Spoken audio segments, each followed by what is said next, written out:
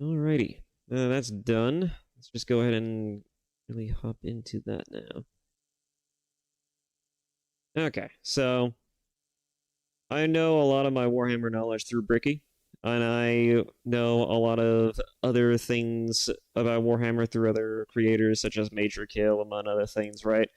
I kind of moved away from Major Kill, went to Luton, and I've also reacted to a bit of Wes Hammer. I feel like Luton, though, is a little bit more of like he's got a more of a soothing voice, and sometimes I get like I wouldn't say bored. I'm just not. I don't think I'm the kind of person who probably would benefit from listening to his content. I just get. It's easy to tune him out, so to speak, right? Wes Hammer is good because he delivers the information in more of a punchy sort of fashion. But a lot of my knowledge, right, comes from this man right here. His name is Bricky.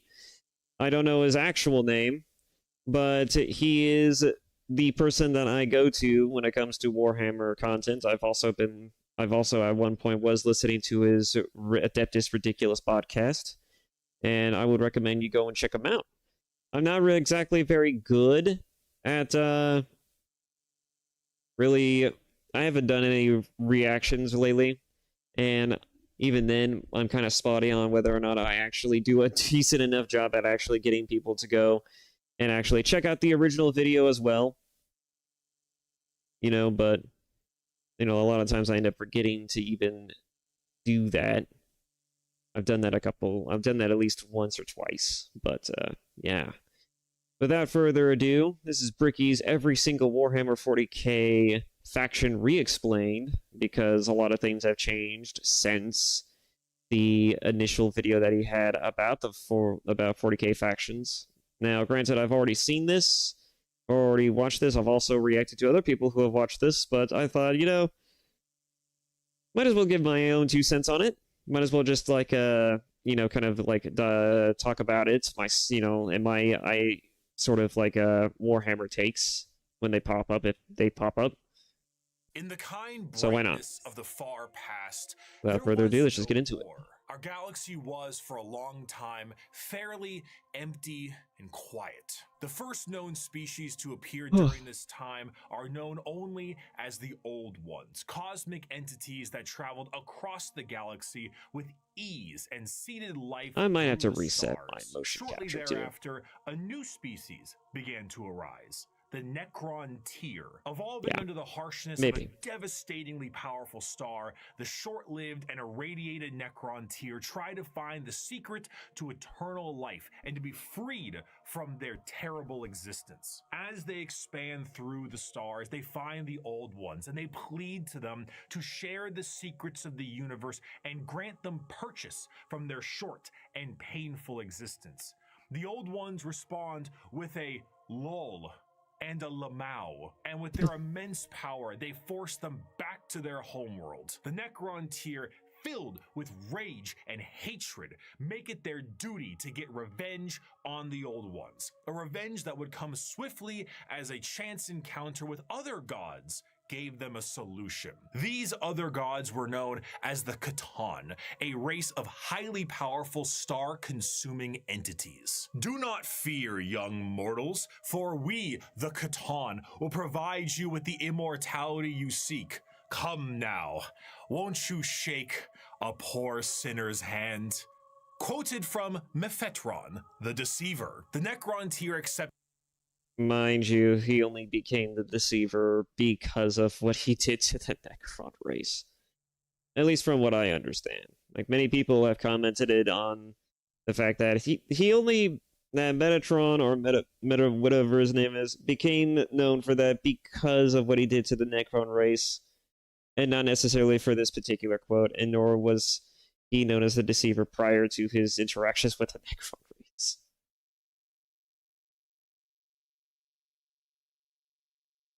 I find that it's actually, the more you delve into the lore of Warhammer, the more interesting it gets. And the nitty-gritty details are always the more fascinating aspects about Warhammer, in all honesty.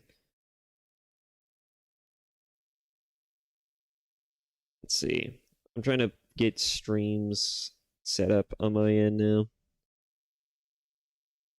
A little bit more specifically. All right, there we go. I'm surprised that for 2 hours, this is only his part 1 to his re-explanation. And he hasn't even touched humanity yet. I mean, granted, humanity definitely covers its own video, but, you know, because he kind of did the same thing with his Factions Explained video, his original ones. And he mentioned that he was more so of a casual fan. In fact, he's going to get into that in this video, but yeah, let's just continue on. Oh. Offer of immortality, but believe it or not, this turned out to be a ruse. A trick. The Catan crafted gigantic furnaces and began the process of biotransference. The Necron tier willingly walked line by line into the furnace engines made by gods who devour stars and had their souls consumed instead. The short-lived, irradiated, and cancer-inflicted race of the Necron tier ceased to be, and the immortal, soulless Necrons remained. Now backed by the immense power of the Catan, the Necrons rally against right after a second. I saw that conflict in the stars at this time is known as the War in Heaven. Despite creating various races and entities to aid them in this battle, the Old Ones are overwhelmed and eradicated down to the last, due to the sheer power of the Catan fat off the souls of the Necron tier, and with an army of unthinkable robotic slaves at their behest. However, the Catan are greedy, spiteful gods. Imagine that too, by the way. Imagine that, you know, when the old ones that you went to initially, right, to get the immortality that you wanted, or to at least cure you of all of your afflictions, they when they told you to fuck off, you know, that must have been pretty. That must have been pretty. Certainly must have been pretty something. The Catan showing up and then kind of being like, "Hey, we'll help you out. We'll try to uplift you guys," and then screwing you over. I feel like that is something that a lot of people, especially nowadays, could feel very heavily. And I'm pretty sure you don't need to go very far, even here in America, to find that either. And there's a lot of stories of people just getting straight up fucked over. And not even from, like, their bosses or whatever. It's just like, this is a story that is felt across several different generations, several different communities, and several different ethnicities as well. It is really a really fucking annoying thing to always have to deal with on a daily basis. Just like, oh yeah, I'm kind of in a stage where I kind of need some assistance. And then you find someone who's willing to help you, and then they just end up fucking you over. Just, you know, they just really want to help you just to screw you over. Just ever so slightly. Right? Always fun. Very fun. God.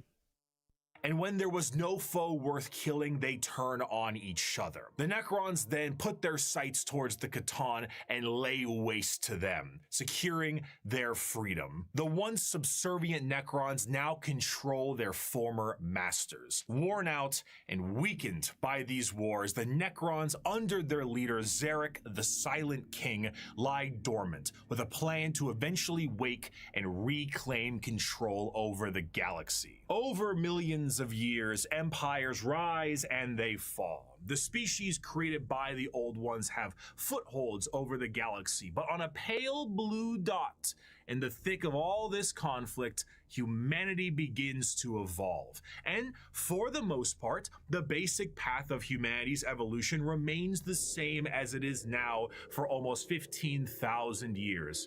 Right now, in the 21st century, this is canon. You, right now, Twitch streamer reacting to this video, you existed at a point in the Warhammer universe. But with time, I love how everyone's collective response to this was, Senpai noticed me. Bricky Senpai noticed me. God.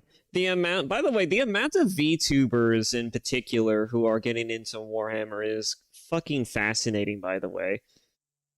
Like, I'm pretty sure the entire Glitch Star VTuber company, or the entire Glitch Star crew, I'm not sure if that's just the name of their company or whatnot. I know they put the Glitch Star name in brackets in the similar way that most Hololive and EG Sanji VTubers tend to put their their company names in front of theirs as well. So I just assume Glitchstar is their name of their company, or at least their brand. But yeah, the entire Glitchstar VTuber agency is also reacting to Bricky and Warhammer content. Which, to be fair, you know, listen, all right, I'm about to drop a real one with you. There's nothing more fascinating. Maybe not fascinating, but there's nothing that piques a guy's interest. There's nothing that really just kind of like screams like she might be like the. How do I put this? There's nothing hotter than a woman who's into the same shit that you are. And the best way to understand or to describe this, right, is like, you know, it's one thing like you date, you meet a girl, she seems really nice and friendly enough, you know, like you might have similar interests or similar takes on certain certain topics and issues. Maybe you guys have a similar brain cell in certain aspects. But when it comes to like hobbies, right? Women usually have a very particular things that they gravitate towards. You know, like women like drama, they like romance, right? There's a reason why, you know, Love in Deep Space is so highly coveted. The blood tracker simulator is so widely accepted by a majority of the female demographic. And it's kind of also equally as funny that women try to justify their gooner habits by saying that, oh no, the period trackers and the game's CGI scenes, they don't contain like any sort of like weird shit. They're just bonding experiences. And it's just like, you feel connected with these characters. Nothing lewd to be had here. Right. And all the sudsy bath moments and, you know, among other things, and the playful sort of like interactions between yourself and the male characters, as well as the sort of almost borderline, like kind of physically, how do I put this?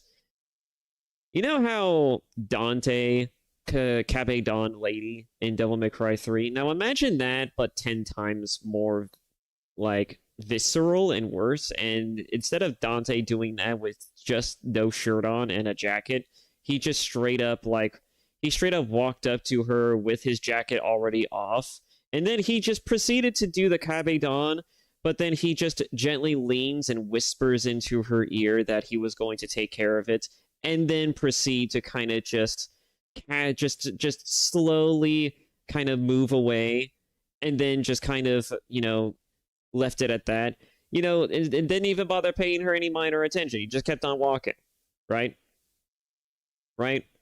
That scene would have a whole different level of like sexual tension than most scenes in Devil May Cry, and with good reason.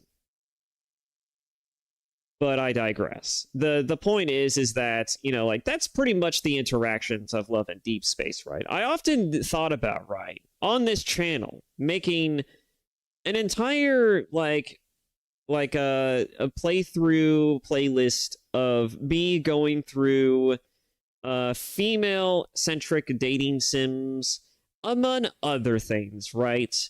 To really kind of give you an idea of what it is that women tend to fantasize over.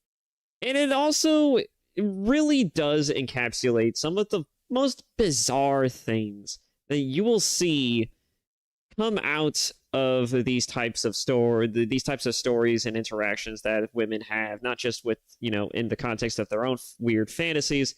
You know, like, granted, right, men are no different. You know, like, we'll give women absurd bodily proportions.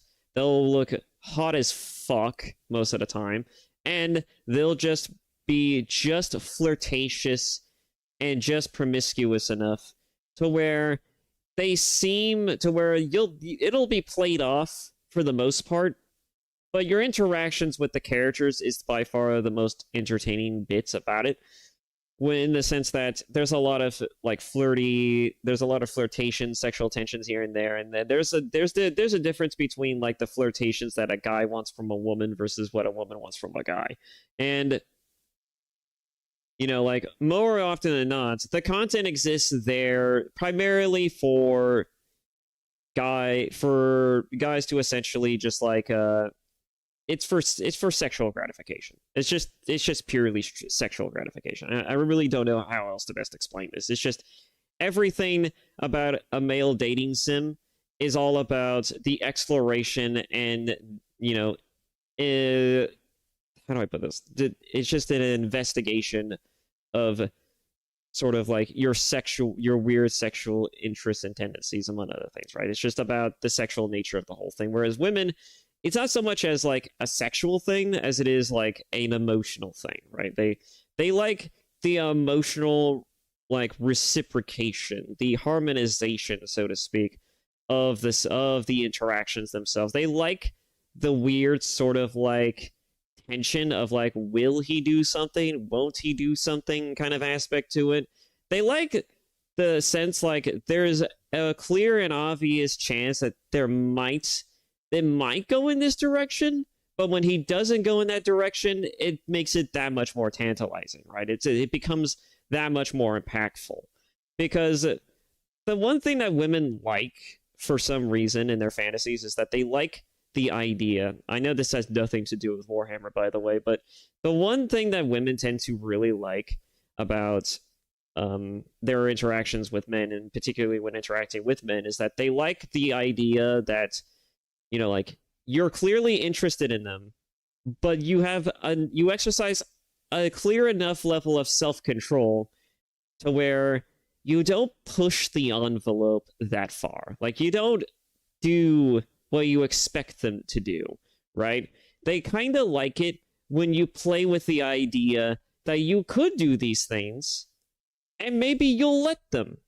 And maybe they'll catch you in a moment where they can see that you would be absolutely willing to let them do so, but they just leave it at that, right?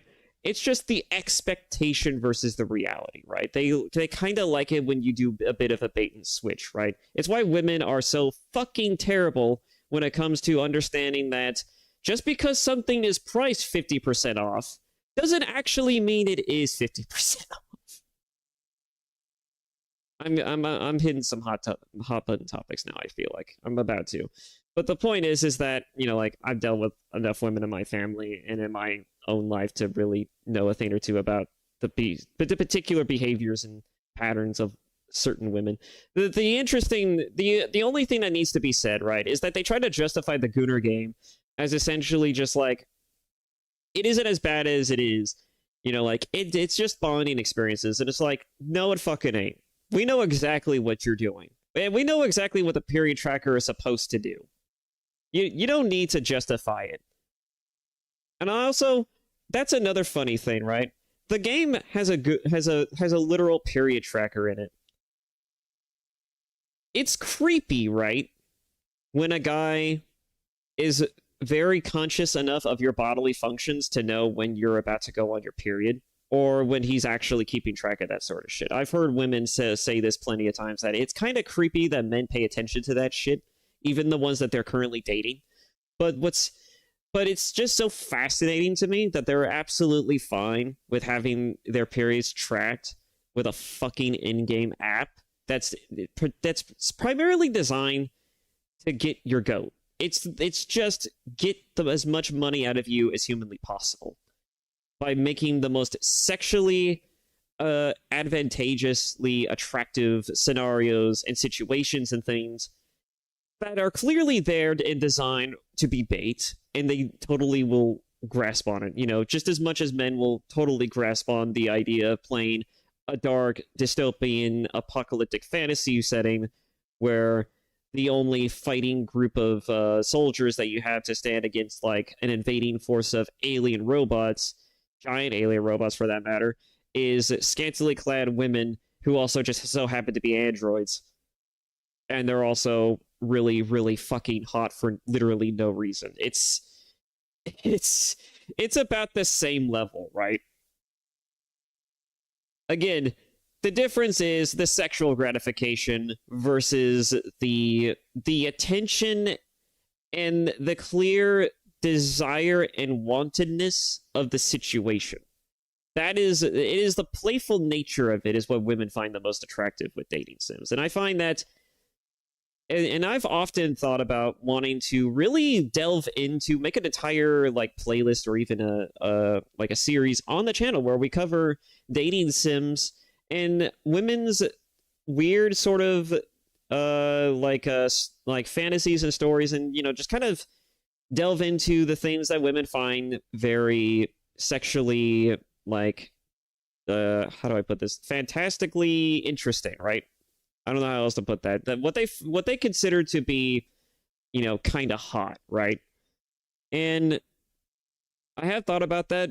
I've never actually done it because I've never really, I don't know if I want to be a channel that, like that plays those kinds of games just to dissect them. It might give off the wrong impression. That was one reason why I haven't done it. The other reason why I haven't done it is because, I also just don't really like the idea of exposing myself to a bunch of content that literally is just like, this is me, I'm doing weird shit with dudes. I don't know. It's gonna feel fucking weird, a little awkward, you might say, as a straight red-blooded man from America. It's gonna feel kind of weird, just inherently. I've thought about it, though. I've certainly thought about it. It might make for an interesting series on the channel. I'm not sure what would be a popular one to start with, but I have certainly thought about it. At the end of the day, though, right? God, where did I start? Where did I spin off from this? What was I? Maybe if I rewind a little bit. This is canon. You right now. The Twitch thing. Okay. I was talking about glitch stars a second ago. Okay, so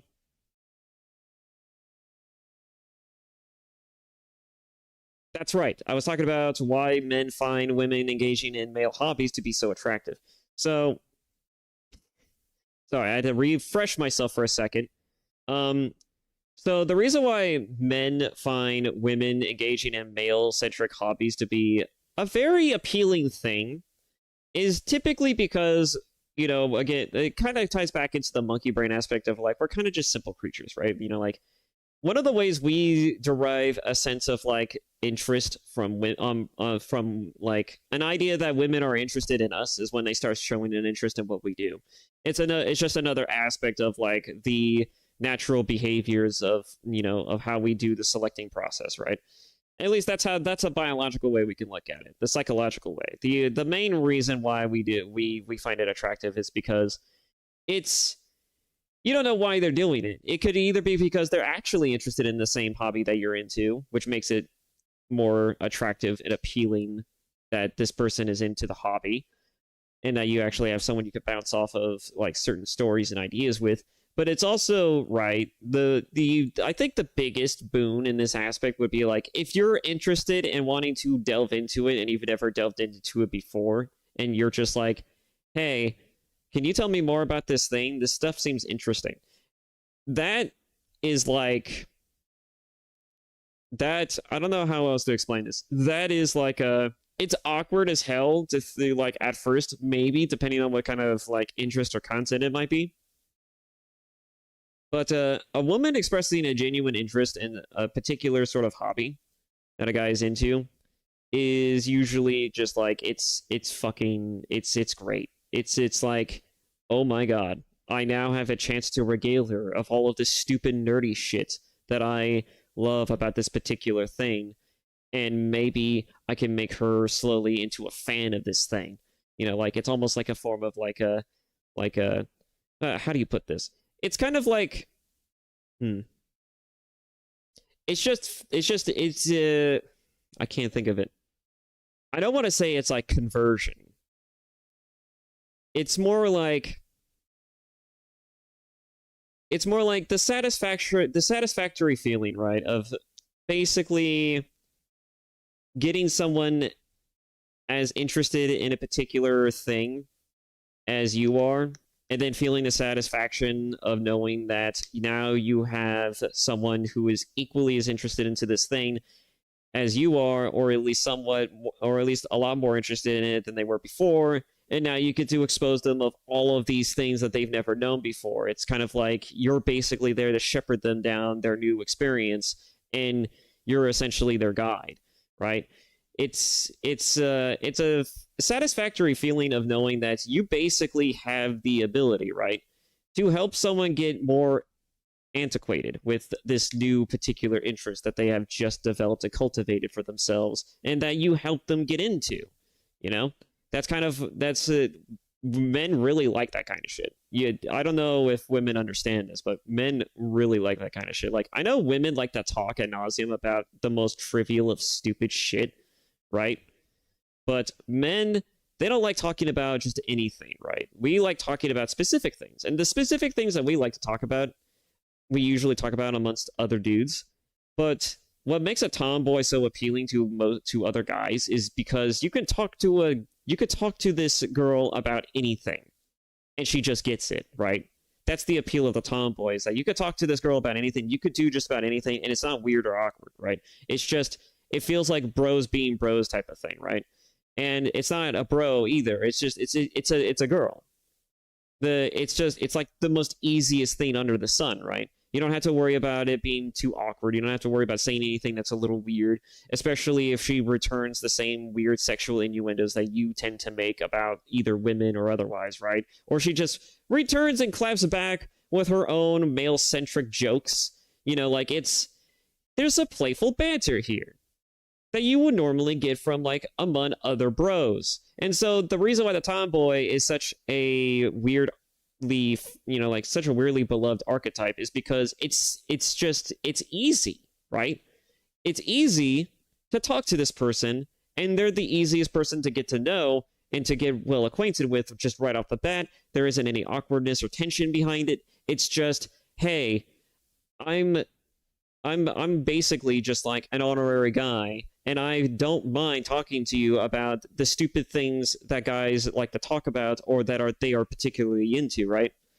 And so, again, going back to the main topic at hand, when men see women getting into male-centric hobbies, like, say, 40K, for example, it's like, it's interesting, because it's like you're seeing them explore the depths of why this thing is as cool as it is. You're seeing them take their first steps, their first foray into something that is much bigger and much more expansive, and is far more interesting than, like, is usually, like, seen in most other forms of media. And it's dark as fuck, by the way, like, and that's the part that's also just as appealing, right? It adds a layer of intrigue to the proceedings. Like, there's always a weird sort of corrupting, like, almost hopeless slant to things, and because the grimdark nature of it gives it this added flavor to it, to all of the context that happens.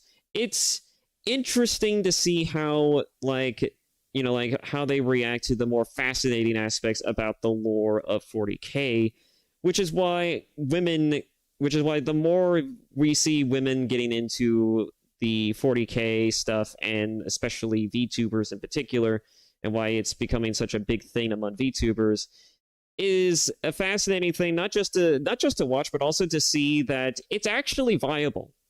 It's an actually viable thing to do. It's also viable in terms of dating aspects, because it plays on the similar concepts. It plays on a similar wavelength, right?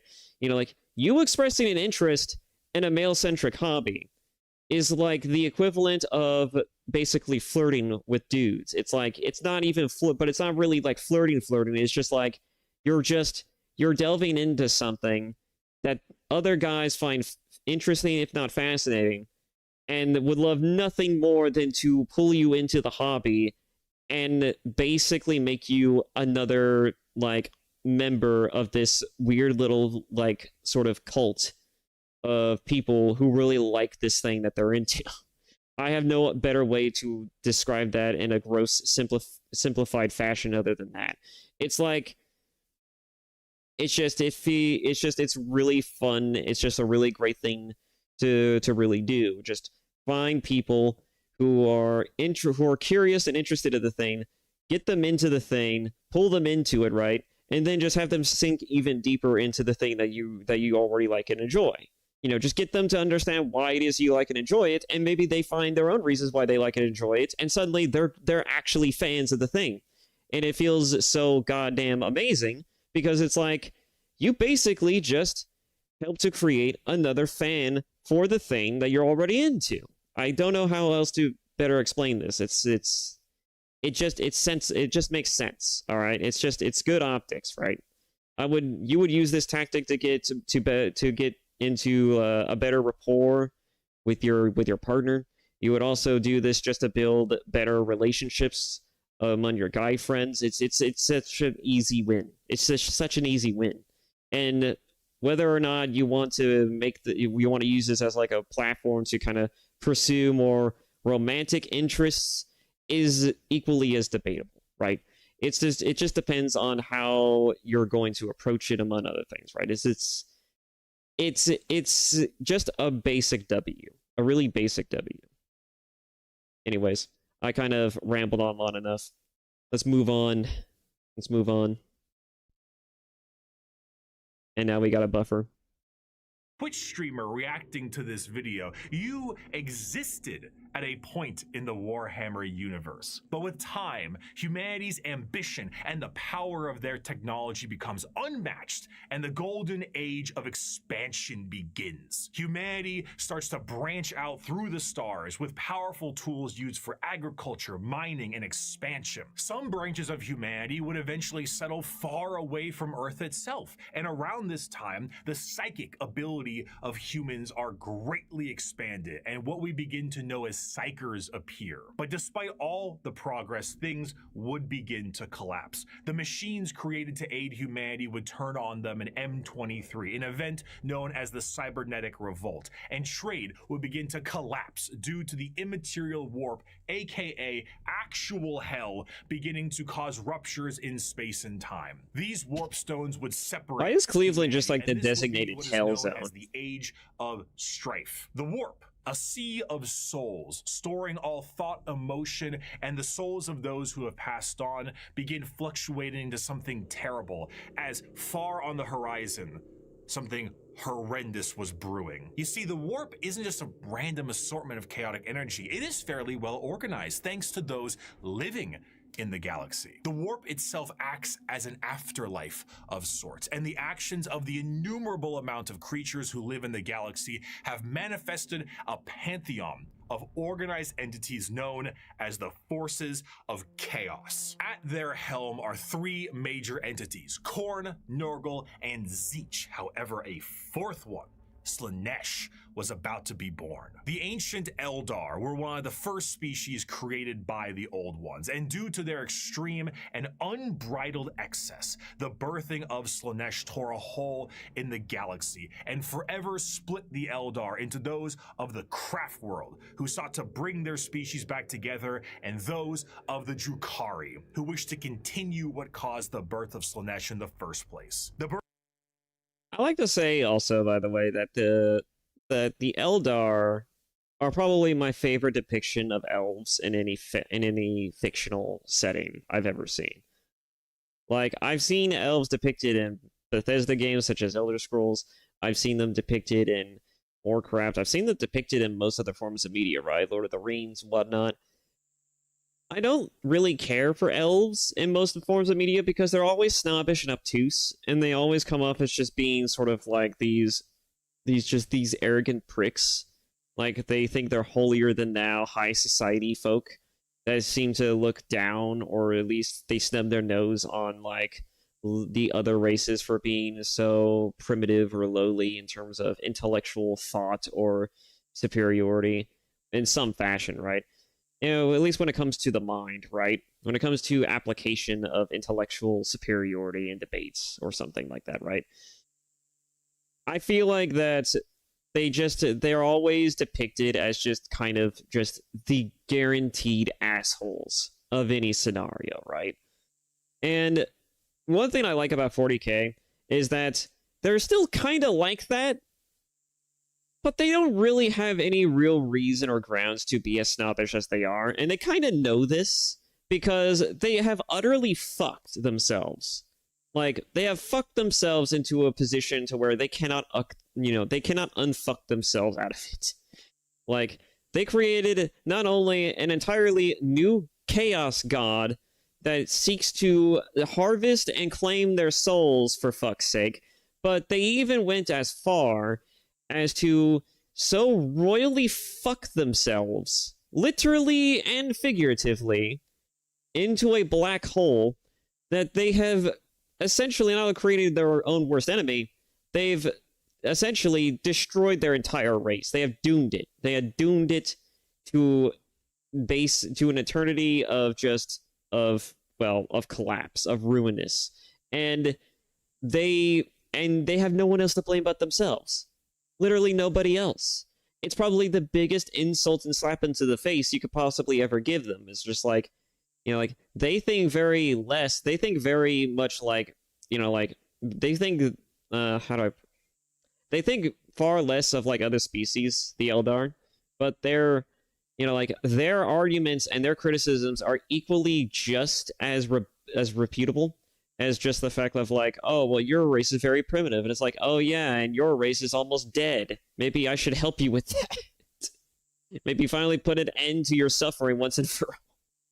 No, it's just like, they're equally just as flawed, if not fallible, as all the other races. Like, humanity's fucked up.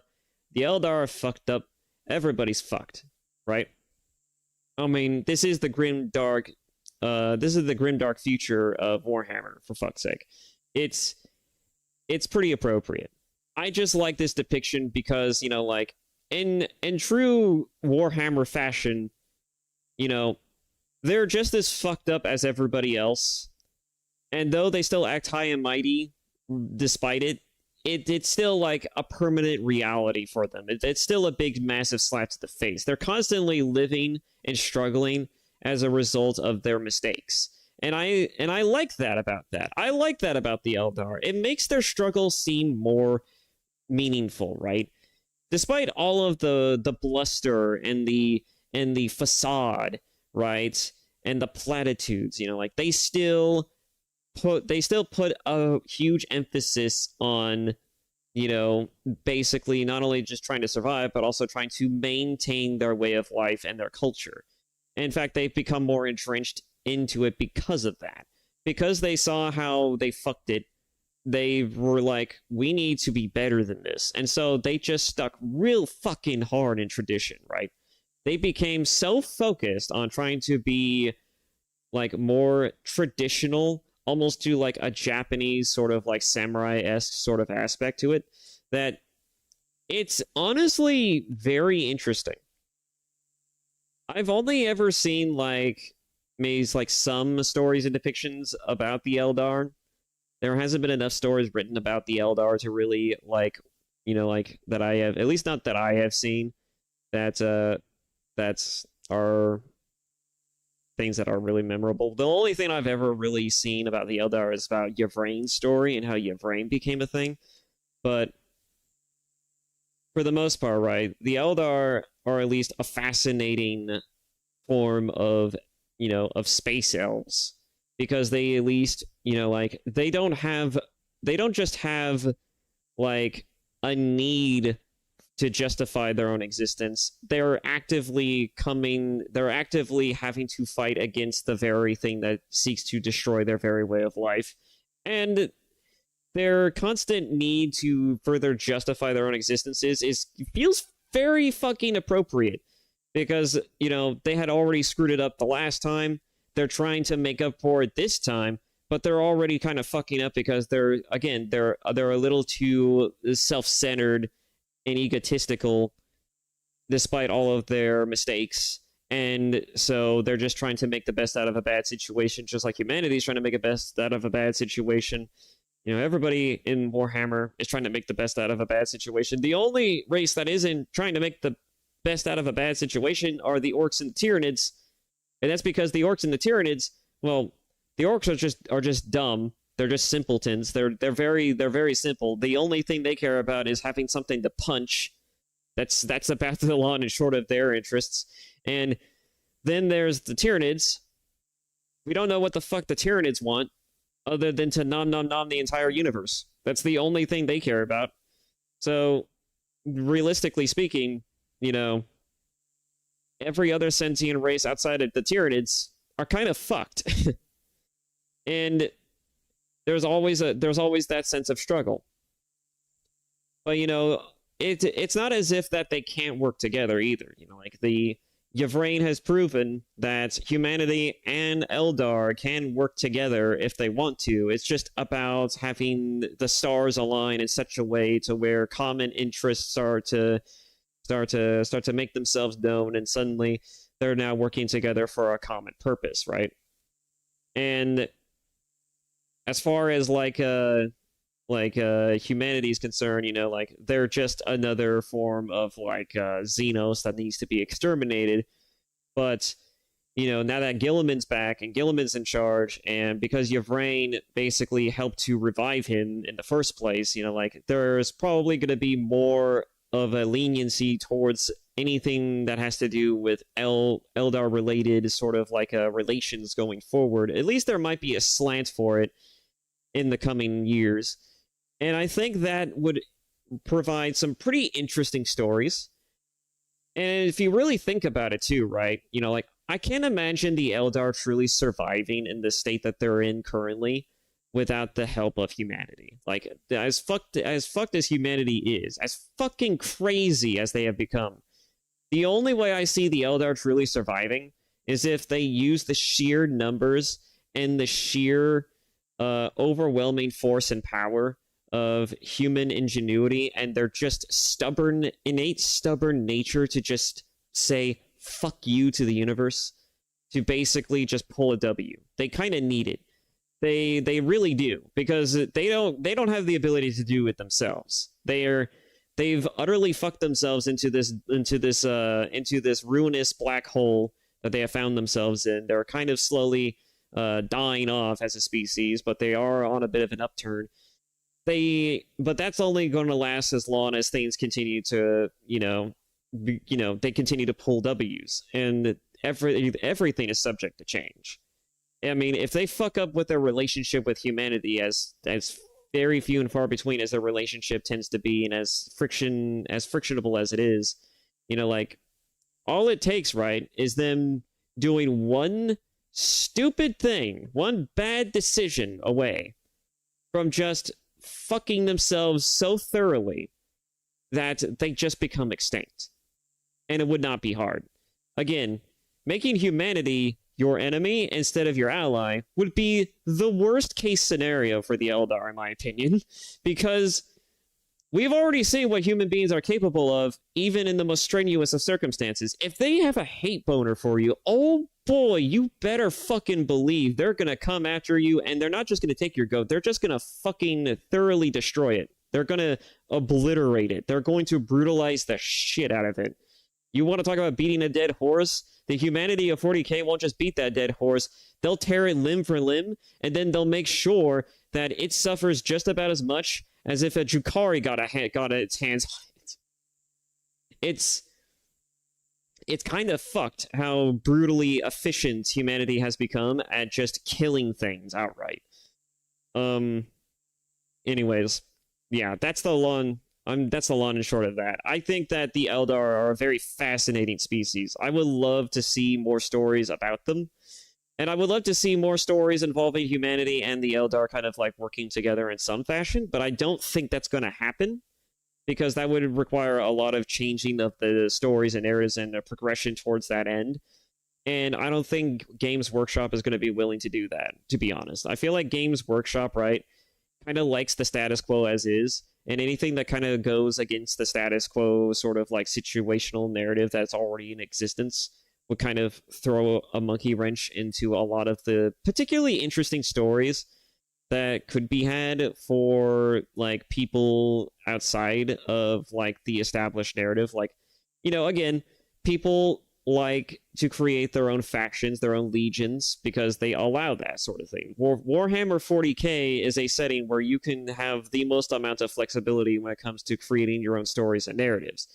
But in regards to like the setting itself, you know, like you can't fuck with that too much, because then it becomes too it becomes too narrow. Like, the narrative focus becomes too focused, right?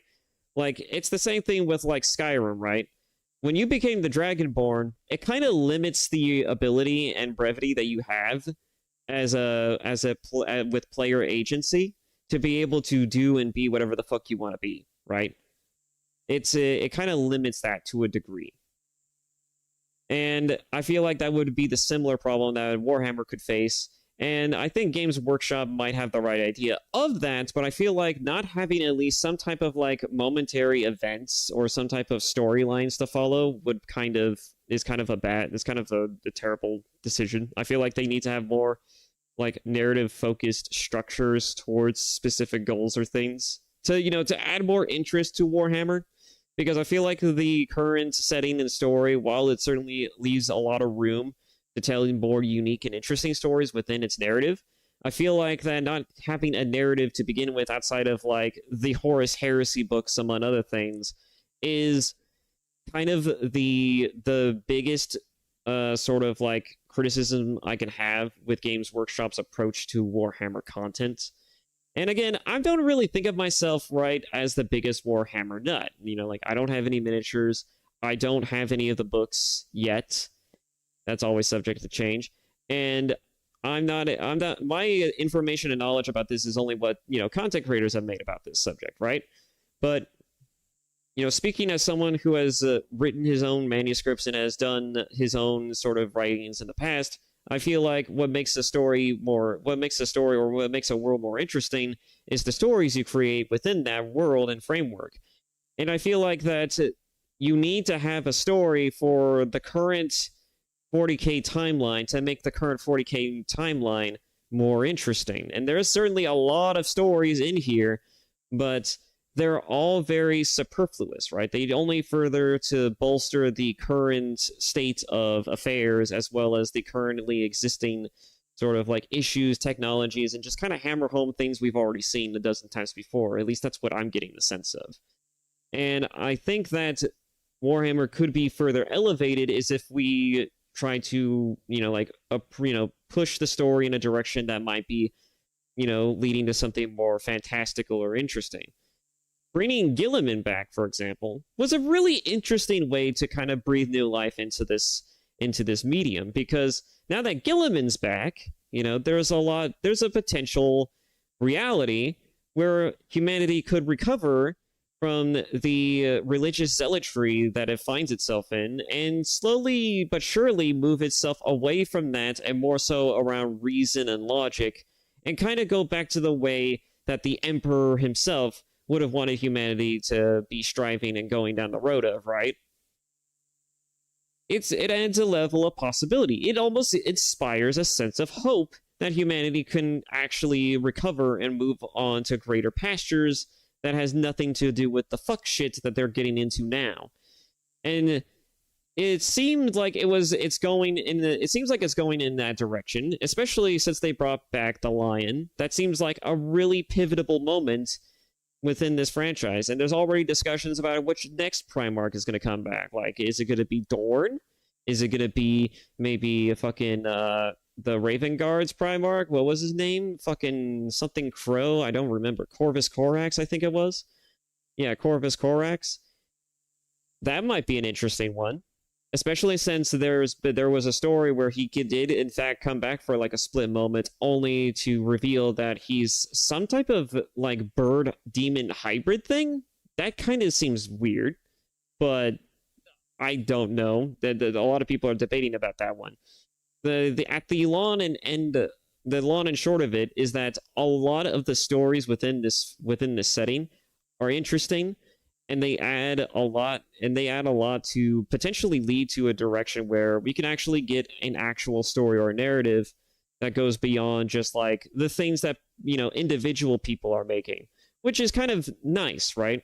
For example, I would love to see a story within this setting in a video game format where you play as maybe like a psyker, right? Maybe a Grey Knight, and you go about, just slaughtering hordes of things. It's like almost like the Force Unleashed style of like Space Marines 2, where it's just like you're slashing the shit out of things, you're shooting the shit out of them, you're doing all kinds of crazy shit with psyker abilities, right?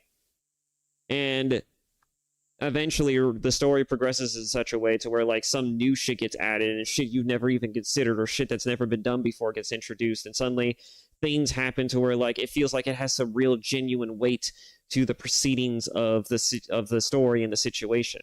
Like, how fucking rad would it be if, like, for example, like in a video game format, like there was a storyline where where Terra was invaded not by Tyrannus, but by like a Chaos Legion or faction of Chaos Space Marines, or that with a horde of demons, and you were basically there to essentially kind of like stem the tide of the conflict, and it actually becomes a part of the lore and the story of that world, and it becomes like this big fucking thing that they then create miniatures and other stories built around it, kind of like the fall of Cadia and some shit, right? That'd be fucking dope. And if I remember correctly, the fall of Cadia was a story that happened not necessarily from the books, but it happened because of like a series of games. It was part of a strategy game it was like something, I think it was Gothic, the Gothic series. Anyways, I've been talking and rambling about this for a while. Let's just move on. I knew this would happen, by the way. I fucking knew this would happen. We're only 6 minutes into. Birthing of this fourth chaos god settled the warp storms of the Immaterium and ended the age of strife, but humanity was still fractured. So one man revealed himself and spearheaded an immense attempt to reunite all the fractured pieces of humanity.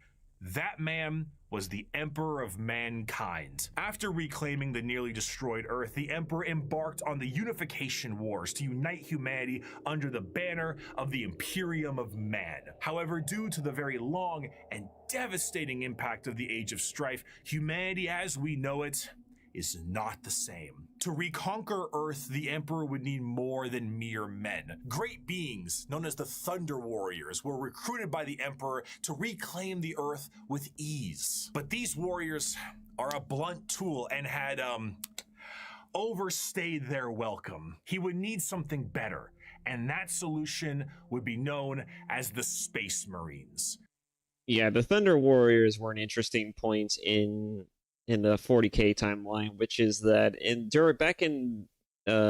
prior to the events of 30,000 years within that time frame, like the Emperor had created the Thunder Warriors primarily as out of necessity to basically have an army that was kind of like a blunt force instrument in order to retake Terra from all these cybernetic sort of like bandits and what was it, like, what do they call them again?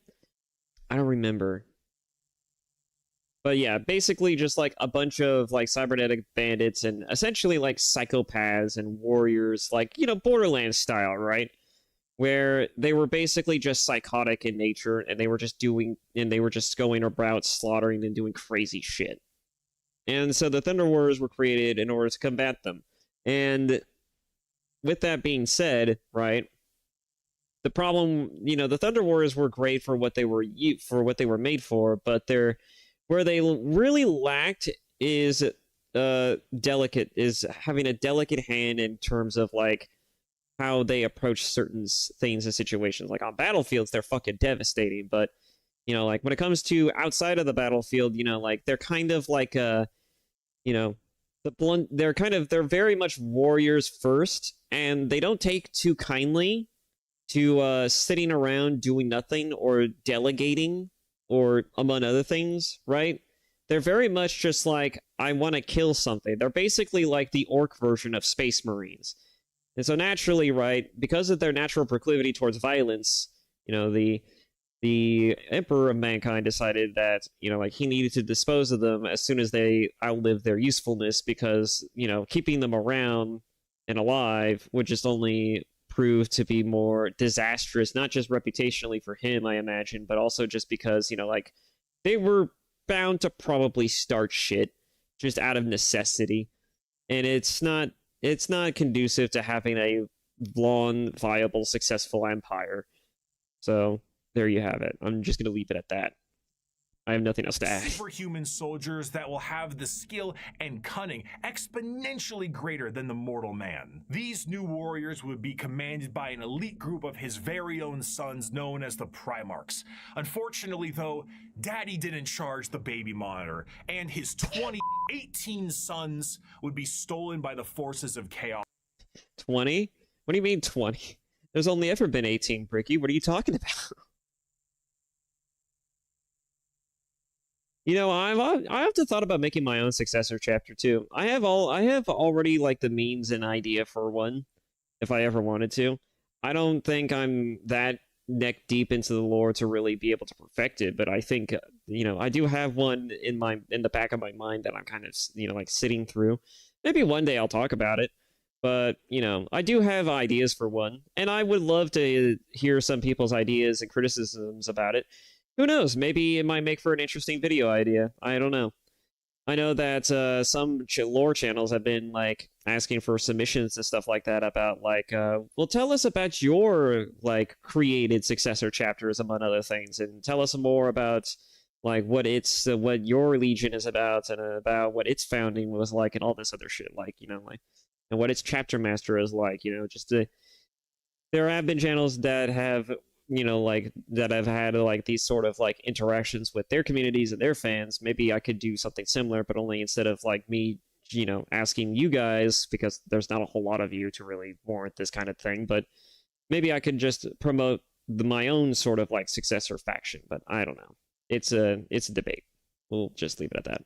And scattered across the galaxy. This would begin the Great Crusade, a monumental task to take back the stars in the name of humanity and reclaim the lost Primarch sons. However, he would need the fires of industry to make this happen. Looking to the distant cousins of Mars, the Emperor signed a treaty with the technologically irradiated hellscape of the Red Planet and allowed the cult of the machine god, the Mechanicum, to supply his crusade. While Space Marines were the tip of the spear, their numbers paled to the vast might of the Imperial Army and Navy. The Astra Militarum and their seemingly endless numbers make up the bulk of the fighting force for humanity, supplied by the intelligence and prowess of various agents of the Imperium, such as rogue traders and assassins. Due to the lack of connectivity between...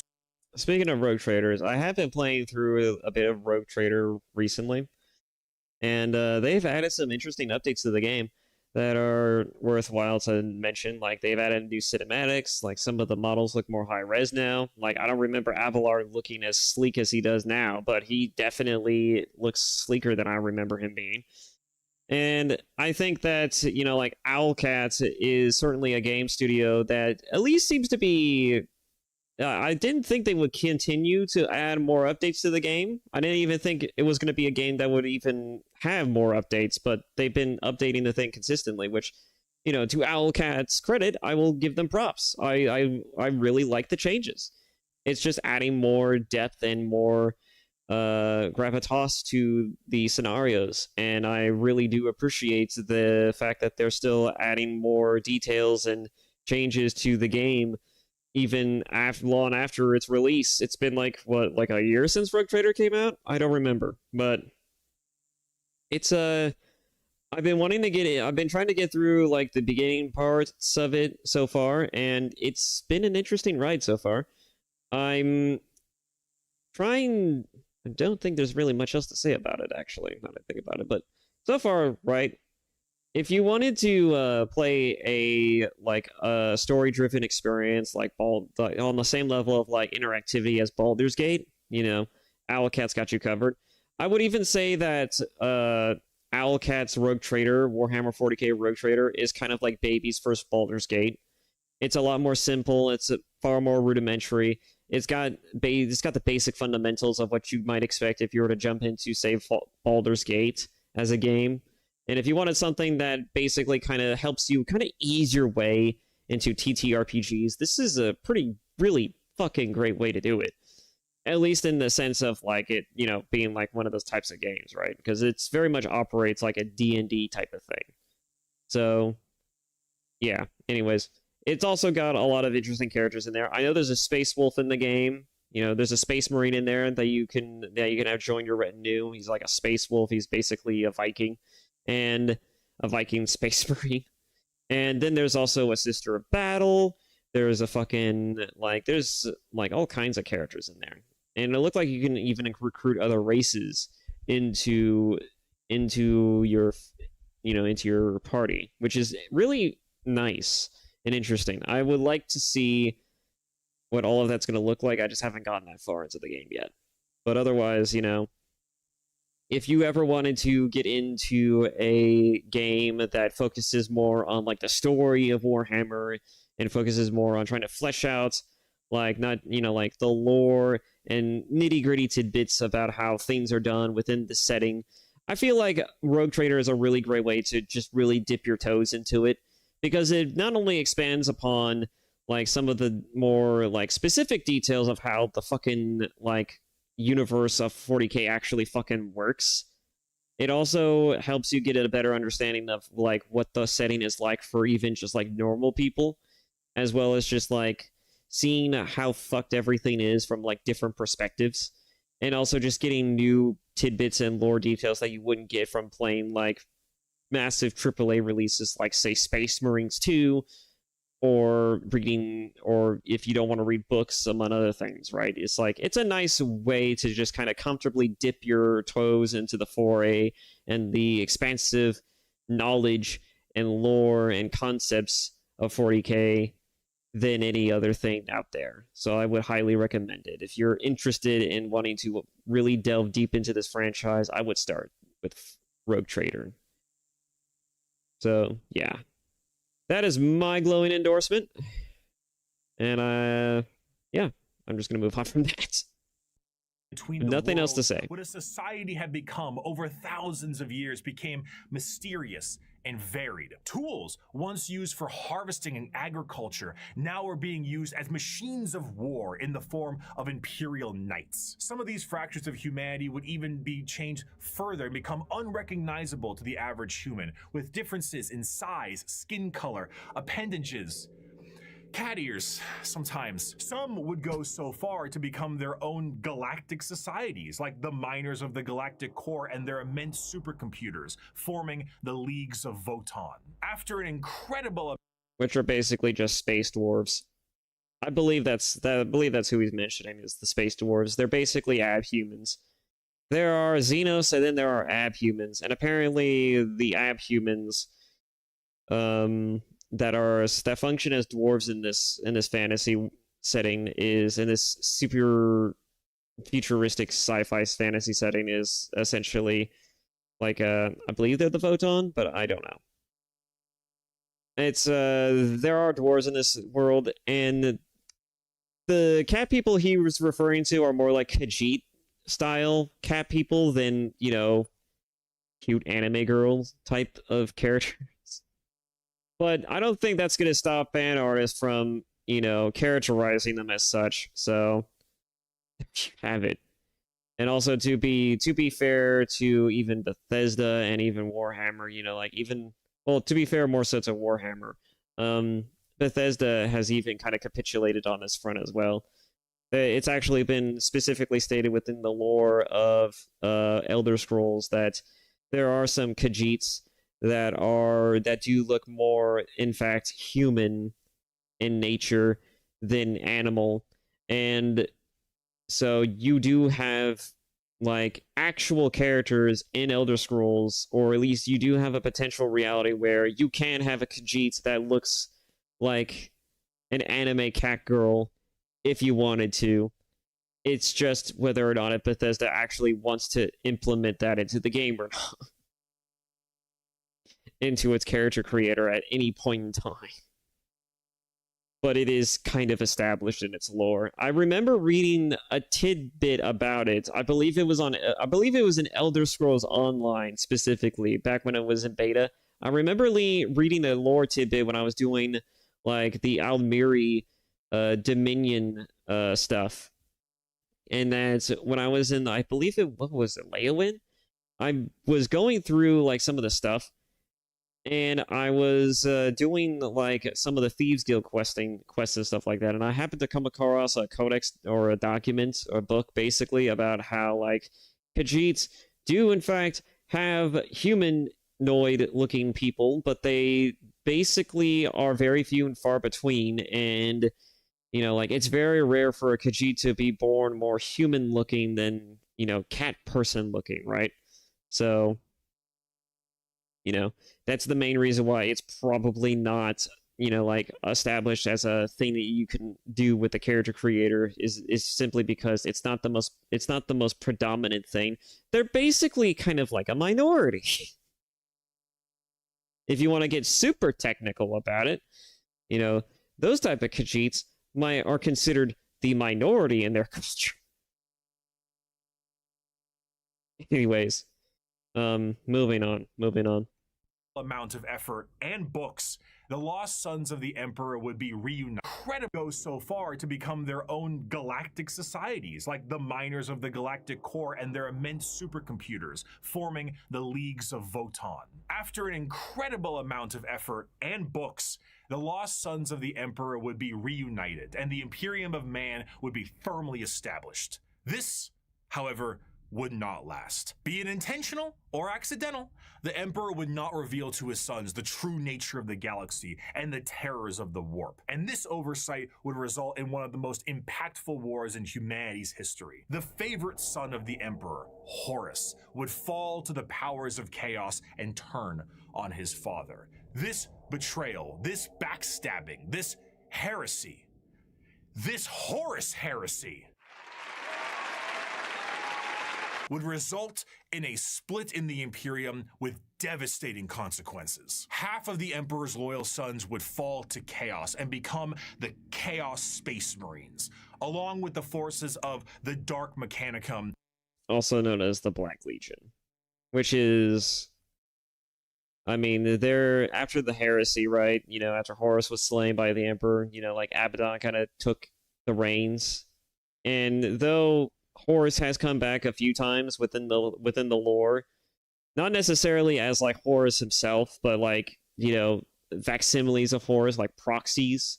Like there was one time where I believe like fucking there's a Chaos Space Marine researcher, right, who's kind of his own established entity. He's essentially like I don't even think he's a psyker, actually.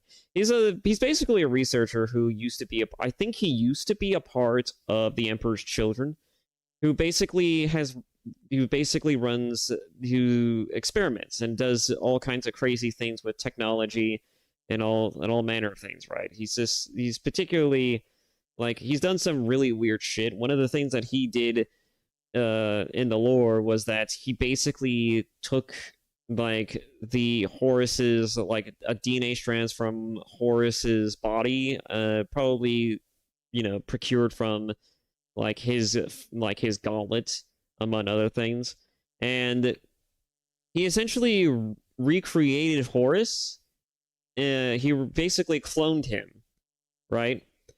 And this clone of Horus essentially had basically was awakened and in front of like Abaddon, right? And for a moment, right, Horus was alive and well and even remembered things about his previous life in terms of, or at least his former self, and basically was still very much the Horus prior to his demise at the hands of the Emperor.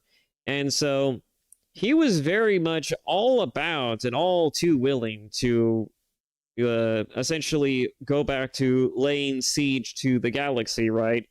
Until Abaddon basically killed him and used his own gauntlets essentially to stab and murder him, and then proceeded to firmly establish himself as like the true leader and war master of the Black Legion, essentially. And it just kind of like he just kind of spun off from there. And like So we did have a moment where Horus potentially could have come back to the setting, but I don't think, like Games Workshop would have wanted that, to be honest. I feel like the Horus Heresy novels work fine as is, and having a clone saga, right, where Horus comes back probably would not be, because I mean, like, you saw how well that worked with Star Wars, even when George Lucas was writing the damn things or was manning the ship, so to speak. Like, he didn't, like, the Clone Saga was kind of a mixed bag. Nobody really cared for it. It kind of did weird things with certain characters, including Luke Skywalker. Even back then, Luke was kind of catching strays in terms of character assassination, but I feel like the way that they did things to Luke in those stories were at least a lot better than what they did with the sequel trilogy. But anyways, that's neither here or there. The main points, right, is that like, Horus for a moment did come back, and it's been proven, right, that you can have clones of these characters come back in some fashion. You can have these characters come back in some fashion. And even Fulgrim, right? He actually came back. Like, no joke, no shit, no whatnot, right? Like, the loyalist form of Fulgrim did actually come back to the setting at one point, and was rightly persecuted for the crimes of his former, right? And mind you, Fulgrim is kind of an asshole, right? As Primarchs tend to be. But, like, he was not necessarily a reasonable asshole, but he was at least one with an actual, with actual conviction, right? He was all about being the Emperor's favorite. And like, what happened with the OG Fulgrim was entirely due to the influence of the demonic sword that he happened to come in contact with.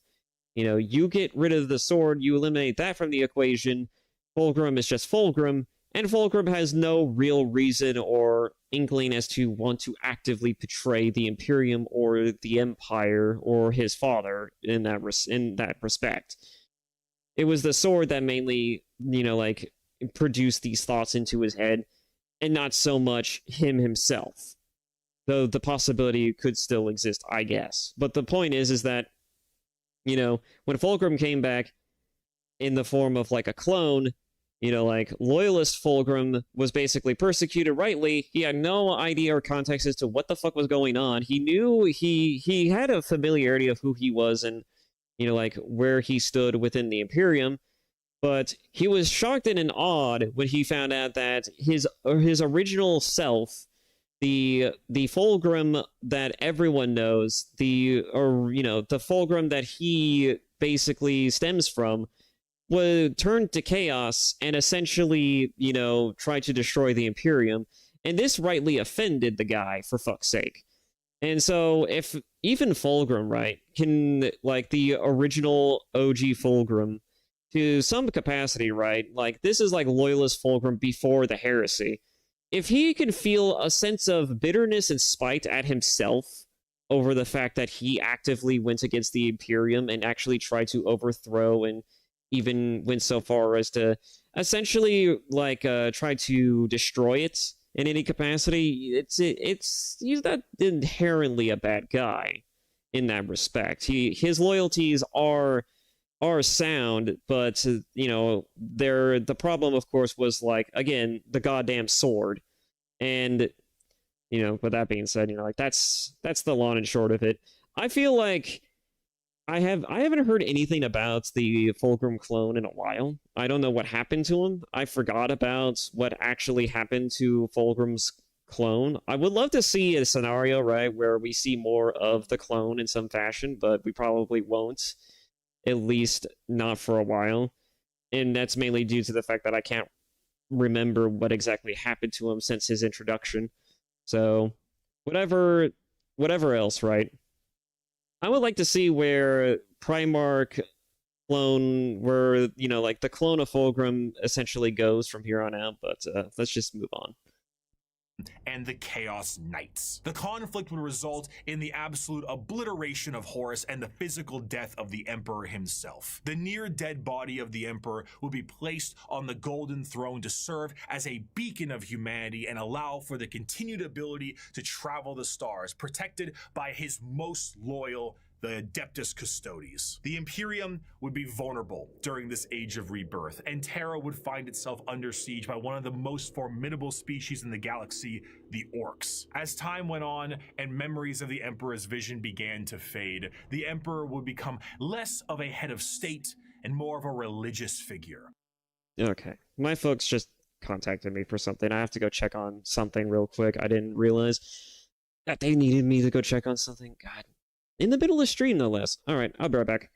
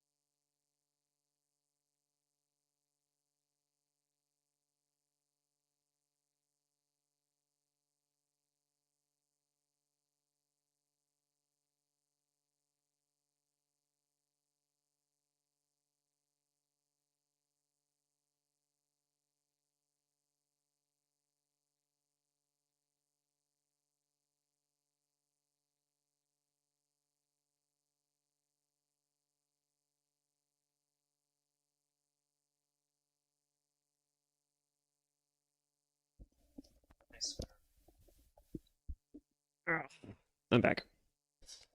Sorry about that. Oh my god, my fucking model zoomed right the hell on. Alright. Sorry about that. I'm gonna go ahead and make this text while I let this go. The Orcs. As time went on and memories of the Emperor's vision began to fade, the Emperor would become less of a head of state and more of a religious figure, and the Imperium would change to reflect this. The leadership on a planet would be at the behest of the High Lords of Terra, and their actions would be courtesy of the incomparable power and authority of the Inquisition. The zealots of the Imperium would intensify and create a brand new era known as the Age of Apostasy. And this ecclesiarchal command of the Imperium would end up with one of the strongest fighting forces of Terra, the Adeptus Sororitas. Over time, this age would come. Fucking space nuns, let's fucking go. Again, I really like the idea of the Adeptus Sororitas. It's kind of one of the reasons why I think that having female space marines, my personal opinion, right? Female space marines is not necessary. Why would you want female space marines when you have the Adeptus Sororitas? I feel like they do, they fit just, I feel like they make but they fit just as well enough on their own within the setting, and they contribute just as much to the to the idea of having female space marines than making female space marines, because they're actually far more interesting, if not just fucking cooler, than normal space marines. All right, we're talking like Black Templars, but in female form. And not only that, but they're basically like some of the most devastating and the most hardcore fucking people in the setting. I mean, like, for fuck's sake, I would not want to fuck with these women at all. Like, some of the shit that I hear about these ladies in particular, you know, I would not want to fuck with these people. I also would not want to actually fuck with these people, because they, you know, God knows what exactly. I mean, mind you, they were kind of whored out initially by fucking, what was his name? Not Lorgar. What the fuck was that guy's name? He was the first ecclesiarchal pope of this of the well, not the first one, but he was certainly one of them within the Imperium's religion. Can't remember, but he was the one who even brought up and introduced the Adeptus Sororitas into the Imperium. But basically, right, you know, like, he basically, like, once he earned their favor and he introduced them to you know, well, he didn't directly introduce, at least I don't think he directly introduced them to the Emperor at any point in time. He definitely earned their favor, their undying loyalty, and they were entirely comfortable with being whored out to other, like, nobles and other people and other, like, world leaders and faction, you know, like other human leaders, factions, and world governors, among other things, right? As just a way to keep their alliances and allegiances, as well as just to continue to earn their favor, you know, as a form of politics. But you know, like, the Adeptus Sororitas, while they certainly started from rather humble beginnings to then kind of getting, like, used by this particular sort of, like, asshole, they did eventually, like, once they met the Emperor and, you know, they were kind of convinced of the wrongdoings of this particular guy, they turned against him rightly and subsequently executed him, leading to some of the funniest lines in the history of 40k I've ever heard. Fucking, you are accused of these crimes, and by your own rights, you are basically sentenced to death. Do you have anything to say in your defense? I can't die. I'm too busy. And then dies. It's just, it's funny. I can't die. I'm too busy. That is a line of all time. Anyways, that after all of that shit happens, right? You know, like, fucking, you know, the Adeptus Sororitas is forever seen as, like, the brides of the Emperor. They're, you know, like, they're firmly work for the inquisitorial, like, part of they're firmly established as the inquisitorial part of, like, of the Imperium, and they are essentially, like, kind of like the strong arms of the Imperium. Specifically, what they do is they hunt down demons and Xenos alike, mostly heretics. Their entire job description is to hunt down and purge heretics from the Imperium, and they're essentially, yeah, they're basically just hardcore nuns, but with an extra bit of a chip on their shoulder. And that's kind of the part that makes them more fascinating. It makes them more interesting. It's just like, they're basically space nuns, but they're really hardcore at what they're about. And I'm totally behind it. I totally dig it. They're really fucking cool. Not just in the way that they're established, but also just, like, in their background and backstory and history. But they're also just really fucking cool in concept. Just like, I mean, look at this image. It's so fucking cool. It looks so dope. You can't help. And then some of the things that you're told about what these people do when they go into battle is just as fucking gnarly as the concept that they're basically space nuns. It's fucking crazy. Anyways, let's just move on, though. Come to pass, and we would approach the 40th millennium of Warhammer 40,000. which, you guessed it, would come with its own form of problems. A primitive species once found during a recon mission would be able to evolve in relative secrecy for 6,000 years, becoming a highly advanced coalition of aliens known as the Tau Empire. And if the threats of the galaxy weren't bad enough, there are threats from outside the galaxy, as a monster has begun to wrap its tendrils around the Milky Way. The Tyranids, monsters that serve a psychic hive mind and present tactics previously unseen in the Milky Way. Be it a direct assault with their monstrous bug-like presence, or through the more covert gene stealer cults, the presence of yet another threat in the galaxy is proving to be overwhelming to the Imperium. In the 41st millennium, there is no peace among the stars. At any point, your life can and will be threatened by the Xenos races uncountable, or by the arch enemy of chaos within, or by the decroded terror that is the Imperium itself. It is to live in the cruelest and most bloody regime imaginable. Forget the power of technology and science, or the safety of promise and understanding. For in the grim darkness of the far future, there is only war.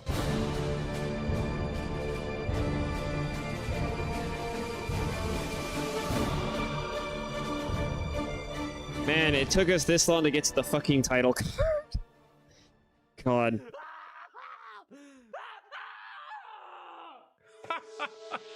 A fantastic job once again, Mr. Kurz, the Night Haunter himself.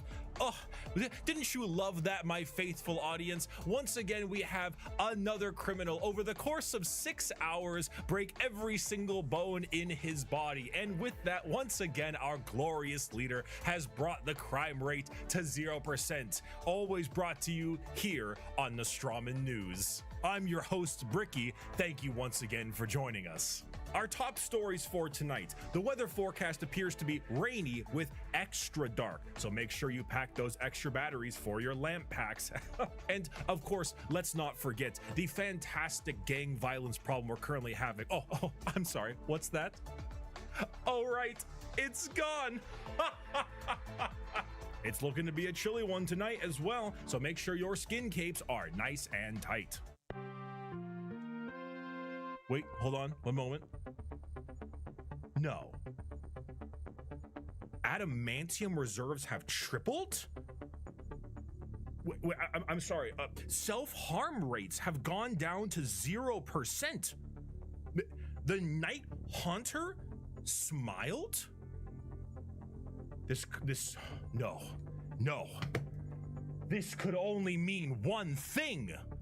It is the Nostroman News' great privilege to bring some color back in your life with the brand new 3-part Gamer Supps drop exclusively on this here news network. That's right, your esteemed host Bricky, myself, is dropping a 3-part Gamer Supps release for pre-order, available now and only for a couple of weeks. Not only does it include a completely brand new artwork reskin of the Sweet 6-pack flavor, one of the highest selling flavors in the entirety of Gamer Supps, but it also comes with the first ever all over print Gamer Supps 32-ounce jug. And if that isn't enough for you, if the phenomenal drink, I mean, it looks pretty fucking right, I'll give them that, is not enough for you, we have a desk mat to go along with it. That's right, the Herculean look of the brand new Sweet 6-pack style is here. We're still looking at muscles beyond belief, but this time we're talking taste, we're talking Atlas, we're talking. I like the look of it being painted, and it looks like it's on a canvas. I like that look. Specifically, should you pre-order all 3 of these items, we'll personally hand sign a note for you, thanking you for supporting this network. All of this you can receive for 10% off if you go down in the description of this video and click the link, or go to gamersupps.com/Bricky and use code Bricky. Save 10% off with code Bricky. Bring some color back into your life and increase production across the board for our glorious leader, the Night Haunter. Thank you, Gamer Supps, for sponsoring Nostroman News, and let us move on to our next scheduled program. 5 years ago, I made every Warhammer 40k faction explained. a passion project of mine for a universe that I enjoyed so much. Its main purpose was to be a drawbridge, the separation between the layman who had only ever seen the big armored blue man situated neatly next to a Wetzel's Pretzels, and then the hardcore Warhammer lore nerd.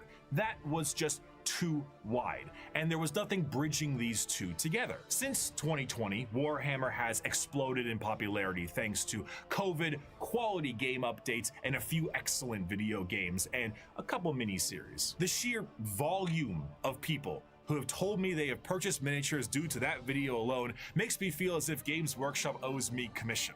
However, that video is incomplete. I was not a casual fan, but I was also not a hardcore lore junkie. In the 5 years since that video's release, multiple channels have sprouted up, and the drawbridge between casual to the obsessed has never been wider or easier to traverse.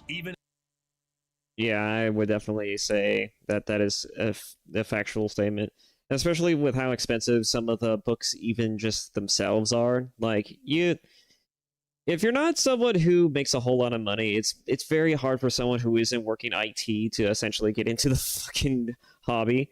So, you know, unless you have a decent job, you're not going to get into this very comfortably. But, yeah, no one's really buying figures as much, I would say, anymore. Most people are just delving into the accessible media of video games and some books here and there, but otherwise, you know, there's a lot of room and a lot of ground to cover. So yeah, the gap is not just wider, it's also just terrifying.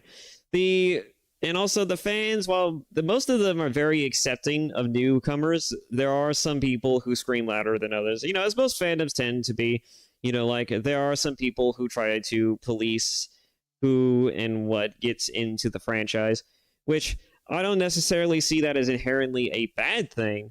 You know, I feel like there is some vetting that needs to be done sometimes in most fandom circles. It's just that, you know, when you're overreaching, right, that's when it becomes a problem. When it becomes too much of a, like, you're not a fan unless you know X and Y things, that's when things get a little too obsessive.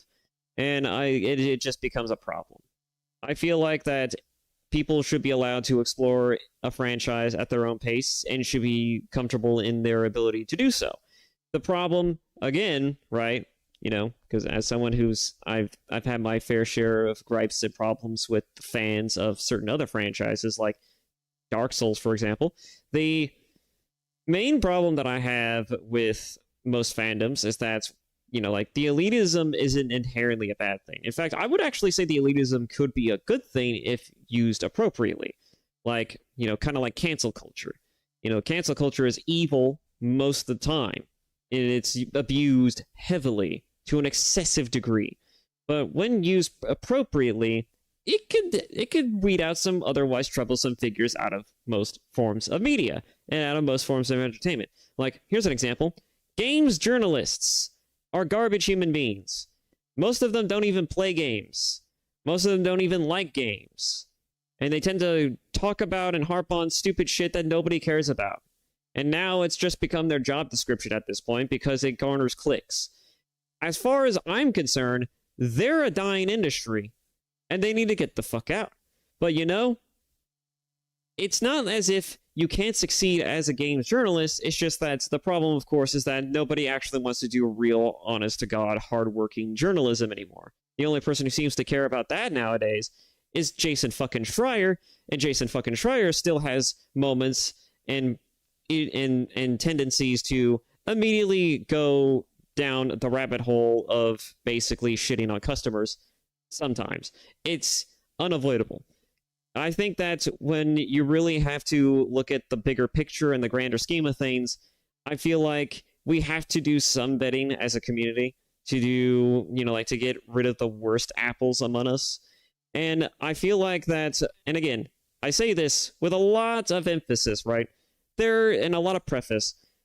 Gatekeeping is not necessarily a bad thing. Inherently, I think gatekeeping is actually good because you need to vet some of the people who come into these spaces, because they, most of the time, right, especially when it comes to journalists, they don't ever come in here with the best of intentions. You kind of need to vet these people a little bit. You can't just be like saying no to these people outright. You know, like, of course. But you can't just be allowing anyone and everyone into this thing and then just expecting that they're not going to immediately talk shit about it. Or they're going to find some way to have a big old gripe and stink about it, right? This is why I hate it when people...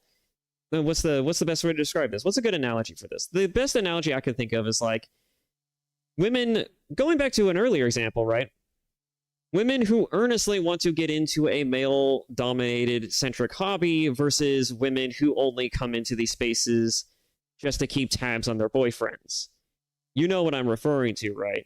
We're talking about like the women who come to game nights, and also the women who come to like your roleplay TTRPG experiences, not because they actually want to like be a part of, you know, the game and the story, but more so because they just want to keep tabs on their husbands to make sure they're not doing stupid shit, right? Or because they just want to, or, you know, because they just want to see what is so special about the thing that their husband is getting into, and they don't have the best of intentions of actually wanting to delve into it, among other things. You know, like, you get what I'm saying. You know, like, it's a similar concept, right? You know, like, people who actually want to be a part of the community and actually want to engage in this hobby versus people who just are only here because it's part of their job description, or just because they just want to find reasons to talk shit about it. You know, like, we need to vet these people to some degree. We can't just allow anyone to come in here and just talk about these things and feel like they should have an authority or a say on how things get done, or how, you know, on matters of community-based things. You know, like, you don't want, like, a bad apple to ruin other people's experiences or potentially drive away newer fans from the community at large. You want it to be as open as humanly possible. You need to vet these people just a little bit, all right? It's one of the reasons why a lot of, like, political... it's a lot of the reasons why a lot of political movements started on. You know, like, it's a perverse thing that happens to not just franchises, but also to well and meaningful reasons to want to get invested into a very particular problem, issue, or form of entertainment. And it's one of the reasons why I fucking... Oh, my OBS disconnected.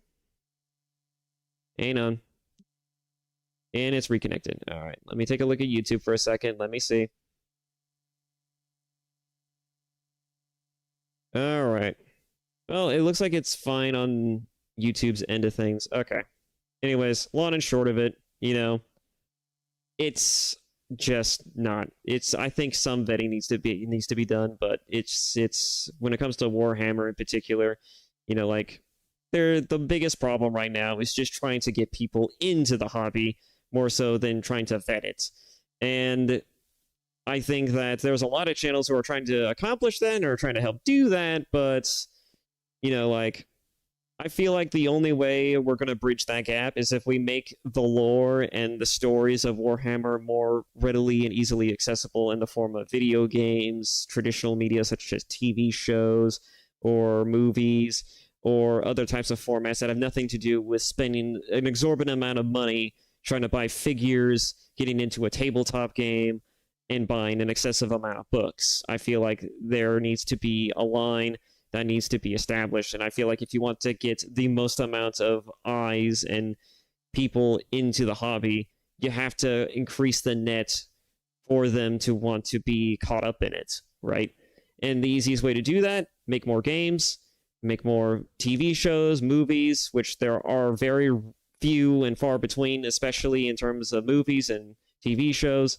And I feel like if you can accomplish that, you're basically set. You're golden. But otherwise, yeah, that's my 2 cents on that.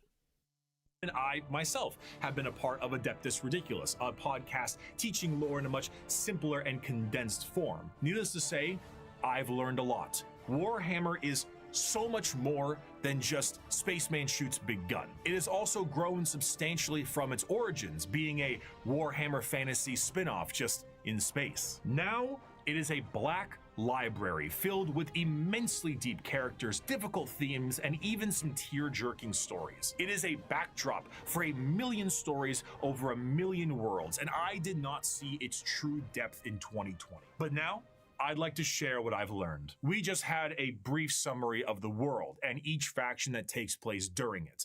And we did that because to truly understand each faction, we must understand what makes them the way they are. And to do so, we need to begin in chronological order, discussing their origins, their culture, their powers, and of course, what makes them oh so grimdark. So let's begin with the group that started it all and sing praise to the Infinite Empire. As mentioned before, the Necron tier were the original form of the Necrons, an alien race far away from us that lived short, painful lives due to the irradiation of their star. Normally, this would manifest as like a sort of cancer, a space cancer of sorts. The Necrons are very much inspired by the ancient Egyptian aesthetic, but unlike the windswept dunes commonly associated with it, the irradiated hellscape the Necron tier endured was far from picturesque. This also translates into their hierarchy. They are a race of nobles and peasants. Most of the peasants would often live for their very short amount of time, only a couple of decades, while the nobles tended to have better care and would live a little bit longer, but still far less than the average lifespan of a human, even today in the 21st century. The leader of the Necrons was Zarek, the Silent King. He was the one who took the deal with the Catan and the Deceiver. Of course, he wasn't aware of the fact that they were known as the Deceiver at the time,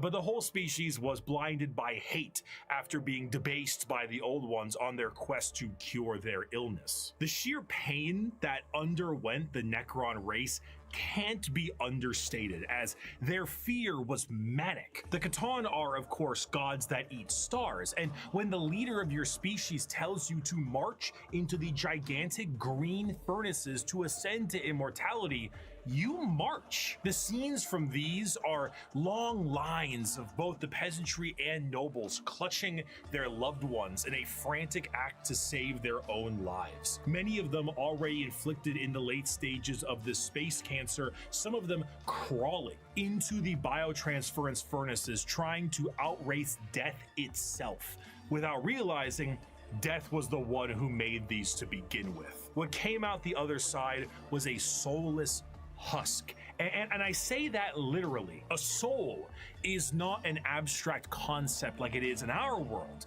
an immaterial version of oneself discussed and debated in religion and philosophy. No, in Warhammer, a soul is a real, tangible item of oneself. And the Catan basically were just like to every single person who went in their furnaces. If you were a peasant, you came out a Necron warrior, and you as an individual have ceased to be. You have no mind, you have no soul, and your body, as you know it, is made of an extremely advanced mass of re-knitting living metal known as necrodermis. You cannot think for yourself, for you do not have a brain to think with.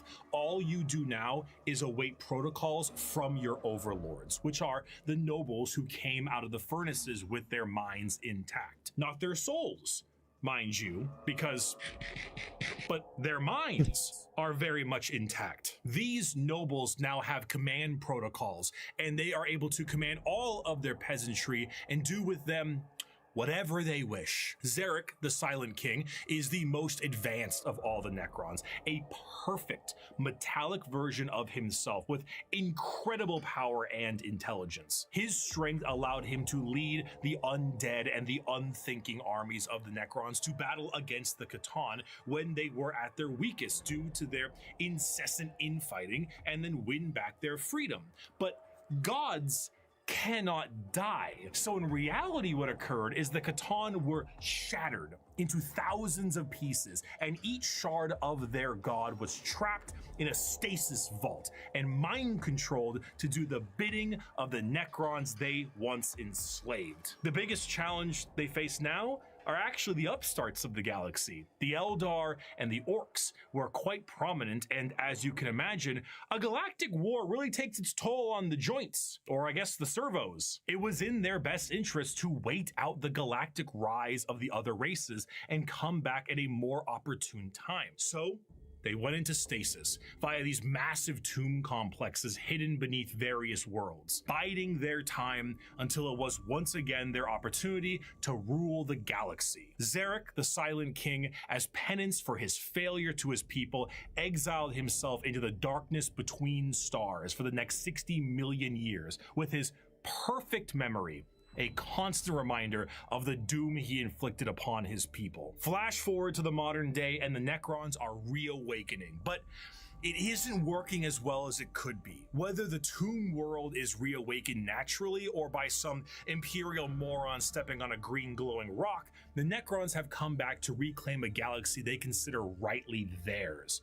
But 60 million years of hypersleep have taken their toll. Many Necron dynasties awake with systems unrestored and huge swaths of their population's minds completely lost. Necron nobles wake with various mental faculties compromised, sometimes exhibiting traits similar to excessive paranoia, schizophrenia, or even dementia. One notable Necron, Nemesis Zandrek, believes that he is still back on his home planet fighting off separatists and interlopers. See, Oberyn, the separatists come, attempting to outflank me as they did at the 4th Battle of Vindach. How they calculate that daubing themselves green and roaring like savages will produce a different outcome, I cannot fathom. But it is of no account. Ready, my legions. Another glorious victory shall soon be ours. Other individuals, such as the esteemed Imhotep the Stormlord, seek to usurp the newly returned Silent King for rightful ruler over the Necron race, believing his time has come to an end, while scientists and archaeologists like Trazen the Infinite and Orikin the Diviner spend thousands of years bickering over artifacts and petty squabbles. Truly, the Necrons are a faction of unthinkable, unimaginable power, held back entirely by their own hubris and 60 million years of stasis. It is a species that does not know of time, only of the ravages brought by it. A pharaoh of a dynasty may just be as frightened to awake completely mad as they are to be assassinated while they sleep. Thousands of years pass in an instant. There is a play, like an opera play, a retelling of the war in heaven in the Necron culture that takes 40 years to witness, because why leave? You have no need to eat or vacate your bowels. You are immortal, but you are soulless. Despite the Necrons' incredible technology, their mastery over time, reality itself, despite all of this, they still are missing a soul. And therein lies the biggest struggle. Most Necrons look to conquest the galaxy, kill the interlopers like the humans, Eldar, and Orcs that scrape at a fraction of their power. But the end goal for many, including Zarek himself, is to return the souls to their bodies. That really asks and begs a lot of questions, like what defines a soul then? If soul is a physical aspect to mortal kind and all manner of life in the galaxy, and it's an actual tangible thing that exists, then the real question then is like, what would be a soul to a machine then? Like, would a soul really matter to machines? It matters to these particular machines because they clearly suffered as a result of not having one. But what defines a soul? Is it individuality? Is it the ability to make decisions? Or is it something else? Like, where then lies a soul for like beings such as the Necrons? Like, that would have to be the next question that the Necrons would have to ask themselves. It's like, what defines a soul for them? You know, like, a soul for them is probably what they strive for, and they probably want to regain their lost souls, as Bricky had mentioned, and that's probably what they are trying to attempt to do. But you know, like, what happens if their pursuits don't really pan out? Because again, their souls were eaten by the Catan, and I don't think the Catan are able to just, you know, hand back the souls that they've consumed as a result of them, you know, dumping the Necron tier into furnaces and then turning them into machines as a result, but rather, I think that it really begs an interesting question of like, to this new race of machines, what makes a soul an actuality for machines, right? Because they're just basically AI at this point. They are artificial intelligences. And this kind of goes back to a lot of the stories we see in both Mass Effect as a series and a lot of other forms of media. Is like, what determines a soul for machines that, frankly, would not have any, right? In this kind of context, would having free will and the ability to make choices, as well as just having like a sense of individualistic personality and pursuits, what defines a soul for people who have no soul? Or would that just be like a construct? And what determines even that, if they were to define what a soul is for them in general? Like, there are a lot of layers we can ask about this question, and I don't know if we are really like equipped to answer them. I feel like, right, that with the Necrons, their story is one of a philosophical in nature rather than one of like, one of redemption and regaining of former and lost glory. And let's be honest, the Necron tier did not have any glory to speak of to begin with, because they were trying to run from their own demise and their own diseased and cancerous lifestyles. So that being said, right, it's really a question of like, can they solve this underlying predicament with their existence, with their current state of being? Can they really come to terms with it? Can they truly rectify this issue, or will they just become consumed by it? Will they be obsessively, impulsively, just in constant pursuit of this one unescapable and unattainable thing? And I feel like that is a question that I think is at the center of the Necrons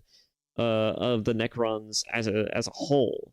And I would like to see some stories around the Necrons focus around maybe answering these questions, but again, that relies entirely on Games Workshop actually bothering to wanting to like help make that a thing that is focused in their storyline to begin with. And from what I understand about Games Workshop, is that they very much do not want to do anything with the franchise outside of just make money.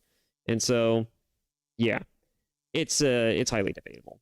But yeah, I would love to see more stories focusing on this aspect about the Necrons, because it's, like, I'm not personally interested in the Necrons, but I feel like there could be an interesting story about transhumanism, among other things, with the Necrons in particular, especially since they're far more suited for it. And I feel like there could be an interesting story, especially since it's already like kind of baked into the nature of their character. Like, there are some who literally harvest skin from their enemies in order to feel like they have some sense of flesh mortalism to their existence. Like, they're literally and physically trying to regain the semblance of humanity, or not really humanity, but in this case, mortality that they used to have. And that's just fucking sad and utterly depressing. And I would love to see more of a focus on trying to tell a story and trying to give us a better idea of what the scope of their overall. I like to get a better idea of what the Necrons are about, and I like to see a really interesting story involving the Necrons in some fashion. Outside of like maybe whatever the Codex books might suggest, as well as other forms of books and written media might suggest as well. I like to see a more a visual and tangible story outside of the ones that you'd have to go and delve into actually researching, right? And I think most people would like that. I think even fans of Necrons would like to see that, because they're not that widely talked about, certainly. Like, they're certainly touched upon and addressed in other forms of media. Like, you see remnants of their society in Space Marines 2 on a fucking Grave World, for fuck's sake. but you also see a semblance of this in like Battle Sister, the VR game. You even fight some Necron Guardians as well. It's I would love to see these Necrons actually make an actual in-canon appearance in a other type of like game that isn't the tabletop version at some point, right? As well as just beyond the books. But but I don't know how likely that is, right? And there's even other enemies that have yet to get introduced, right? Like such as the what was it? What were they called? They were called the Curs, the Crons, something like that. They were basically bat people, right? They're like a form of like a bat race that is like it's not really talked about widely. The Crave, I think they were called that. I think about it. They're essentially like a race of humanoid bats that essentially they're kind of like the Tyranids in the sense that they have a like a web of consciousness, but only instead of one singular consciousness, it's like a multi network of like other consciousnesses, if I could say it, if that's even a word. But it's basically a giant web of multiple different like minds and consciouses kind of working and intermingling with one another. And the species that they come in contact with, they harvest them and they bring them under their control for primarily the purposes of not just feeding off of them, but also making them slaves and basically helping to add to their power, so to speak. Like the more minds they get in control of, the more powerful they become, I think is the idea. And I would love to see the Crave also make an appearance in some form and fashion, because they seem like an interesting species outside of the Tyranids that operate off of a similar network that might be interesting to talk about. And it would also be a great fucking excuse, right? To bring back, the Lion in some true to form fashion within the 40K timeline, not just as like just in general, but also just like in like some game or some aspect, right? Because apparently, right, there's an actual story where the Lion actually encountered like a Crave homeworld, and after subjugating it and wiping out the Craves on like a Crave matriarch or something on that planet, he basically he got into a weird mind melding with the Crave, and he not only allowed them to kind of invade his mind, but then he basically pulled an Uno reverse card, and so he started invading the mind of that Crave, and then realized that there is a massive network of like Craves working intermingling across time and space. And by having done this, he essentially found the location and got a general idea of where all of the Crave are across the galaxy. And basically, what this means is that if the Lion wanted to, he can hunt these people down to extinction, right? There's certainly an interesting storyline to be had here, but we're probably not going to get that. But it would make for a pretty interesting game, wouldn't you say? You play as maybe a group of space marines, a part of the Dark Angels chapter. You go in and you're basically a task force sent to essentially and completely and utterly wipe out the Crave from the galaxy because they pose an actual threat to humanity and to the Imperium. And it could be a very interesting story to tell. And I don't think we're going to get that. But goddamn, if that isn't compelling of a story, or at least as a backdrop for making a game, I would love to see that. And it might even give an excuse to actually finally show a fucking Primarch on screen that isn't just Gilliman in a fucking trailer, right? It would be really interesting to do, I think. But I don't think we're going to get that story. And I don't think Games Workshop actually wants to do that unless someone broaches the idea to them and it's just like, hey, we want to make this game. Do you think you can give us the ability and license to do that? It's just like, maybe. Just like, but can we use the Primarch in any capacity? Probably not. But it would be really cool to have the Primarch in the game into some capacity. It's just like, nah, but the Primarch We don't want to confuse our own potential stories we could do with the Primarch. So let's just, let's just have these characters, these central characters, work in their own capacity, and we'll just make the Primarchs like more so like just a backdrop, serving as like a people who give orders and just kind of serve in the foreground, right? Like we don't need to make them like the centerpiece of the story in any fashion, right? I feel like the problem with Games Workshop is that they care more so about the sanctity of their established characters and narratives more so than anything else. And at least in my opinion, right? And I feel like that kind of runs counter to what they could possibly do with these characters in general. Like, I'm not saying that these characters need to be busy doing something at all points in times, but I feel like these characters should do something outside of whatever the hell it is that they're currently doing, right? Like, these are Primarchs, for God's sake. They're in charge of leading the Imperium of mankind in the place of their fucking father, who is currently a vegetable on a goddamn throne. They could at least do anything else other than just fuck off and go do some random bullshit, right? I feel like that's apt. I feel like that makes perfect fucking sense. And I feel like having a Primarch make at least even just like a cameo, right, would at least go a long way into kind of really adding some real weight to the proceedings, right? It's kind of one of the reasons why I think a lot of people were kind of pissed off about the fact that Gilliman never showed up in Space Marines 2, was just because, like, it would really make Titus's story feel that much more impactful if even the Primarch himself kind of showed up. It was just like, damn, this was a fucking conflict and a half. Congratulations, Titus. You really done yourself a service. Here's your fucking laurels of victory. Have a fucking nice rest of your fucking day, kind of thing, right? Instead of just having the chapter master basically hand him the helmet, it could have been fucking Gilliman of all people. It would actually add some real weight and significance to Titus as a character. Like, it could really firmly establish Titus as a character within the setting, outside of just like, the fact that he's now become like the face of 40K for most normies out there. But anyways, that's just my opinion on that subject.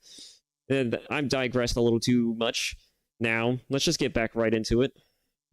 To undo the horrible fate he cast upon them. This is not the interest of all. Many simply wish to rule their dynasty with an iron fist and kill all they consider unworthy. But to many others, it is to undo the decision that doomed them all. Before they can do that, there is a pest that needs exterminating. That is the fundamental understanding of the Necrons. They are so hyper advanced that their science borders on magic. They play with the fundamental aspects of reality and time. Their mastery of the physical galaxy is the strongest in the universe. Their weapons reduce people to the barest molecules, and they have devices capable of causing stars to supernova. They are unfathomably difficult to kill, as if you do fell one of their number, the living metal reknits itself and the reanimation protocols allow it to come back alive once again. They're masters of teleportation, and often killing a Necron fully will just have its consciousness translocated back to their tomb world to await reassembly. Normally they utilize large phalanxes of warriors and honorary combats, but some of them have fallen to various mind viruses. The destroyer cults are hell-bent on killing anything and everyone that lives with an overwhelming force. And then there's the flayed ones, Necrons cursed with I have no mouth and I must scream, a panic attack virus, as the last laugh of Landogo, the Flayer Catan. Slowly losing their minds, they strip apart their foes and adorn their bodies with the skin of their enemies, trying to better return to their old feelings of flesh and blood. The Necrons are a degraded version of their mighty empire, and still one of the biggest threats in the galaxy. The only thing keeping them at bay currently is their awakening sickness and their infighting with no care to the timeline. But they are coming, and slowly they plan to rid this galaxy of the vermin that inhabit it. My people shackled the stars and broke mortality when the species you sprang from had barely left the slime pools it spawned in. Our wars burned reality, and the dominion of our kings is without limit. The ground you tread on is not yours, it is ours. The war in heaven was a catastrophic time for the galaxy, and as stated in the above quote, burned reality. Of course, souls exist in Warhammer, and in the case of the Necron tier, they were consumed by the star gods. This begs the question, however, if you were to pass on, expire, as one might put it, where would your soul go? The answer to this is the warp. In Warhammer, a soul is real. And so is hell, the afterlife, the Empyrean, the Sea of Souls, the Immaterium. All of these names refer to the dimension parallel to our own, known as the warp. Now, the warp is not like our reality. It does not follow the classic normalcy of time and space. It is defined as the Sea of Souls, and it acts like this in a more literal way than you can realize. To imagine the warp is to imagine the sea itself. Hell is real, and you can surf on it. It has a current and can become more dangerous depending on where you go and how bad the weather is. As the Immaterium is a reflection of our reality and of our souls, all thoughts, all emotions, all feeling that goes with a soul is passed on into the warp. If an entire planet decides it's going to engage in a blood-fueled rampage of murder and gore, then the warp around that planet will be affected in a similar manner. It's not something that you can see. It is a parallel, not perpendicular dimension, but it is changing. To expose oneself to the warp for any period of time invites certain death outside of the most iron-willed of individuals, and to stare into it will drive one mad. Much like the open seas, things dwell in the warp. Whether these beings were always there and were just emboldened by the carnage of the galaxy, we can only speculate at. At a time, you could say it was more calm, but a certain faction's galactic war in heaven didn't do it any favors. Now the warp is turbulent, and its realms belong to a pantheon of gods known simply as The forces of chaos are beings that serve directly under their patron deity. There are 4 current gods of chaos at the moment: Khorne, Tzeentch, Nurgle, and Slaanesh. Each of them represent various facets of and emotions of sentient species and play a great game against one another for total control over their realms. Interestingly enough, while their disciples have physical forms we can understand, the Chaos Gods do not have a physical visual that you can perceive in reality. So while there are tons of fantastic fan art, we do not know what they truly look like, though they are conveniently color-coded. Khorne is the god of blood and murder, carnage and slaughter. He is the one who is most powered by the wholesale killing of any living thing, for Khorne cares not from where the blood flows. With a sacred number of 8, he is the lord of all things involving killing and blood and gore. The champions are extremely strong as well, with monumental muscles and extremely large weapons. A true analog to Khorne would be his greater demon, the Bloodthirster, an enormous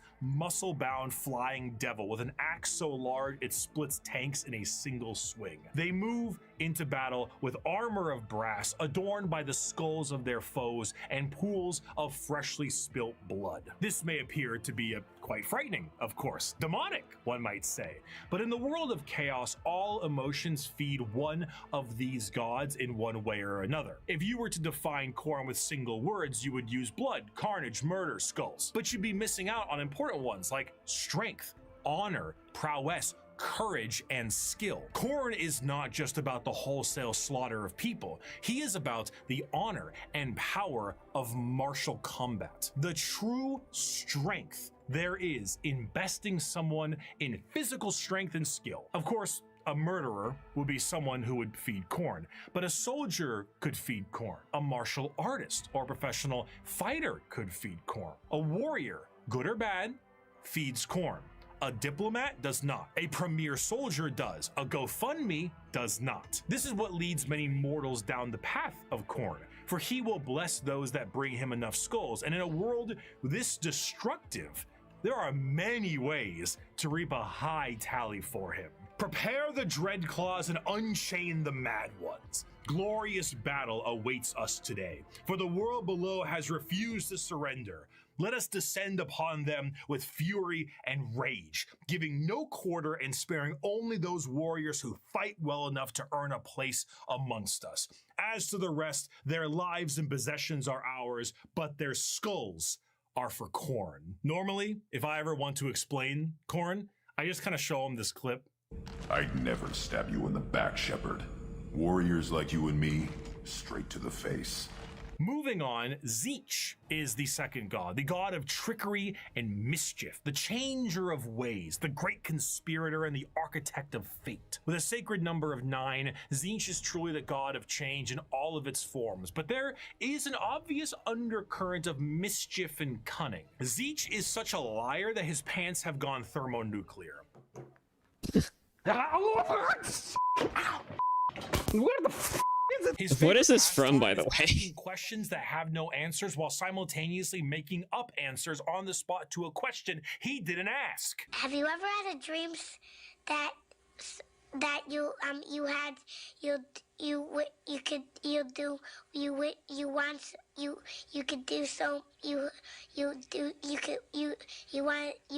him to do you so much you could do anything?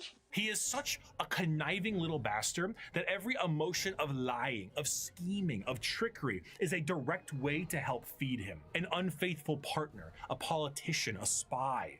All these people feed Tzeentch in one way or another, and it doesn't matter if the intentions are good. Acceptance does not feed Tzeentch. Change does. Tzeentch doesn't care about your facts. He only wants opinions. Because he represents change, he also represents hope, though. Schemes are not always bad, and even the hope to make a better tomorrow is the change he seeks. Because he is the architect of fate and the mastery of sorcery, his presence is purely unknowable. Every depiction of a Tzeentchian demon contains more eyes than are necessary and more mouths than I know what to do with. It is a biblically accurate angel if the angel gaslit you into thinking birds are government drones.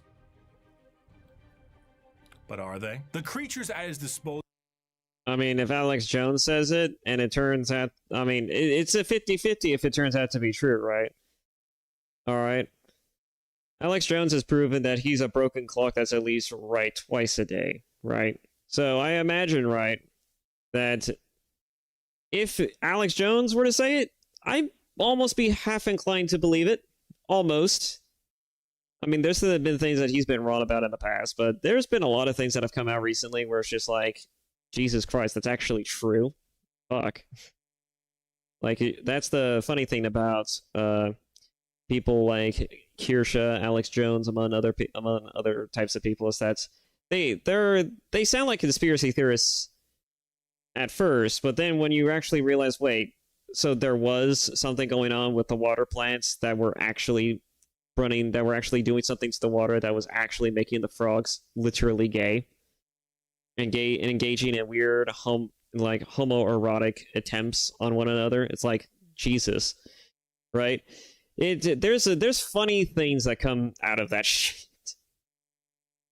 Boy, but yeah, you know, like it's one of the reasons why people like Alex Jones, I imagine, get the platform, right? It's because he tends to get into contact with people and attains information, right, that most people don't want other people to know, which is why they get deplatformed.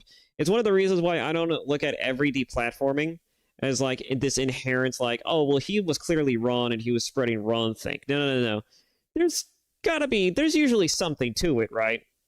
You know, like, you don't look at every potential, like, issue or problem or thing that's ever been said or done that guarantees that someone gets deplatformed from a platform and immediately think to yourself, I mean, at least you shouldn't, right? And you shouldn't immediately think to yourself, you know, this person probably had a good reason why he was deplatformed. And the main reason, if it was like, oh, he was saying things that just are factually untrue, well, then you have to ask yourself, well, why is it untrue? You know, like, you have to ask the questions. And if nobody else is going to ask them, you might as well should be the one to ask them, right? If what Alex Jones said was so wrong, then why was he deplatformed? You know, like, might as well let this fish flounder and continue to flounder as he dies and sputters in his fallacies. But apparently for some people, no.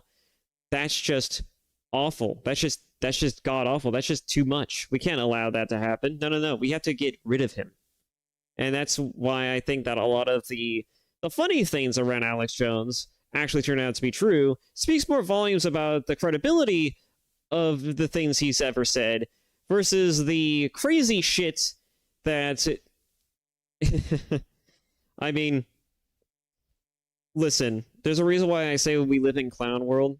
And when I say we live in clown world, I genuinely mean it. That he didn't get the platform because he was wrong. He got the platform because he was apparently too spot on. He was too right. And some people found out about it and they got a little uncomfortable about it. And they didn't want to have to answer or even begin to even fathom how to answer certain questions. So they were just like, okay, we're just going to get rid of the guy. And then we're just going to bury it as the ramblings of a madman. Right? And, you know, back in the day, the fucking government, and certainly, like, the, you know, big companies, including water companies, among other things, right? They certainly had the financial means and incentives to do it, and the ability to do it. So that just seems to make sense to me. You know? Just wholly. And just realistically, it makes perfect fucking sense. Most companies can't get away with doing the same shit that they used to anymore because, you know, the government has had a changing of hands, right? And so they don't have the same level of ability and maneuverability as they used to. You know, like back in the day, they had a lot of useful fucking puppets called, you know, I don't even want to get into this, but they had a lot of useful fucking idiots and puppets in Congress and in the government to essentially get away with doing whatever the fuck they wanted.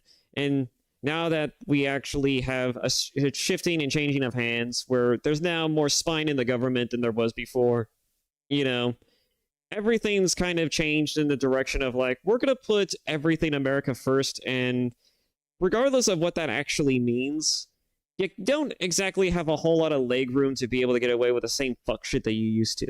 Especially since the guy in question who's currently leading the government, you know, has had a lot of fuck shit happen to him as a result of a lot of the fucking that's been going on in the background. All right? Say what you want about the guy.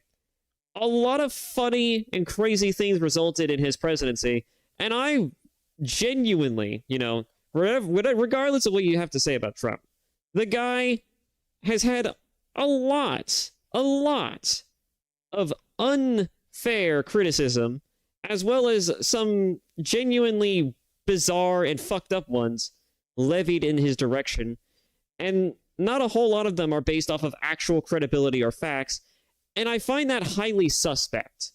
So, regardless of what your opinions and feelings are on the matter, I take anything and everything people say from that side of the aisle with a massive grain of salt. Massive grain of salt. Especially since they were trying to run hit and smear campaigns since this man took office. It's crazy, the kind of shit that's going on right now. But anyways, point being, you know, like, I don't want to get this too connected or too twisted, especially since I'm doing a reaction video with Bricky on the screen. You know, I don't want to be disrespectful in any fashion.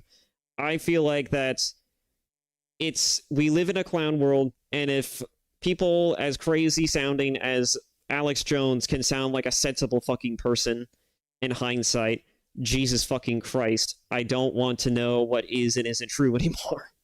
It's one of the reasons why I stopped paying attention to politics.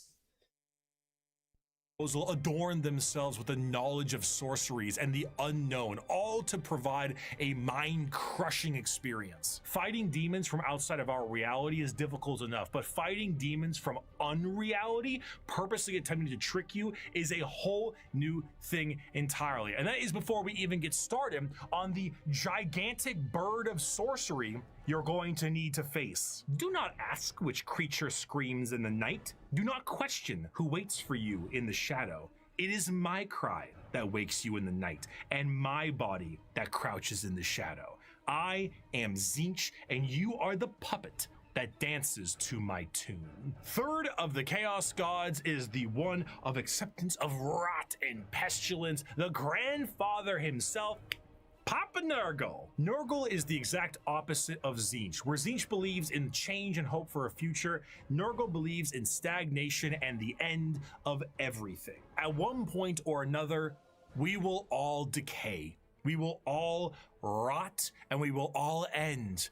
And with a sacred number of 7, every single thing, pestilence, boil, and everything in between, comes under the great shadow and girth of Nurgle himself. For Nurgle, the plight of mortals is his fear and wine. And no matter how solid life might be, everything will decay in the end. In the creation of life, there must be an end to that life. And nobody has more creations to end lives than Grandfather Nurgle himself. Every boil, every blemish, every pus-filled wound and disease, every rot and every plague is kept and concocted by Nurgle. This, humorously, keeps Nurgle as a jovial god. He is full of life and laughter, and by creating as many diseases as he possibly can, he shares that joy with mortals. I mean, his envoy is the Great Unclean One. And look at how happy he is.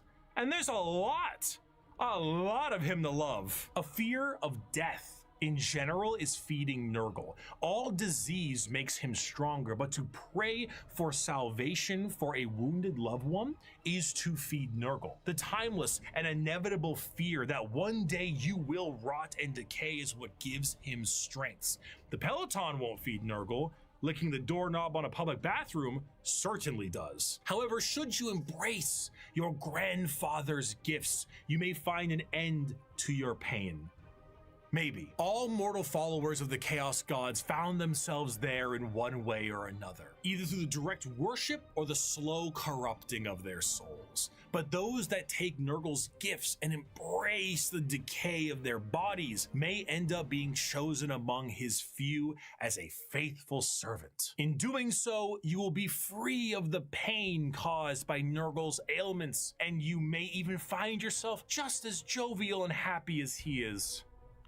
Maybe. His enemies shall wither and die. His allies shall wither and die. The universe and all within it shall wither and die. And when the great corruption has settled over the land and permeated the very foundations of reality itself, then shall the Lord of all rise from the rot and ruin, spread his arms wide to reclaim all of his dutiful children. Those were the 3 major Chaos Gods for a very long time, emboldened by war and death on a galactic scale, ever present, but now fact on the suffering of a galaxy. One race, for a while, was able to elude the pull of chaos, an advanced race of psychically attuned aliens whose master over the physical world was so strong that chaos could not glean from them the morsels of power they once had, or so they couldn't. Not for a long while. 60 million years ago, in an attempt to combat the Necrons in Catan, the old ones made a new species. One with innate power in the warp and the ability to harness it with a mastery that was unseen by so many others. A mastery so powerful, the Necrons retreated to sleep in order to wait it out. It was no longer a galaxy to be ruled by them, but instead begin the age of the Eldar! The Eldar are a race of pointed-eared humanoids that are all psychically attuned to the warp. If we're being meta here, these are space elves, and these elves ruled the galaxy in the time the Necrons went to sleep and humanity began to rise. The Eldar's empire was galaxy-wide and lasted for longer than any other galactic power that we know of. Their understanding of Hey, there it is, Battlefleet Gothic. Exceptional. With every single one of them being psychers, they had the ability to master the warp and use it to their advantage. See, being a psyker is basically like being a wizard, or I guess in this case it's more of a sorcerer, since you are born with the gifts as opposed to learning them. In order to utilize your psychic abilities, however, you must then reach into the other dimension, into the warp, into hell for that power. So if you were to say, cast Fireball, your mind would reach into the warp, gather the strength to rewrite reality, to then cast Fireball. Now, you might think to yourself, doesn't that mean if you are opening up a power to the warp, you may create a lot of risk to yourself because of all the horrible things we just talked about in the warp? Yes! However, in Warhammer 40k, willpower is a real, tangible thing, in the sense that in its own right, it can be weaponized. Being strong of will means being strong of soul, and being strong of soul means you can resist the pull of the warp that much more. A more inexperienced psyker opens up a hole into the warp that is large, and that hole widens to get more power, allowing evil things to get in. Which kind of is a really good reason why their Eldar are designed that way, right? It makes a nice biological and scientific reason as to why the Eldar are as prickish and as snobbish as they are. It's because, you know, they need to be confident at all times in order to stave off the influences of chaos. And I feel like that makes perfect sense. Willpower would be a strong thing that the Eldar would have, outside of just being intellectually superior. But yeah, as far as like the warp is concerned, you know, like, God, I like playing Darktide. I haven't played Darktide in a bit. I feel like that in terms of warp use, it certainly comes with its own increasingly sort of like it has its own sort of drawbacks and potential risks involved, especially if you're a human. I don't think the Eldar have this problem. And seeing, you know, like from everything that I have seen and that I have heard about the Eldar, they seem to have the power. They seem to have the warp power thing down packed. You know, like they can get the power that they need from the warp without too much effort because it's just innate to them. Because that's how they're designed. They're designed that way, so that way they can get the most amount of pull and power from the powers of the warp innately, so that they can have an easier time combating all of their foes and enemies, specifically the Necron tier. Well, not the Necron tier, but the Necrons, you know, at the time, because they were created by the old ones to fight them. Makes sense that they would make an entire species that would wield a level of chaos against them, as, you know, and it's kind of one of the reasons why the Eldar are kind of one of the greater foes, is because they actually wield world-altering power that could be used against the Necrons. And if this was still like, you know, the Eldar of old before the fall, right? They could easily extinguish the entire Necron race off of the face of the galaxy.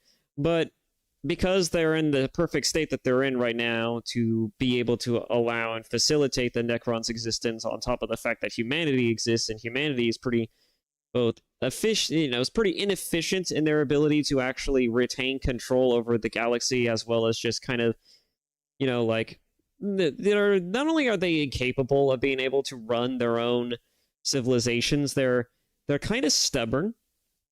And they're not easy to kill in spite of this. And so there's, you know, like, humanity is a problem, the Eldar are a problem, and everyone's a problem. Everyone's kind of a problem. They're all trying to, like, you know, like, we're all kind of in conflict with one another.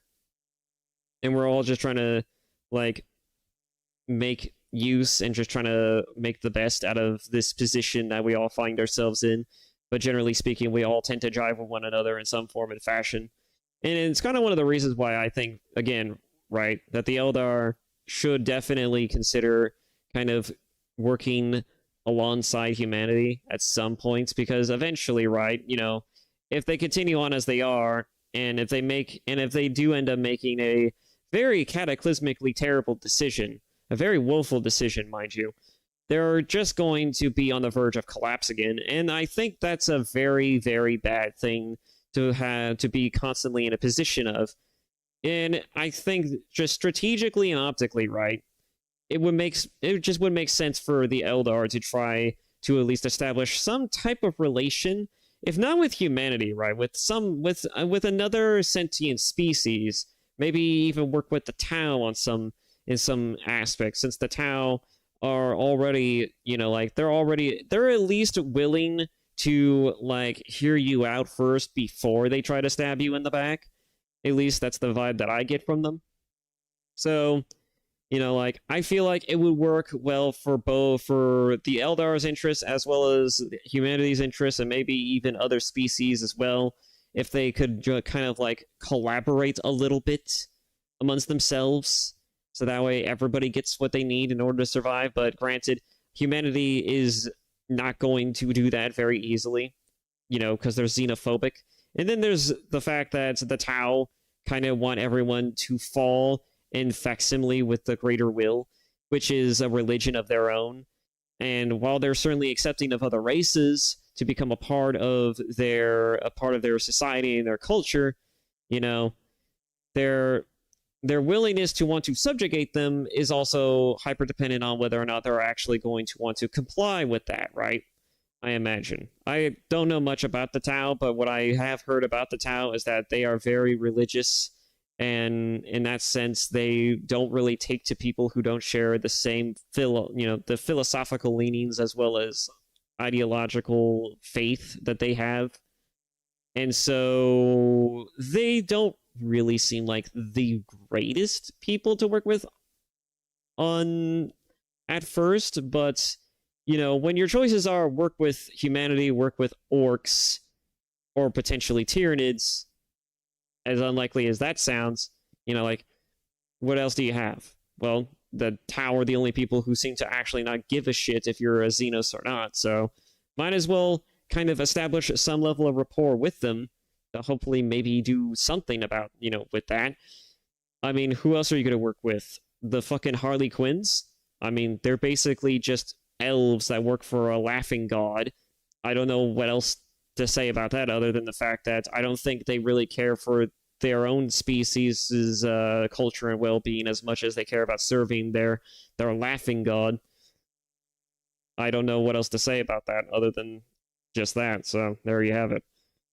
Powerful Psyker. I've already went on a tangent enough about that. Small hole, but with immense force to get the same amount of power with less risk. The Eldar are master psychers. Every single one of them can call upon the warp, and over millions of years they have perfected it so much so that they can weave structures out of it. In some species in the galaxy, they utilize the warp itself for interstellar travel. The Eldar ain't having any of that noise. How about we utilize a fancy alternative mode of travel that is substantially safer than the old ones created, called the Webway? What about dying?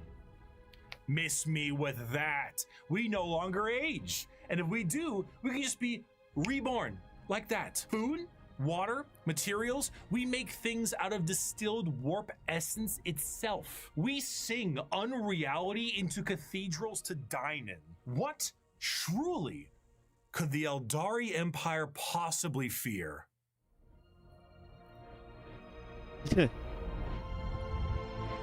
The Eldari Empire's biggest fear was themselves, with a society so perfect they wanted for naught, and this led them down dark and dangerous paths. When the base functions of society are no longer a problem for you, you tend to experiment. Perhaps the medium rare steak on your plate would be better if it was elf meat. Hey, I'm not saying we should make cannibalism legal, but like, what's the issue with a little taste? Violent sports is one thing, but how come we don't do sports to the death? I mean, I'm just saying, like, if both participants are willing and clear about it, like, what really is the problem there, you know? Art is in the eye of the viewer, and what is considered art is completely up to the concept of one's own interest. A canvas adorned with the blood of a man wronged is truly the visual poetry that our society needs. Hedonism.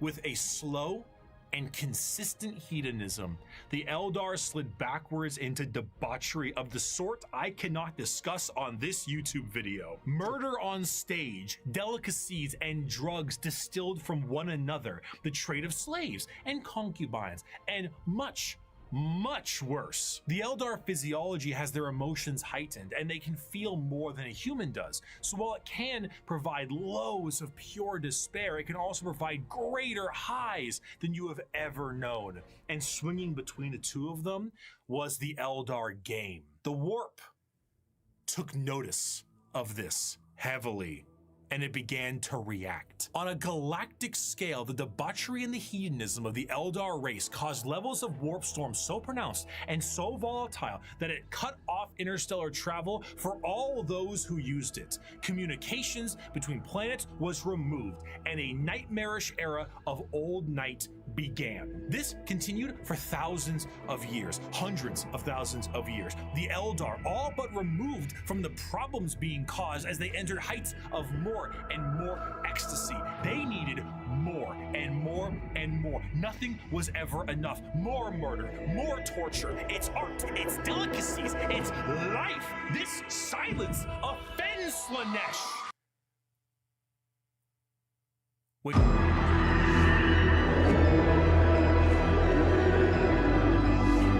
Slaanesh, the prince of pleasure, she who thirsts, the god of unspeakable excess, is our fourth chaos god with the sacred number of 6 adorning their title. Slaanesh is a bit of a tricky one, because with our other 3 chaos gods, there was a certain understanding of human emotions and desires, but for Slaanesh, that desire is how they get their power. The words to be used would be decadence, pleasure, perfection, passion, excess, and many others. The pursuit of more, the want to do more, experience more, become more. That's what gives Slaanesh their gifts. A lot of people believe that Slaanesh is something that originates with sex, specifically, and it makes sense why they assume that. The visuals of Slaanesh patrons are all very lithe and sexual, but they are also intentionally androgynous to appear attractive to a variety of intrigues. However, to think that Slaanesh specifically derives from sex would be mistaken. While it is true that a lot of humanity's actions can relate to getting laid, and Slaanesh is the dark prince of desire, it's more on the lines of tricks on it, excess of an emotion. It is excessive touch and scent and desire, and a lot of that has to do with sex. That's why it looks like sex, but it's more than just that. A patron of the arts may feed Slaanesh, one that aspires to become the perfect chef or master of their craft, and the sheer pursuit of that alone will feed Slaanesh. Whiplash is Slaanesh's absolute favorite film. Videos where people beat Elden Ring on a dance pad feed Slaanesh. There are no 2 words in the English language more harmful than good job. But is there a line? No, man, no. This also moves into the concept of feeling. Sensation is a majorly Slaanesh-coded thing. It might start off feeling good, but then you get to play around a little bit, you know? You play with a little bit of pain. Light pain might not be enough, so you might want more. Or inflicting the pain could be your jam. Music can increase to volumes that may hurt your ears, and even then that might not be enough. More.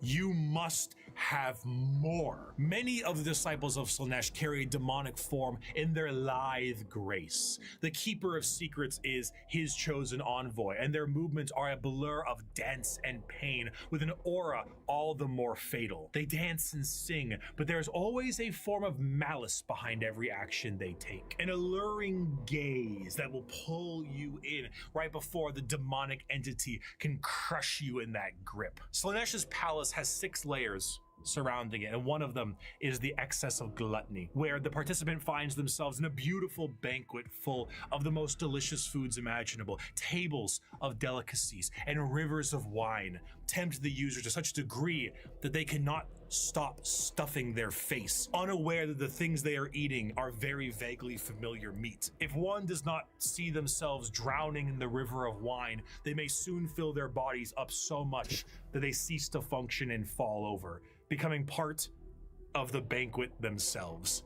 That is one of the 6 layers of Slaanesh's palace. This was the ecstasy that the Eldar civilization indulged in for millennia, and did so at a monumental scale that they created a god from it. Find pleasure in every moment, indulge in every whim, let lesser races feel the burden of their crude lives. We are beyond such concerns or worries. Every power is ours to use, every sensation ours to experience.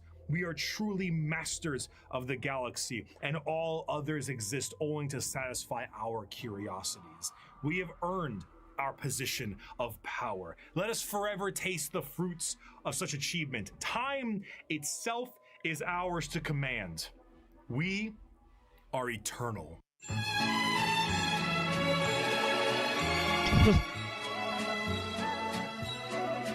With the birth of Slaanesh, the Eldari Empire ceased to be.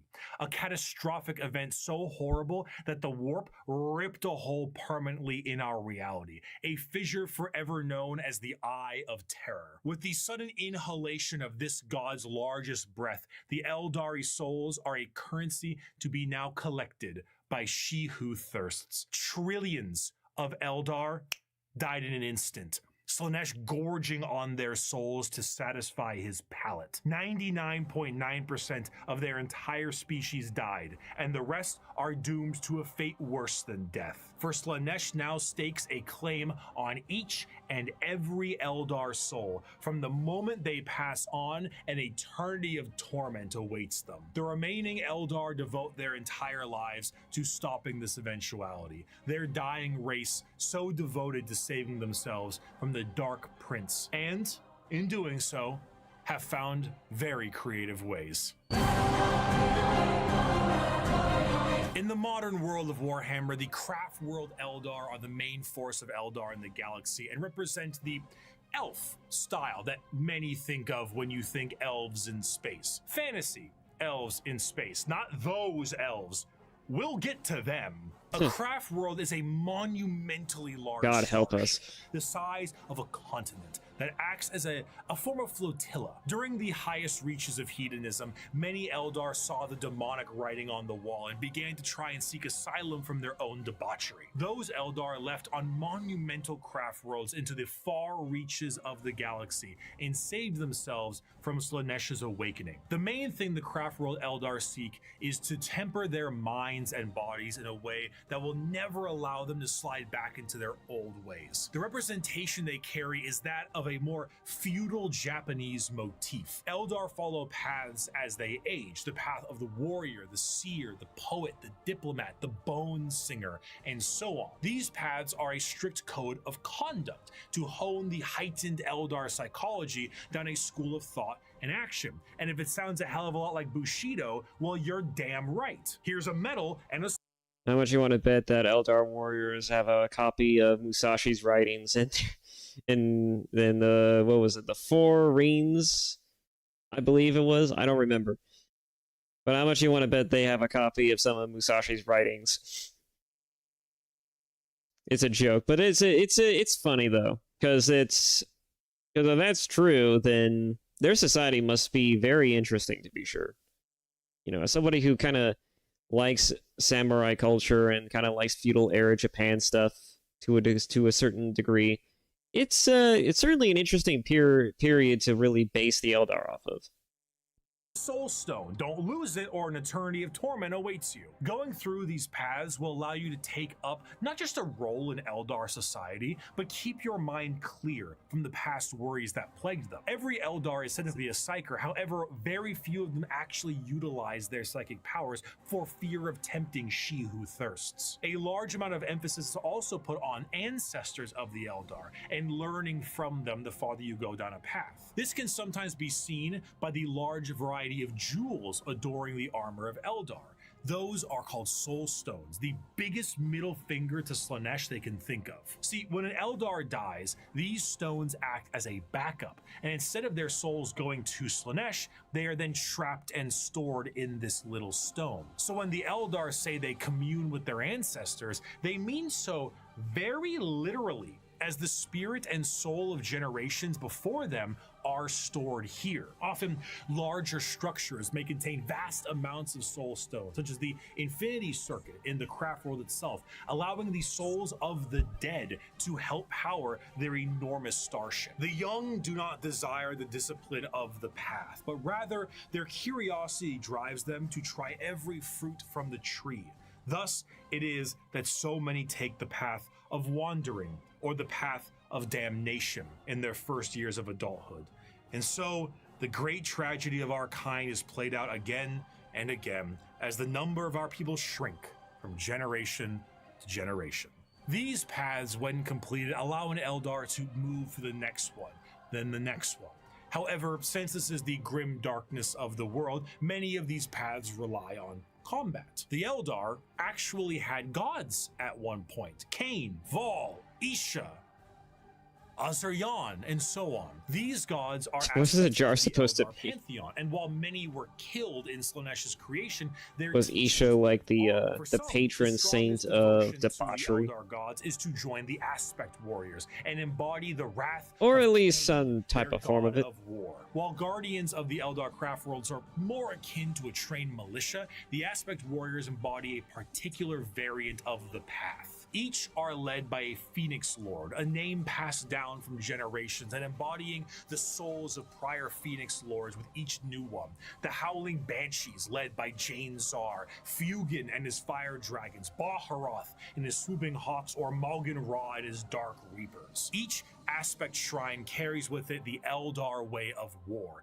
Fast, hard-hitting, and incredibly tricksy, for they do not have the numbers to fight in any other way. The Craftworld Eldar show how mangled an empire can be by their own actions. They once ruled the galaxy in an honest, non-hyperbolic way, but in the end, they were bested by themselves, and their most prominent remnants are forced to drift aimlessly through the galaxy, trying to save their species from extinction and resist the temptations of she who thirsts. But for some, the party, it's just beginning. Deep within the webway is the city of Kamara. This dark city once existed as a port in the webway that allowed for ease of transport for the Eldar between its various domains. The significance of this city meant that it needed to be a bit more of a neutral territory outside of the jurisdiction of general Eldar law, and therefore it was allowed to self-govern. This did not go well. The Dark City became the hideaway for all manner of sin. The Eldar race slipped into debauchery on a galactic scale that it birthed a god, and this was the city you went to when that wasn't enough for you. The convenience of being so deep within the webway was that it exists as a blind spot to the horrors of the warp. So while the rest of the Eldar fled the downfall of their species, Kamara kept partying. When Slaanesh was birthed, they were saved the worst of it, thanks to them being nice and neatly tucked away inside the webway. But only somewhat. The Dark Prince did not have a grip around their soul, but the tiniest pinky finger, and they were still pulling. But due to their excess hedonism, they found a solution to this problem. If they tormented others, they could temporarily rejuvenate their souls and continue to cheat their inevitable death by placating the Prince of Pleasure. And if they kept this up on the regular, they could effectively become immortal. Thus, the Drukhari were born. Unlike the more stoic elves you see in works of fiction, the Drukhari themselves exist as a sort of analog of the more grim and fiendish elves you find in Norse and European mythology. The Drukhari are soul vampires, but the more basic means to feed are hardly enough to keep them going. This desire to feed is known as the thirst, and to quench it effectively, they have mastered the art of biotechnology and dark sciences to really juice themselves up on the crispy soul sprite from the vending machine called the Galaxy. The majority of Drukhari act as pirates and raiders and slavers. They go into our physical reality and drag people back to Kamara to commit atrocities that go beyond any imaginative torture a human can think of. The Drukhari are organized in various groups throughout the Dark City to accomplish this in a more organized and extremely brutal way. The Cabals act as the main warriors of the city, led by their Archons. Witches and Succubi act as entertainment for Kamara in gladiatorial arenas, and the flesh-crafting homunculus keep the Drukhari alive and discover ever increasingly more painful ways to torment their ever increasingly large supply of slaves they are brought. The Dark Eldar see the other inhabitants of the galaxy as little more than cattle, livestock that can be brought to bay or slaughtered at any time. Their fodder, however, is not meat and muscle, but the anguish and despair of the weak. The Dark Eldar do indeed drink blood, but also tears, and most sustaining of all, the raw essence of pain they wring out of their captives. The truth of the matter is that Drukhari sustain themselves on the suffering of others, not just morally, but physically. Kamara is a city rife with backstabbing schemes and murder. It is the worst back alleys of the worst ghettos at the best of times. Nothing is more horrifying to a Drukhari than death, for death will see them in the talons of Slaanesh for an eternity of torment. So they do everything they can to stop this. The homunculi covens regrow dead members from pieces of flesh as bargaining chips. The succubi create grisly gladiatorial spectacles that literally rejuvenate the audience members as captives are murdered for sport. To be captured by the Drukhari is one of, if not the worst fate imaginable in the world of Warhammer 40k. In a universe built on war crimes, they are the most debased war crimers of all time. To be tortured and sacrificed in the gladiatorial arenas is a blessing, for you have escaped the fate of being in the flesh smith's control group, or being turned into a living and breathing piece of furniture for an Archon's quarters. In a cruel twist of fate, a newly born Drukhari does not arrive into this world loving torture. It is something they must grow to love. Grow to appreciate the suffering of other beings in order to survive in the world they have been brought into. If they succeed, they become some of the worst monsters in the known galaxy, a dark reflection to the Craftworlders and a taste of what Eldar society was like before the fall. If they do not succeed, they must find purchase elsewhere. Often those will join smaller parts of Eldar society like the Exodites or the Harlequins. Exodites believe in a pre-industrial variant of their society, often retreating to more lush worlds to ride dinosaurs and live off the land. Prehistoric style that I would normally laugh at if they weren't riding dinosaurs like ballers. The Harlequin dancing troupe are a subsect of Eldar that are more than just a little strange. A carnival of dancing jesters that serve the Eldar laughing god of Kegarak.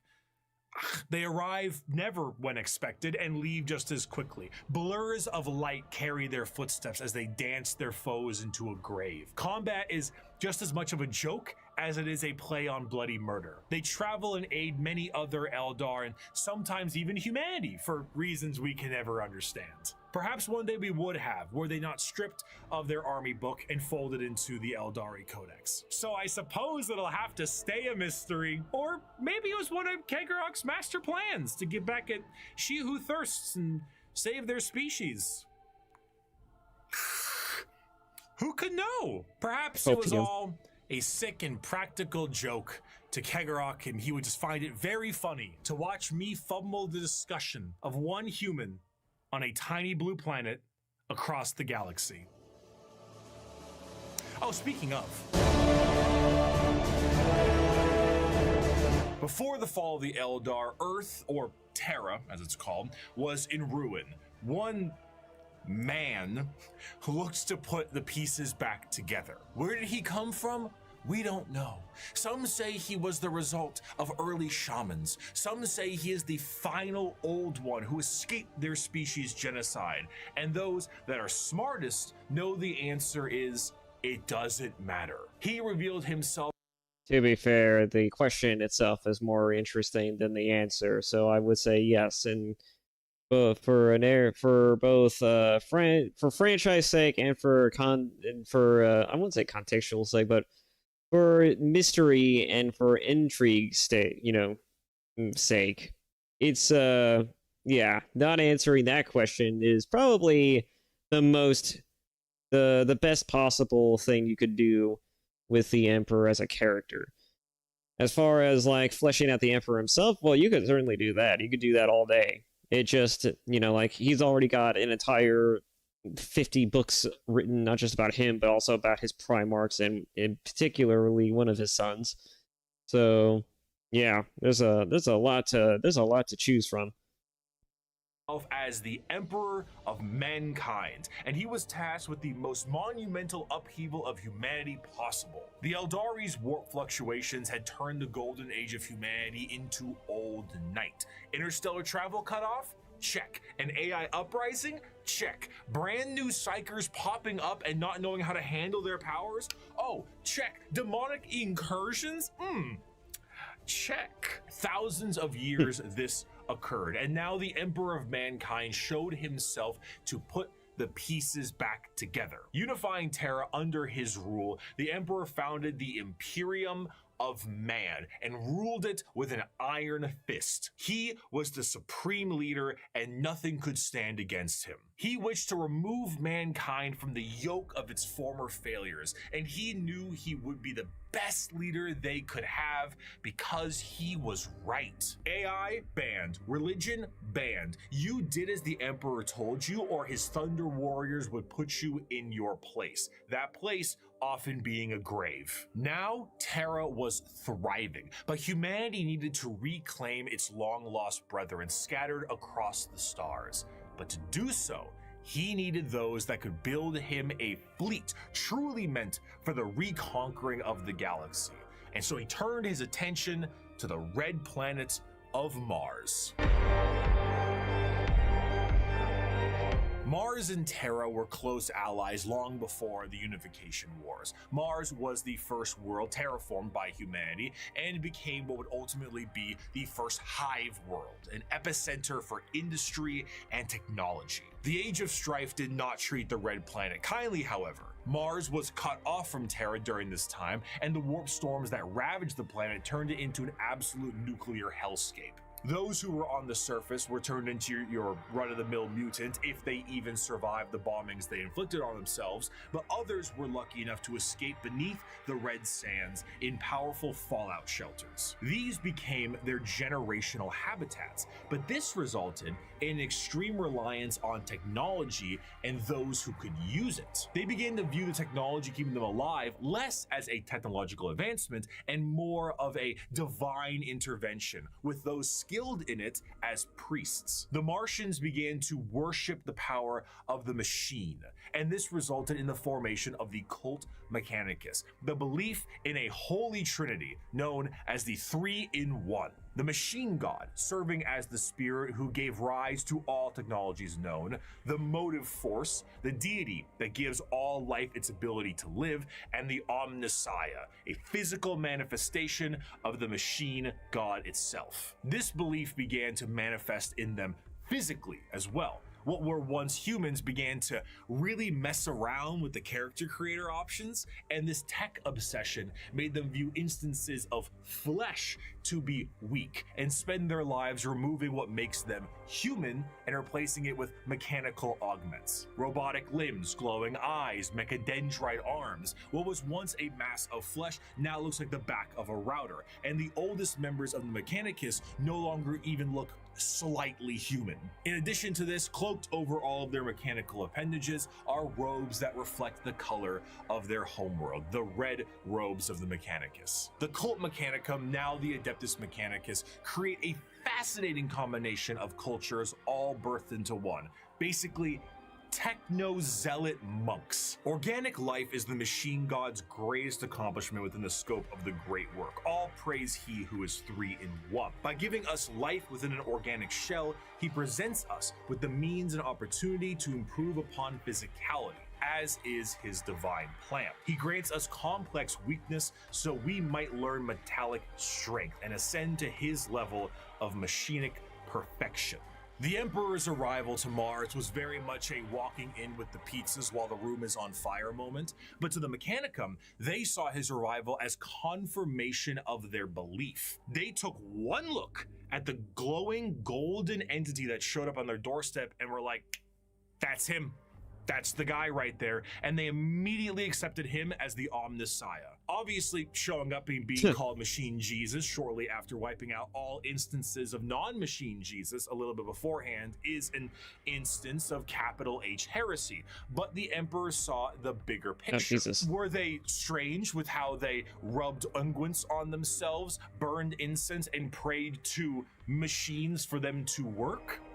Sure, but that's a lot of production right there. So the Emperor devised the Treaty of Olympus Mons, a unifying agreement between Terra and Mars, and this union would be permanently etched into the aquila of the Imperium as the two-headed eagle. One head for Terra, the other for Mars. The forces of the Emperor would be supplied with all the technology and weapons they needed to reunite the scattered remnants of humanity under one banner, and the Mechanicum of Mars would be able to keep doing what they were doing religiously and scientifically so long as they kept up their tithes. This tithe meant total quality control over all technology in the Imperium. Is it a big spaceship? AdMech take care of that. Tanks? AdMech take care of that. The literal bullets in a gun? You guessed it. But unlike the factories of today, the forge worlds of Mars and the creations of the Mechanicum are a bit of a different experience altogether. Instead of a factory on a random given world, the entirety of the planet's surface is dedicated to manufacturing. But that's a little tricky,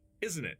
Considering that the usage of Silica Animus, or AI, is a big no-no, and basically the largest affront to their divine machine god possible. Fortunately, there's a really neat alternative that they've come up with, and that's called a servitor. Incredible devices that can do anything from manufacturing.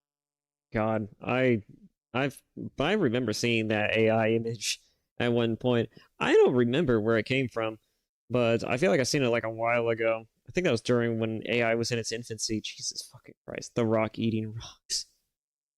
Ay, ay, ay. Ugh. Anyways. An interesting detail is that as smart as these guys are, one of the Primarchs, I believe it was not Ferrus Manus, but it was his alter, what was it? Perturabo, that's what it was. Perturabo came to the planet to learn all he could about Mechanicus technology, among other things. And I'll get into that in a second. And the Perturabo basically came to the planet, and within the span of a couple of weeks, he basically learned all he needed to know and learned all that there was to know on on Mars's planet, which is kind of crazy to think about. At least I think that's how it went. But he basically learned everything that was accessible to him, essentially.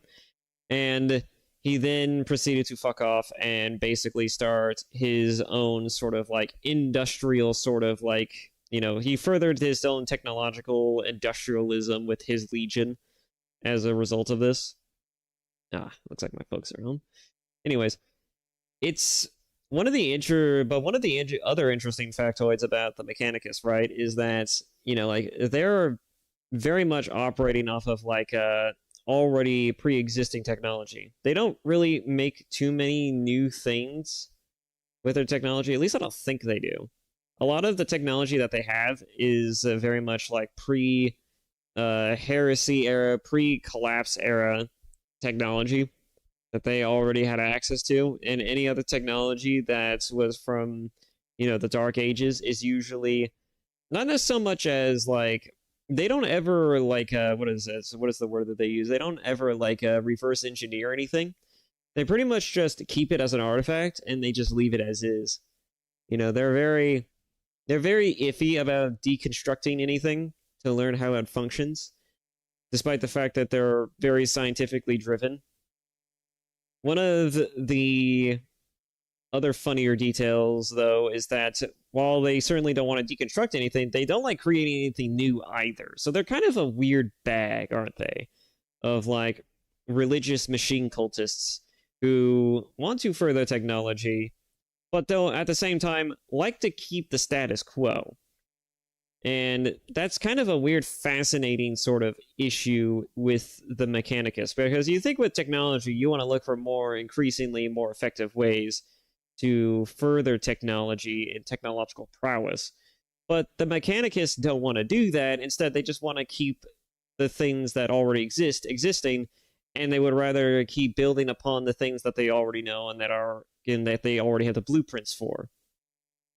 It's one of the reasons why we can manufacture a lot of things in 40K ad nauseum, because there's blueprints that exist for the means to do that.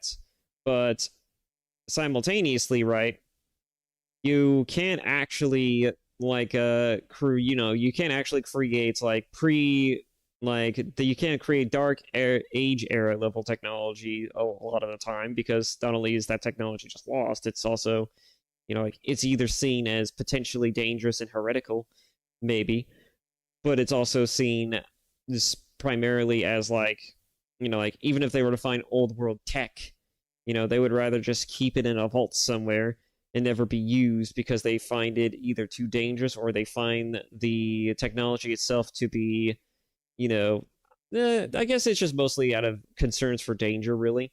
I'm not too familiar with the Mechanicus lore around them. I just know certain details, and one of those details being, I think, this aspect of it.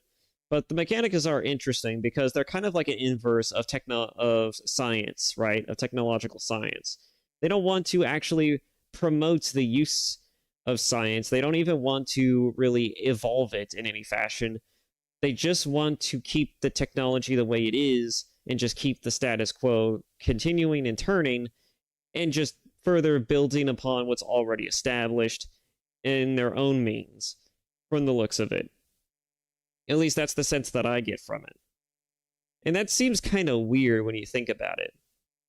And so it's one of the reasons why, like, there's a lot of sensors for, like, things like your bolt gun, or why you need to light like an incense before you access a terminal. It's because their religious aspect to technology is baked into everything. They think everything is has a machine spirit in it, and so everything essentially needs to be appeased in order for you to truly access it, which is very bizarre, but it's an interesting sort of accumulation between a merger between science and faith. And it's kind of interesting when you get down to it. It's very interesting, I will admit. It's one of the reasons why 40K stands out as one of the more interesting franchises to ever exist, because it has such a weird compilation of so many different things, such as themes, religions, factors, philosophies. Even it's got a lot of things baked into it that just make it stand out from most other contemporary forms of media. And I think a lot of people, including myself, just find that so utterly fascinating. Maintenance, basic door operation, even just float around like a helpful little drone. It's an extremely easy process too.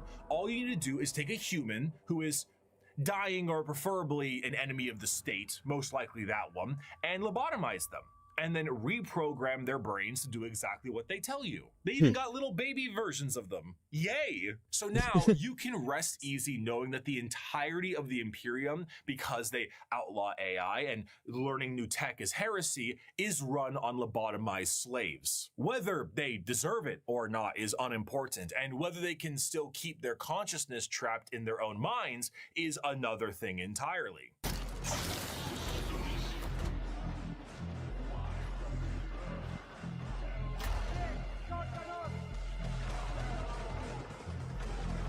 Oof. Your incompetence is showing. An excerpt from the Servitor creation factories. Naked human beings were standing in a switch-packed line between high fences. The manufactorum produced servitors, but it was more akin to an abattoir than a workshop. Every surface was easily cleanable. Servitors with spray units surgically attached to their backs prowled about, hosing filth from slit drains set into this one. perfectly smooth, slanted floors. As the line slowly advanced, the people were passed through various scanning devices, most of them mounted in ugly, functional arches that let out a constant series of acceptance chimes. Occasionally, one would let out an angry blare, and the indicator lumens would flash red. The rejected person was then swallowed up by a trapdoor opening beneath their feet. From these pits wafted a hideous stench and the grinding sounds of industrial mincers. One rejected man grabbed onto the lip and hung there, arms and hands bloodied, shouting a stream of defiant profanities. Guards lined the grating either side of him and shocked him until he fell.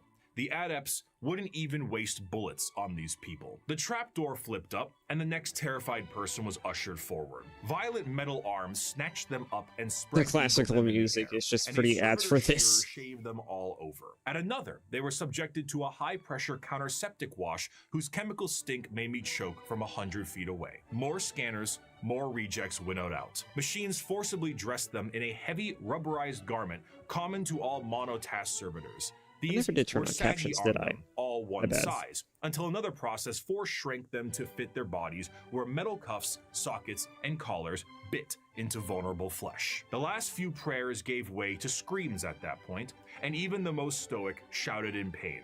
They were ushered over a floor, buzzing with power that made them shriek with every footstep. "What's that for?" I asked. "Follicular inhibitor.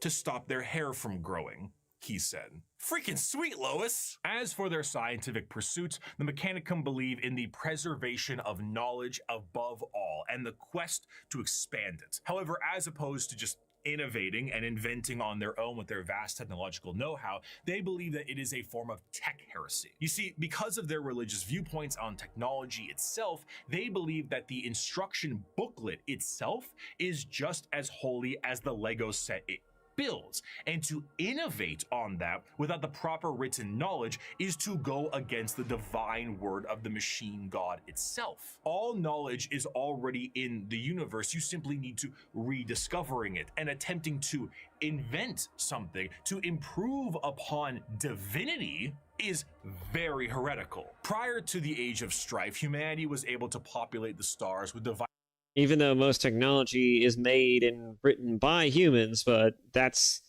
the more that's the more weird oxymoronic aspect about it, I guess. God, this shit's funny. devices known as standard template constructs, or STCs. These devices were, as far as we know, supercomputers with the ability to pull up and detail how to create literally anything a startup colony would need. Essentially, they were devices with the entirety of human technological know-how so that you could make a home away from home. The Mechanicum will not make anything without an STC. Quite literally nothing, because this is the knowledge they seek, and that knowledge is divine. One time, scouts of the Imperial Guard found a functioning STC that provided the schematics on a knife that happened to be a bit lighter and a bit sharper than most other knives. These knives were adopted by 30 Space Marine chapters and were one of the most advanced discoveries of the century. This discovery was so significant that they were each awarded a planet for finding this.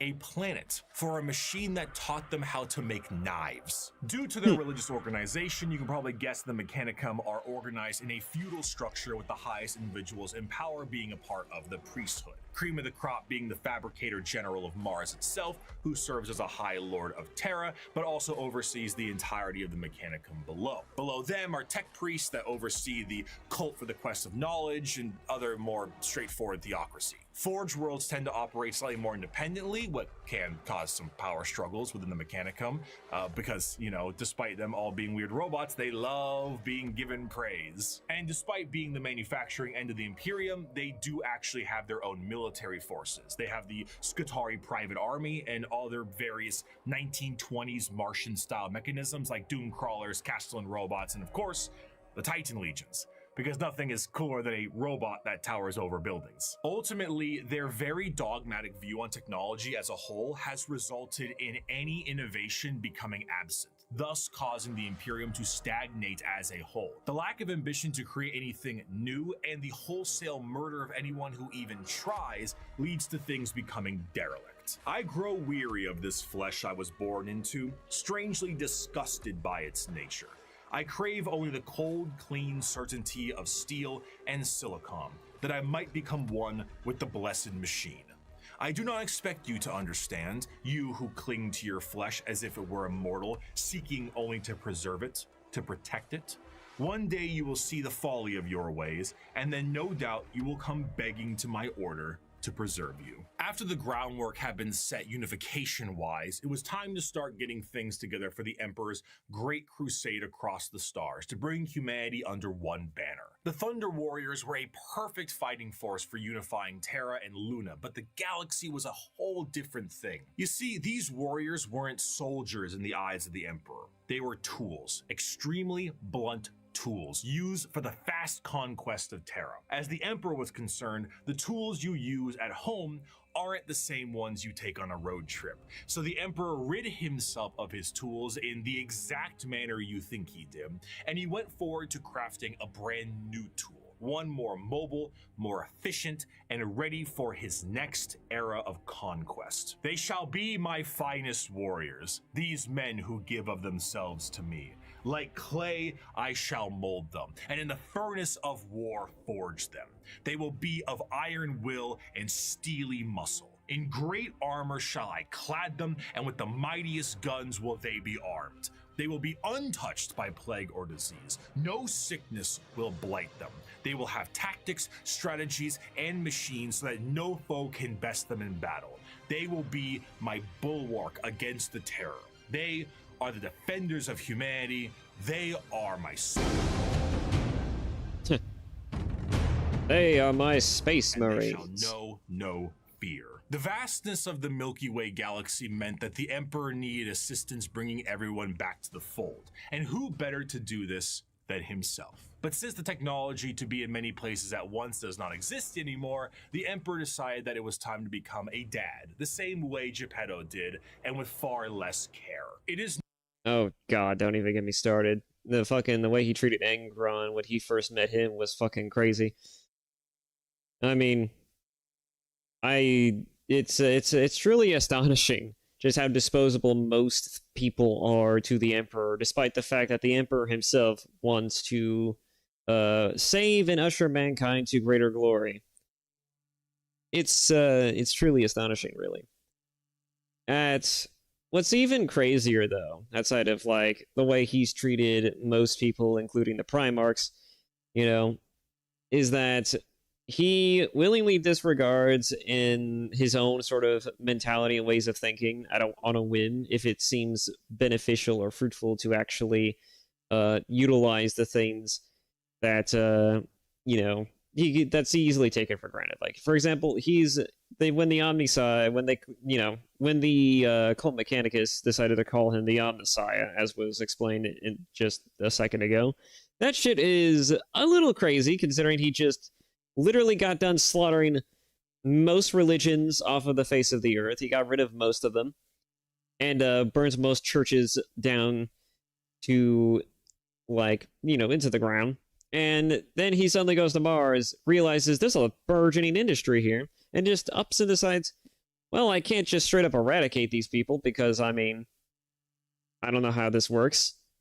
And I don't think we have nearly enough people around who are intellectually superior enough to know how this stuff works. So I'm just gonna have to accept the fact that these people believe in a religion.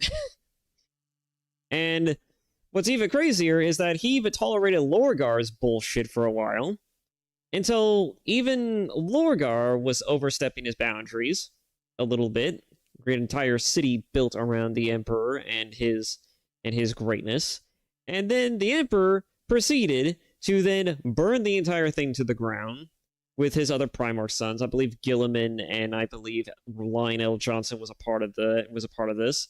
And after sacking this city built in his name, it kind of started Lorgar and the rest of the Wordbearer Legion down a path that would inevitably create the heresy that we all know and love, the Horus heresy. But the groundwork was already being set by not just Lorgar himself, but also by one of his lackeys, Erebus, which everybody knows is a fucking asshole and kind of a crazy person. Lorgar's already kind of fucked up, from what I imagine, but Erebus was really fucked up. He took stingers and fangs off of spiders and scorpions and had them fight each other. Kind of fucked up. And I'm not even being facetious. I'm pretty sure that was Lorgar too. That might have been Lorgar actually, but Erebus was just as fucked up. I know that Erebus is fucked up because the words that he got over his face and everything was he basically murdered a guy wholesale just so he can take his markings, claim to be him, and then went on to essentially, just assume his identity, and basically he became the spokesperson for his religion, essentially, because they all grew up on a very heavily religious sanctimonious planets that see that, unbeknownst to them, kind of worship the Chaos Gods unwittingly, as weird as that sounds, but that kind of sets the tone, the undertone of what the Legion, and in particular what Lorgar and Erebus would eventually go down the route of, you know, because subtlety is not something that is understood by Games Workshop sometimes, especially not here. When it comes to the actual characters, the characterizations and stories to be had, they're very on the nose. Very little subtlety most times. Though there is a lot of lore to be had. It's kind of weird how that works, but anyways, moving on. It's not my son, Arkin. None of them are. They are warlords, generals, tools bred to serve a purpose, just as legions were bred to serve a purpose. What a dad. The Primarch Project was started to create charismatic and unique leaders in the Imperial military.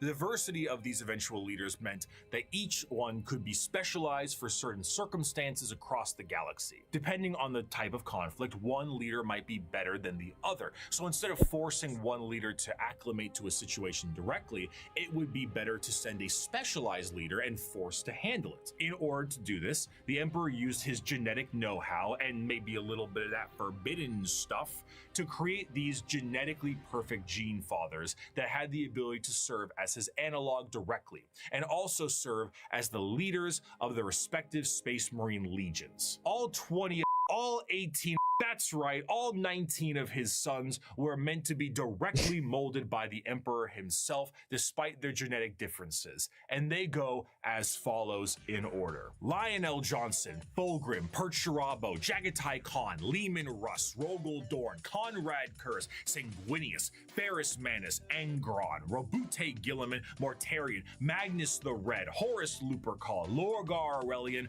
Vulcan, Corvus Corax, and Alfarius and Omegon. His sons, finalized and crafted to be the warriors he needed them to be, were complete. But he may have decided to do a bit of dabbling with things he shouldn't have, and paid a price. Before the Primarchs were ready to go, an intervention by the gods of chaos prevented his plan from being completed as intended. Though the sources vary, the ultimate result of the Chaos God intervention was that all of the Emperor's tools were scattered throughout the galaxy at unknown places and times. Each one of his sons ended up in a completely different world, and instead of being able to directly influence their upbringing, these children were instead forced to experience the unique nature of their respective homeworlds. Some had a great time and lived in general luxury. Others, not so much. Despite his closest advisor, Malkador the Sigillite, saying, "All right, Chief, let's try this one again," the Emperor sensed each of his sons were still very much alive, and one of the primary objectives of the Great Crusade shifted to reclaiming each of his sons so they could take command of their specific Space Marine legions and carry out his will. These original Space Marine legions that were created alongside their Primarchs go in order: the Dark Angels, Emperor's Children, Iron Warriors, White Scars, Space Wolves, Imperial Fists, Night Lords, Blood Angels, Iron Hands, World Eaters, Ultramarines, Death Guard, Thousand Sons, Luna Wolves, eventually Sons of Horus, the Word Bearers, Salamanders, Raven Guard, and the Alpha Legion. Space Marines, unlike their gene fathers, the Primarchs, are not made in a vat. There is a process to recruit more members from humanity itself, which seems a bit strange considering how massive a Space Marine is compared to a normal man, but don't forget, the Emperor is really good with genetics. Less good with anesthetic, however. These prospects are recruited across humanity from various reasons and methods, and are generally killed during that process. But sometimes they aren't, and they are able to go through more and more of the actual training to assess certain traits that are important and relevant to being a Space Marine. Most of the time, the common factor is a pure, unrelenting willingness to kill the enemies of the Imperium. After going through psychological screening, the prospect, now called a neophyte, goes under the knife to become a Space Marine. And here is a quick list of all the cool new stuff they get genuinely shoved into their bodies. A secondary heart, an organ that makes your bones grow, an organ that makes your muscles big, an implant that makes your blood stronger, a little organ that turns your white blood cells into super white blood cells, a brain implant that allows you to sleep while being awake, a pre-stomach that allows you to digest literally anything, a spinal implant that allows you to absorb the genetic memories of what you eat, bigger and better lungs that can let you breathe underwater, an implant that gives you stronger eyes, new ears that keep you from being dizzy, a brain implant that lets you go into suspended animation if you're in a bad shape, skin that acts like transition glasses, I almost got it in one take, a brand new kidney, the ability to taste the air and find enemies like a bloodhound, a special coating on your skin that allows you to be protected in space, the ability to spit acid, a gland that allows you to absorb the unique genetic makeup from the gene seed in the first place, and a straight up carapace that allows the Space Marine to interface with their power armor directly. Quite often, these are put inside of you at dubious levels of mental alertness and dubious levels of anesthetic. After a more generalized indoctrination into the faith of the Imperium and a bit more training and other. Ever played The Witcher 3? Yeah, it's basically the process of becoming a Witcher. It's just 10 times worse, because instead of just getting a few mutagens strapped into you among a few other things, right, this is like having a bunch of invasive bodily functions suddenly put into your body. You're now far more aware of now than you were before, all these new weird alien features to yourself, and then suddenly you have to come to grips with the fact that you're far different than your average human. Imagine being a space marine after the surgery. Imagine being so fucking done with your life and everything you just went through and experienced, only to be suddenly thrown onto a fucking deserted planet or some sort of death world and basically told, hey, you're going to survive here for about a week or two, and we're going to give you an objective. Complete that objective, or so just fail and subsequently become a servitor, or just fucking die. I don't know. It's mental. Their important manners, they can finally be welcomed as a fully fledged Space Marine. A Space Marine is quite literally a walking tank that is armed to the teeth. Two of the more iconic weapons held by a Space Marine are their bolt gun, which fires explosive shells the size of soda cans, and a chain sword, which is... The Space Marine is clad in a colorful carapace known as power armor, crafted from extremely heavy and durable ceramite. The power armor of a Space Marine protects him from any terrors he may face, be it the void of space itself to an inhospitable atmosphere. This armor, combined almost biologically with an already massive physique, makes the Space Marine an almost unstoppable fighting force. And hell, if the armor doesn't protect them enough, they can always become a walking coffin like the dreadnoughts of the chapters are. What truly adds to it all, however, is the sheer difference in some of them. While a Space Marine in its own right is an indoctrinated freight train on legs, how they act can be quite different from chapter to chapter. The gene seed of a Primarch is not just helping them become big and strong, but allows them to gain certain traits from their forefathers. Everything from how they think to even slightly adjusting their physical appearance once it's been implanted, the gene seed can be the personality of an entire Space Marine. Take the Salamanders, for example. Salamanders have a predisposition to fire as a whole, and tend to be extremely large due to the size of their Primarch, Vulcan, and his enormous stature. Whereas someone like Sanguinius, Primarch of the Blood Angels, share more vampiric features and more angel-like qualities. A gene seed is not just aspects of the Primarchs, but they are also flaws too. Magnus the Red and his 1,000 Sons underwent something known as the Flesh Change, a horrifying mutation that, while it made them strong psychers, would affect their bodies so terribly that they would would mutate away from humanity. Where other factions have inspiration for their culture from our real world, like the feudal Japanese of the Eldar or Egyptian style the Necrons, each Space Marine chapter themselves. What's the Obama representation? Drone strikes. I think I get it. Mongolian fighters. These space wolves are Norse Vikings. The Dark Angels are Knights of the Round Table, and so on. This moves into their fighting style, and truthfully, there is no end to the characters and options when it comes to the Space Marines. Space Marines are the main symbol you see, and while many of them can be simply indoctrinated warriors who only care about conflict and can be quite boring, then you meet Dante, or Bjorn, or Argel Tal, or Karn, or Lucius, or Erebus. And then you discover the wealth of these characters and tools of war you can have. For 1100 years, I have fought and I have seen the darkness in our galaxy. I have seen the vileness of the alien and the heresy of the mutant. I have witnessed the sin of possession, and I have seen all the evil that the galaxy harbors, and I have slain all whose presence defiles the Emperor. I have seen what you will see. I have fought what you must fight, and I have slain what you must slay. So fear not and be proud, for we are the sons of Sanguinius, the protectors of mankind.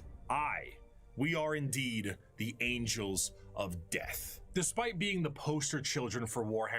That must be a quote by Dante, because he's the only Space Marine alive who could possibly live that long.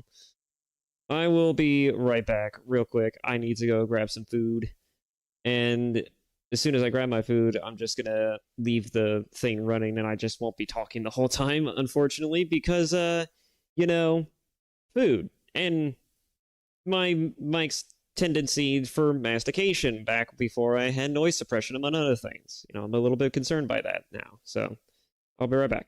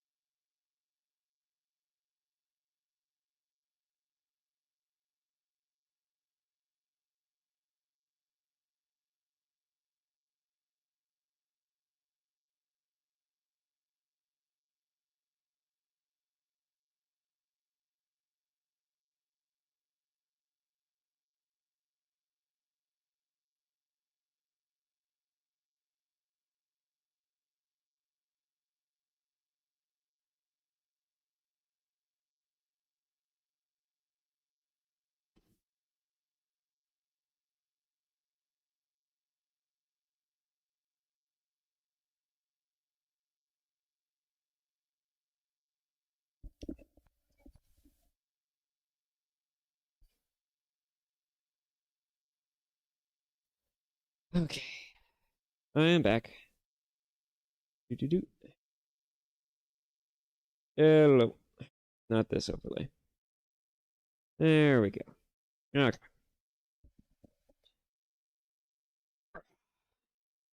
And if anybody's wondering, I'm going to be eating a chili dog. Alrighty. Let's go ahead and get that started. I'm not going to be talking while this is going, but I will be listening. So if I have anything to say, I will definitely pause to say it.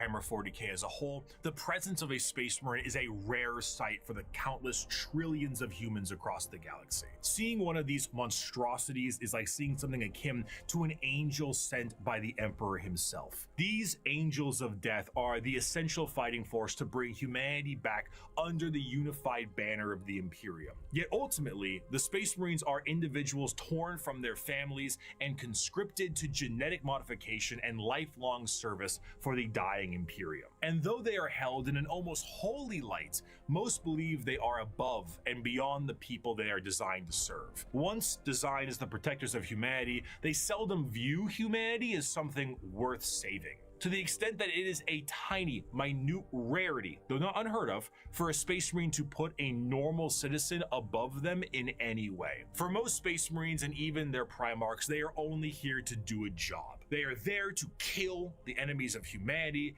and I would be remiss if I didn't add at least one more of my favorite quotes to the tail end of this section. "The time for speeches is done," said Rogel Dorn. "The first great test is here. My order to you all is simple, yet heed it well, and exert yourselves to see it done. They are coming. Kill them all." While the Space Marines are the spearhead of the Imperium's Great Crusade and also a major player in its warfare, there is a significant amount of importance that must be taken on their transport. What sci-fi universe would be complete without its navy? When you think of the navy or ships on the open sea, you think of something that is sleek, something mobile, and something pretty big. For perspective, the longest self-propelled ship in history was the TTC-Wise Giant, an oil tanker that was about 458 meters long or over about 1,500 feet. This right here is child's play in the world of 40k ships. A ship that is considered to be an escort vessel in the Imperium is about 3 times the size of a Sea-Wise Giant, and the size of the ships only go up from there. Your most common ships are the cruisers. The light cruiser tends to average at about 2 kilometers long, or just over a mile in length, where the Dictator class cruisers can be over 3 kilometers or 2 miles in length. The largest ships are your battleships, and they are tremendous. We're talking 5-mile long, half a mile high monstrosities that look like gigantic Gothic cathedrals and filled to the brim with weaponry. And not only are they filled with weapons, but they are also jam-packed with crewmen. Battleships tend to, on average, carry a crew between several thousand to several million, and they need every single one of those members because we don't have advanced technology for other things to pilot themselves or control themselves in a meaningful way because there's no AI. A lot of this stuff has to be done manually. Even the reloading of those giant batteries is a form of manual labor. And of course, generally speaking, gliding through the stars is a very slow way to do things. And let's be honest, there can't be a science fiction setting without some form of hyperspace travel. This form of travel in 40k is less like going to Plaid in Spaceballs and more like going into Davy Jones' zipper dimension in SpongeBob. Oh, now what? I suppose you're gonna show me. Oh, gee, that's very nice. Oh, what is this? Some kind of magic act?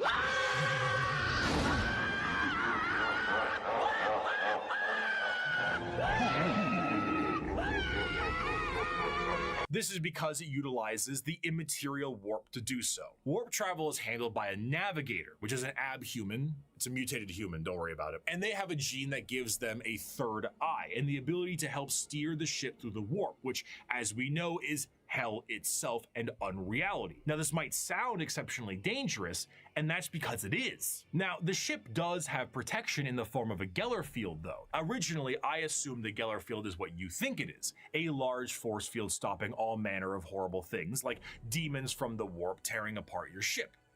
How wrong I was, though. So space travel through the warp basically involves riding on the Sea of Souls. Hell is real and you can surf on it. So you allow the current to carry you and the navigator to direct. But how can a current of souls and unreality carry you when it doesn't obey the laws of physics, time, or, again, reality? What a Geller field is not a force field, but a comatose imperial psyker dreaming of reality. It is not a bubble. It is a force of reality being projected by mutant Sleeping Beauty to counteract the unreality of the warp that you can then surf on. This, of course, is not a foolproof method of travel, and Geller fields can and do collapse fairly regularly. Being subjected to the warp itself without this Geller field is a terrifying prospect. In the best case scenario, your ship will be torn to shreds, but there are countless instances of ships being thrown out of the warp randomly throughout time itself. You leave for a 2-day mission and you come back 90 years in the past. Maybe you feel like you're lost in the warp for a century and it's only been 45 minutes. And that is only if the waves of souls don't rip your ship apart or have demons arrive on it to do unspeakable things to the crew. The Imperial Navy is an astronomically powerful force for the Imperium because the sheer volume of ships and guns on those ships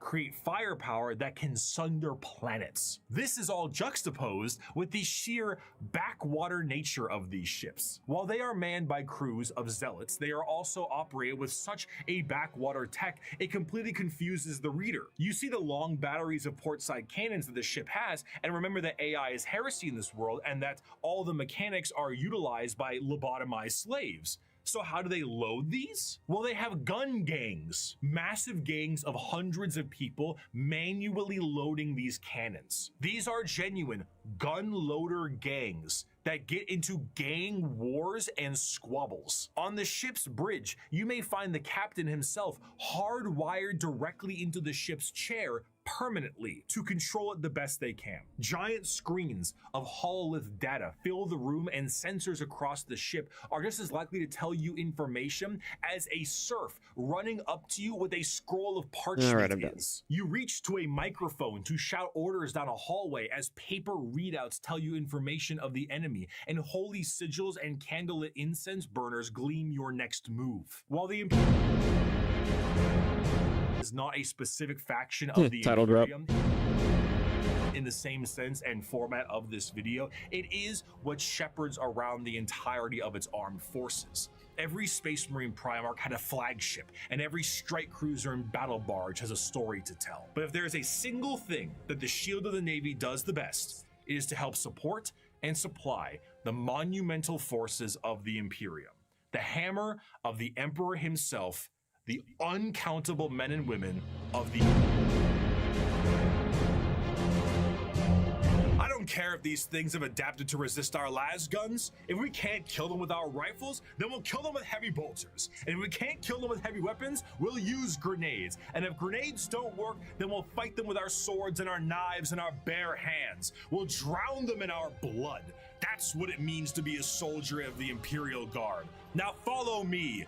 Charge! There is no better symbol of the might of the Imperium itself than the Astra Militarum, or as it is commonly known, the Imperial Guard. Though the Space Marines take the glory and stand as the visual representation of the Imperium, their numbers are dramatically thin and specialized in comparison. To reclaim 1,000,000 worlds, you need a countless number of troops willing to fight and die for your cause. The Imperial Guard represents the Imperial truth made manifest. Yeah, the Imperial Guard and Cadia are essentially the backbone of the Imperium. If they didn't have this, they would have only Space Marines as well as several potentially splinter successor chapters to work with, and even then, they probably don't know every fucking chapter that's out there, so...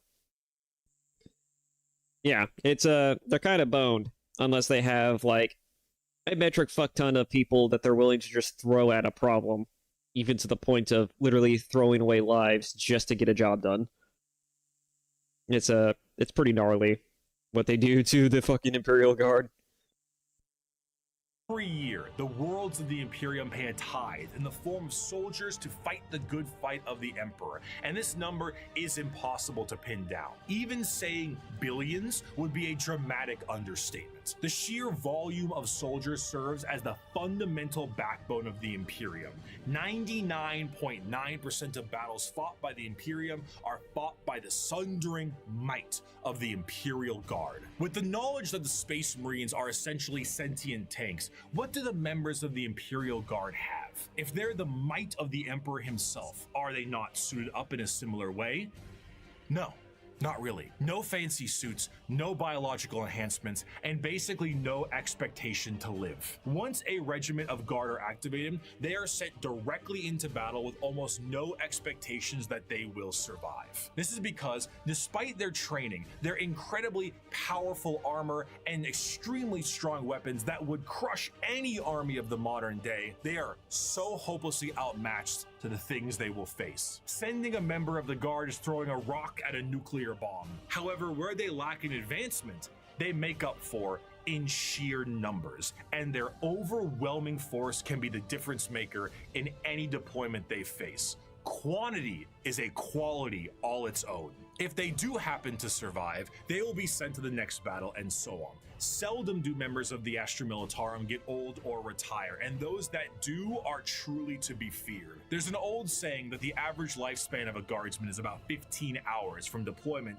and considering the sheer number of guardsmen out there in any given battle, that number is probably accurate. When several million of your pool of guardsmen die within the first few hours of combat because the orcs threw a moon at you, it can really screw the numbers. The soldiers of the guard are conscripted and trained on an incredible number of worlds in the Imperium, and these worlds can impact their training and their combat style directly. The most famous visually are the Cadian shock troops. But other notable guard factions include the gas mask-clad Death Corps of Krieg, the Rambo level of Catachan Jungle Fighters, and the iron-willed Mordian Iron Guard. This also... I'm actually curious about those jungle fighters. I've always heard them mentioned, but I've seldomly ever actually seen anything about them. I wonder if that's a thing I should probably look into. Because they seem like interesting people. Helps them specialize against individual types of enemies. The Indigan Prefects are a special guard regiment that came from a planet whose planetary governor, the leader of the planet, thought it was fun to collect exotic animals, which then crossbreed and then became the giant freight train-sized monsters destroying the planet. So the Indigan Prefects are specialized for big monsters. Hello, Tyranids. One particularly interesting officer in the Guard is the enforcement officer known as the Commissar, and they are one of the more visually striking members of a regiment. These are specialized Imperial officers and act as morale officers. But instead of singing songs to the troops and providing hot meals, the Commissars are there to make sure that the members of the regiment continue to fight to the bitter end. If a soldier does not meet the standards of the Commissar, the solution is simple. There are trillions of other soldiers out there. We don't really need you. Combat fatigue? Headshot. Concerns about the conflict? Headshot. Fleeing the battlefield? You bet that's a headshot. Considering that these officers tend to be outside of their regiment, feelings on them can be mixed. And in fairness, certain commissars, like the esteemed Ibram Gaunt or Caiaphas Cain, tend to do a bit better with the whole people talking part, because if, say, you were trying to tell a beefed up Catachan jungle fighter what to do, you might take a mysterious leave of absence inside a carnivorous plant. But no matter what I say, I don't think I can truly convey the sheer might of the Imperial Guard, so I'm going to get a visual aid. Let's take a look at this image right here, right? This is the cover of the 9th edition Codex for the Astra Militarum, the official cover art. Your eyes may be drawn to the dark and brutal looks of some of the main members on the front and the gigantic orc they are attacking, but zoom out a little bit. There is no floor. There is only people, and behind those people are tanks, and behind those tanks are flying artillery shells. There are 2 enormous transport ships in the sky, and their ramps are down, and on their ramps are more people. The Imperium is described as having 1,000,000 worlds. 1,000,000 worlds. And each one of them gives soldiers to the Imperial Guard for the tithe. On a given battlefield, in a given fight, foot soldiers number in the millions, tanks in the tens of thousands, and you have enough artillery to turn the night sky day. You have walkers and APCs and aircraft and horse cavalry and tanks the size of apartment buildings. You have drop troops and spec ops and rattling snipers and gigantic ogres that can't count to 4, but they can turn you into 4 pieces, and it just doesn't end. Humanity is a horde army, but instead of a horde of bugs or rampaging orcs, it's a living wall of guns. At the end of the day, though he's been ferried through hell on a ship that's 10,000 years old to some godforsaken war-torn rock, though he deployed from high orbit with nothing but a grav chute, though he is one of 10 million men and women snatched from his homeworld to fight a war he barely understands, though he has been given a weapon that fires small suns and may annihilate him as he fires because the knowledge of how it functions has been lost, though his company is supported by tractor tanks that run on anything you can burn, though he wages war against the devouring hive mind, ravenous demons and hordes of hyper-advanced aliens with strange technologies and sorceries he never dreamed existed. No one will remember his sacrifice. There will be no records of his deeds, no glorious parades in his honor, and no remembrance of his name. All he will earn is a shallow, unmarked grave on a forgotten world untold light years from home. Yet for all this thankless sacrifice, a guardsman is a man, just like you. He has no millennia-old genetic engineering, no prophetic leader, no miracles of faith. He has his lasgun, his orders, and those beside him. He is the Imperial Guard, and he will hold the line. In the end, the Astra Militarum, despite fighting for the honor of the Imperium, are their own form of a massive horde army where individuality does not matter. They are merely numbers to the Imperium, and the vast majority of the conflicts they are sent to are attrition-based battles that gain virtually no ground while countless millions die. Yet this makes them the most human. For the Imperial Guard contains normal people, people who are happy and sad, people who laugh and love, and in there are stories, because there is strength in facing the horrors of the universe head on with nothing but a rifle in your hands and a prayer on your lips. Armed with an innumerable amount of Imperial soldiers and Space Marines, the Navy begins its great crusade into the stars to rescue the stranded Primarchs and reunite them to their legions. But the biggest question needed to be asked was, what would they find?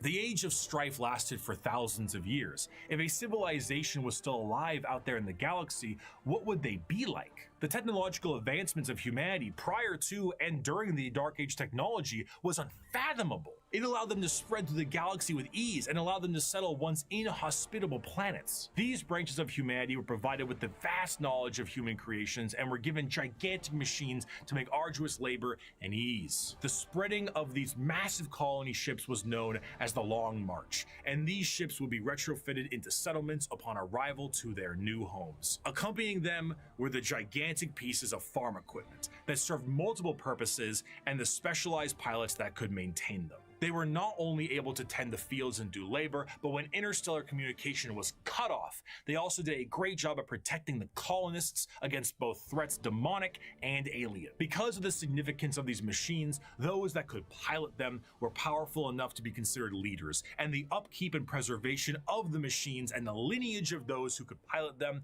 was imperative. These machines, over the thousands of years, would eventually be known as the... He must be humble of heart, strong of arm. Yeah, the fucking Imperial Knights are crazy. They were meant for farming, right? But these motherfuckers are huge. Like, they're huge. You can actually see an Imperial Knight in the Space Marines 2. And it's not the size of a dreadnought like you see in space in the game that you fight alongside with. It's not like a dreadnought. It is very much like a giant mountain of just machine parts. And you can see it on the dead world. And you can even see it in the operations mode. When you're going through the operations mode, like if you're looking out off into the distance, you can see it. It is fucking massive. It's crazy. But, yeah. The Imperial Knights are nothing to scoff at. Be savage in war, loyal to hearth, and follow deeds of glory. He must keep honor with all, banish cowardice from his doings, and bring his house no shame. He must serve the emperor and defend the Imperium, thus should a knight rule himself. The Age of Strife caused these colonized worlds to be cut off from the Imperium, and the reversion of these worlds resulted in the reverence for this farm equipment turned feudal, and the leadership that controlled the devices became viewed as a noble hierarchy. During the Age of Strife, exploratory fleets from Mars found plenty of these worlds, and it seemed the majority of them reverted to a similar state. Like King Arthur seeing Merlin himself, these feudal worlds welcomed the tech priests of Mars with open arms. The mutual relationship between the Admech and the nobility was beneficial. The Admech were able to secure more worlds for mining resources and potentially long-lost STC information, and the noble houses were provided with technological know-how and modifications from the Admech themselves. The suits became more and more specialized, and their history as mere pieces of equipment were lost to time. What was once a tractor became a killdozer, and the Imperial Knights were born. Unlike other military aspects in the Imperium, the nobility of the Knight houses remains just that,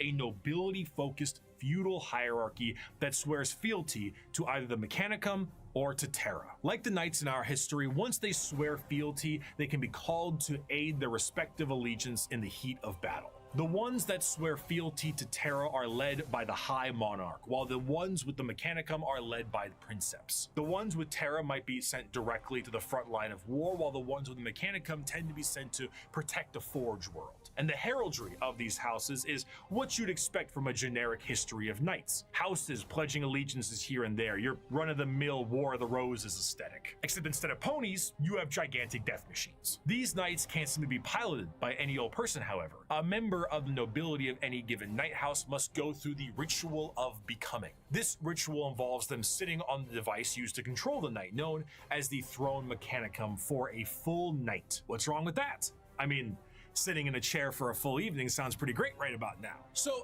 a pilot cannot drive a knight. They can, but it moves about as effective as Ripley from Aliens 2, big, lifter thing. It is, in a sense, a beast that must be controlled, and a pilot must merge with it. The mind of the noble is connected to the machine and must fight with the mental signatures and personalities of the prior pilots as well. Everything a knight experiences in battle is felt by the pilot themselves, be it the general movement in the battlefield or damage sustained by the machine itself. If a knight's leg is blown off in battle, the pilot could experience a broken bone in the same spot. The merging to the machine forever changes the mentality of the noble that experiences it. This connection reinforces a strong degree of nobility and honor in the pilot. And that's a gamer chair and a half. Glory of their house until the bitter end, as their ancestors' minds are linked directly to the knight. The size of these knights can vary, but generally speaking, they stand in the ballpark of 30 to 50 feet tall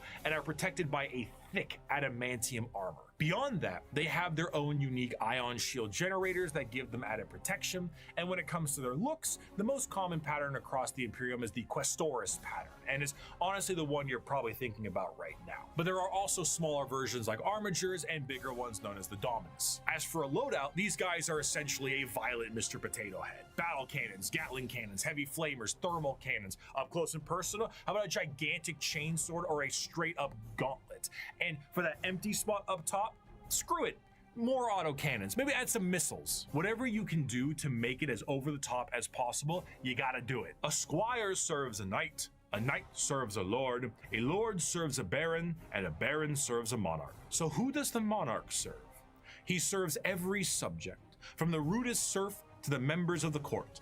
Chivalric fealty, when ideally practiced, is not a pyramid, but a circle. Ironically, on the surface, night worlds themselves are one of the least grim-dark settings in the galaxy. Reverting to an ancient time with knights and peasants is almost an escapism from the techno-hell of the modern Imperium. But this, of course, doesn't make it great for everyone.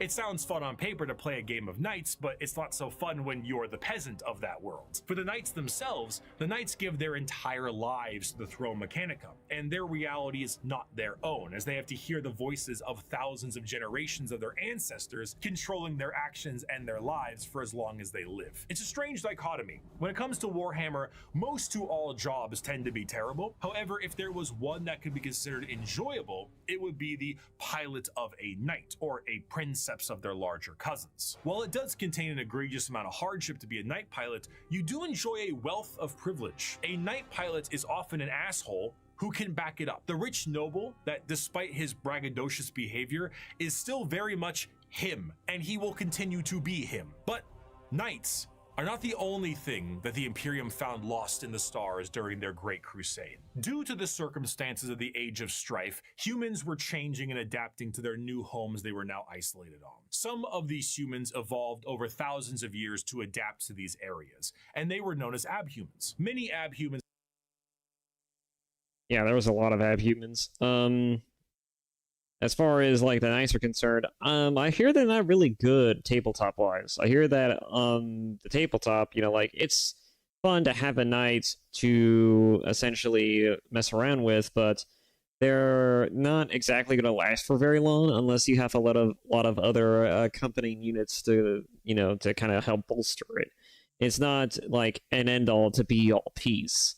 It's very much like it fulfills a specific function, and if you're not careful of how you use it, it's just going to eat up all of your resources, and it's going to fuck you over by the end of, by the end of the rounds.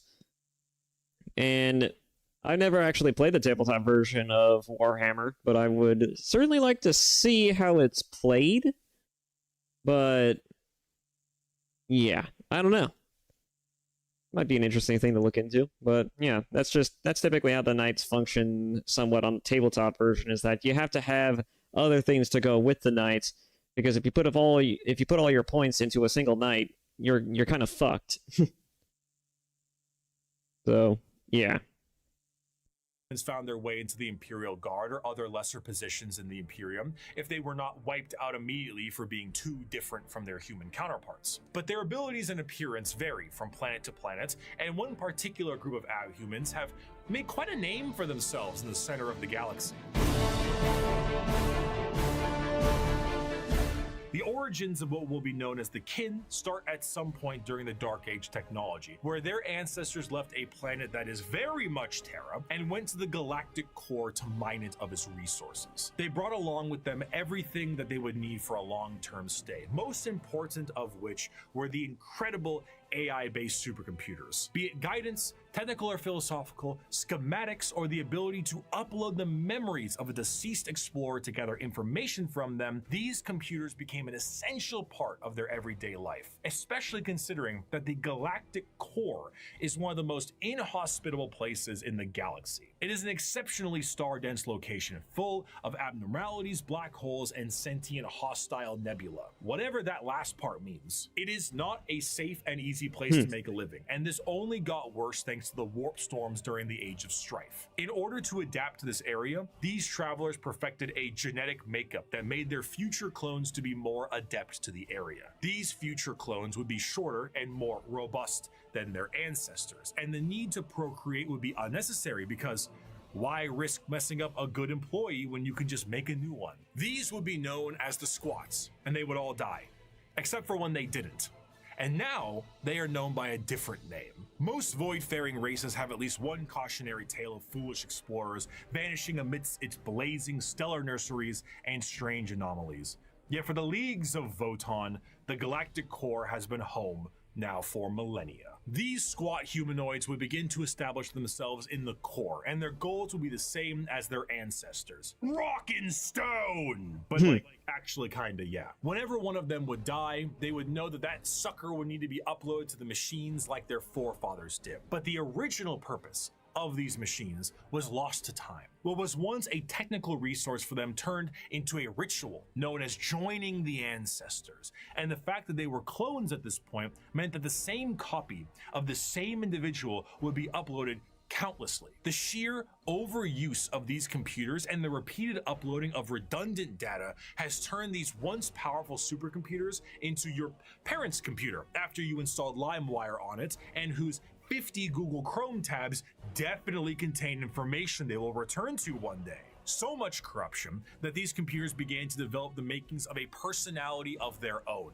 These would be known as the Voton, and the kin, this dwarf-like abhuman of humanity, would revere them. The Voton still operate to this day, but the volume of corruption have made anything outside of their very basic functions highly unpredictable. They may not answer a question for centuries at a time, and if they do provide an answer or data, it has become so corrupted and so incongruent that it takes a literal kin wizard to comprehend it. The kin, much like the dwarves of fantasy, exist nowadays as a mercantile species that constantly work to mine and manufacture. However, their capitalistic desires are dangerous. The biggest crimes a kin can face are being lazy, unproductive, and breaking a contract. Stellar conflicts have broken out over hundreds of years due to the breaking of a deal. So if you signed a contract with a kin, you best stick to it. Because of this, the kin have been known to interact with other species in a fairly common manner. This includes humanity, who have met various members of the kin multiple times but constantly considered them to be all a different species. Famously, the Imperium noted that the kin they referred to as the Squats were their own species and were wiped out by the Tyranids. Little did they know, they were still around. The kin are acutely aware of two things. The first is that the humans of the Imperium are deeply terrified of technology, so the sheer existence of the Voton is a secret as well as the truth. This extends also to the Iron Kin, sentient robots that are treated in the same esteem of flesh and blood kin because kin is kin. The second thing they are aware of is where they're from. They are fairly confident that they are from Terra, and they know that if this secret was to be known by the Imperium, that the Imperium might want to take ownership of them and everything they've built. So the more alien they are, the better. Now, this sounds fine and good, right? What could possibly be wrong with these guys besides the hyper late stage space capitalism? Well, we have to go back to their creation. The kin are an entirely clone-based race made from the computers that are exceptionally difficult to recreate. These machines, the Voton, are becoming more and more unpredictable and derelict. If anything were to happen to these machines, it would be a twofold ending of the kin. New kin cannot be reproduced, reducing their numbers, and the existing kin would have no further purpose because the end that awaits them would be non-existent. The horror of the kin civilization is that the entire purpose of their lives is to do the best they can at their duty and upload all they know to the Voton, their ancestor cores, join their ancestors. But doing so is actually the thing that is killing these supercomputers in the first place. The ancestors were dead, but through the first truths, their legacy continued. And though their eyes had shut long ago, indeed the ancestors were watching, not with a gaze from eons gone, but with the eyes of every living kin. Each generation was the embodiment of the ancestors cast anew by the Voton. The galaxy changed. Stars died, planets were destroyed, and civilizations fell. But as long as the Voton endured, the ancestors still lived. I do want to end this last bit with an enjoyable quote from one kin. As you may have assumed, the Leagues of Voton are space dwarves with a corporate sci-fi motif, but they are still very much dwarves. They're squat, they're strong as hell, and they hold serious grudges. This time it's just more about your contracts than anything else. And so because of this, they might treat most things about how you would expect a capitalistic dwarf would treat things. You misunderstand, human. I am not here to debate. I am not here to compromise. What you see as yours, I am taking for my kindred. You want to bargain? Torek, unholster our means of negotiation. As the Great Crusade continued, humanity would find their missing Primarchs, reestablish the locations of all of their various worlds, and finally reclaim what the Emperor was always hoping for. But eventually, all the Emperor sought to build would be his undoing. His original attempt to have all of the Primarchs lead his great armies and usher humanity into the better ages would end up crumbling down. And we will learn about how the Imperium backslides and the horror of the modern day of 40K in part 2. I will see you very soon. Thank you so much for watching.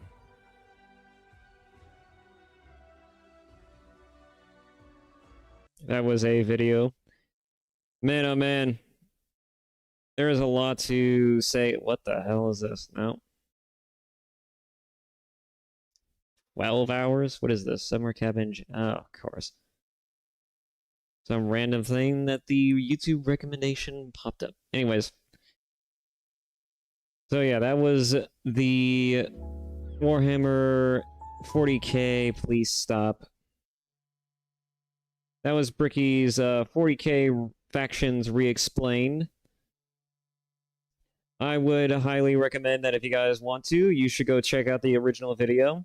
I did stop intermittently here and there, although I feel like I could have stopped a little bit more in some places, but stop. Why is YouTube so weird? It's never been this slow or this incomprehensive. It's weird how for some reason YouTube is it Opera? No. I don't know. It could be the browser. Anyways. That's weird. Anyways, so yeah, I'm just gonna go ahead and just maybe cut it here for now. But yes, please go take a look at the original video.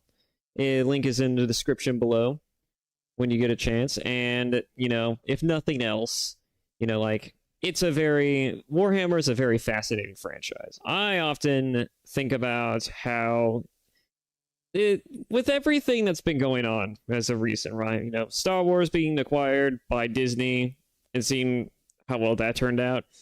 And looking at the many franchises and the many stories that exist in our modern time, from superheroes to, like, you know, to many other things such as Halo and other franchises, video game ones or whatnot, there's a lot of things that have went by the wayside and a lot of stories that are no longer as cool as they used to be, right? And I feel like Warhammer is just one of those franchises, right, that, you know, like, it's kind of one of those franchises where it feels like it's the last bastion for any semblance of quality to, you know, to remain. I wonder if it'll be easier if I just do this. And I feel like, if nothing else, with Games Workshop being the way that they are, right? Oh yeah, it seems to be tracking better now. I'm hoping that at the very least, yeah, I should have done that a while ago, that the 40k as a franchise continues to at least gain notoriety and succeed in many different ways without compromising on its vision. Because there's been a lot of stories now as of recent where there's been so many compromises over the original vision of the works that it's debatable as to whether or not it's even the same thing.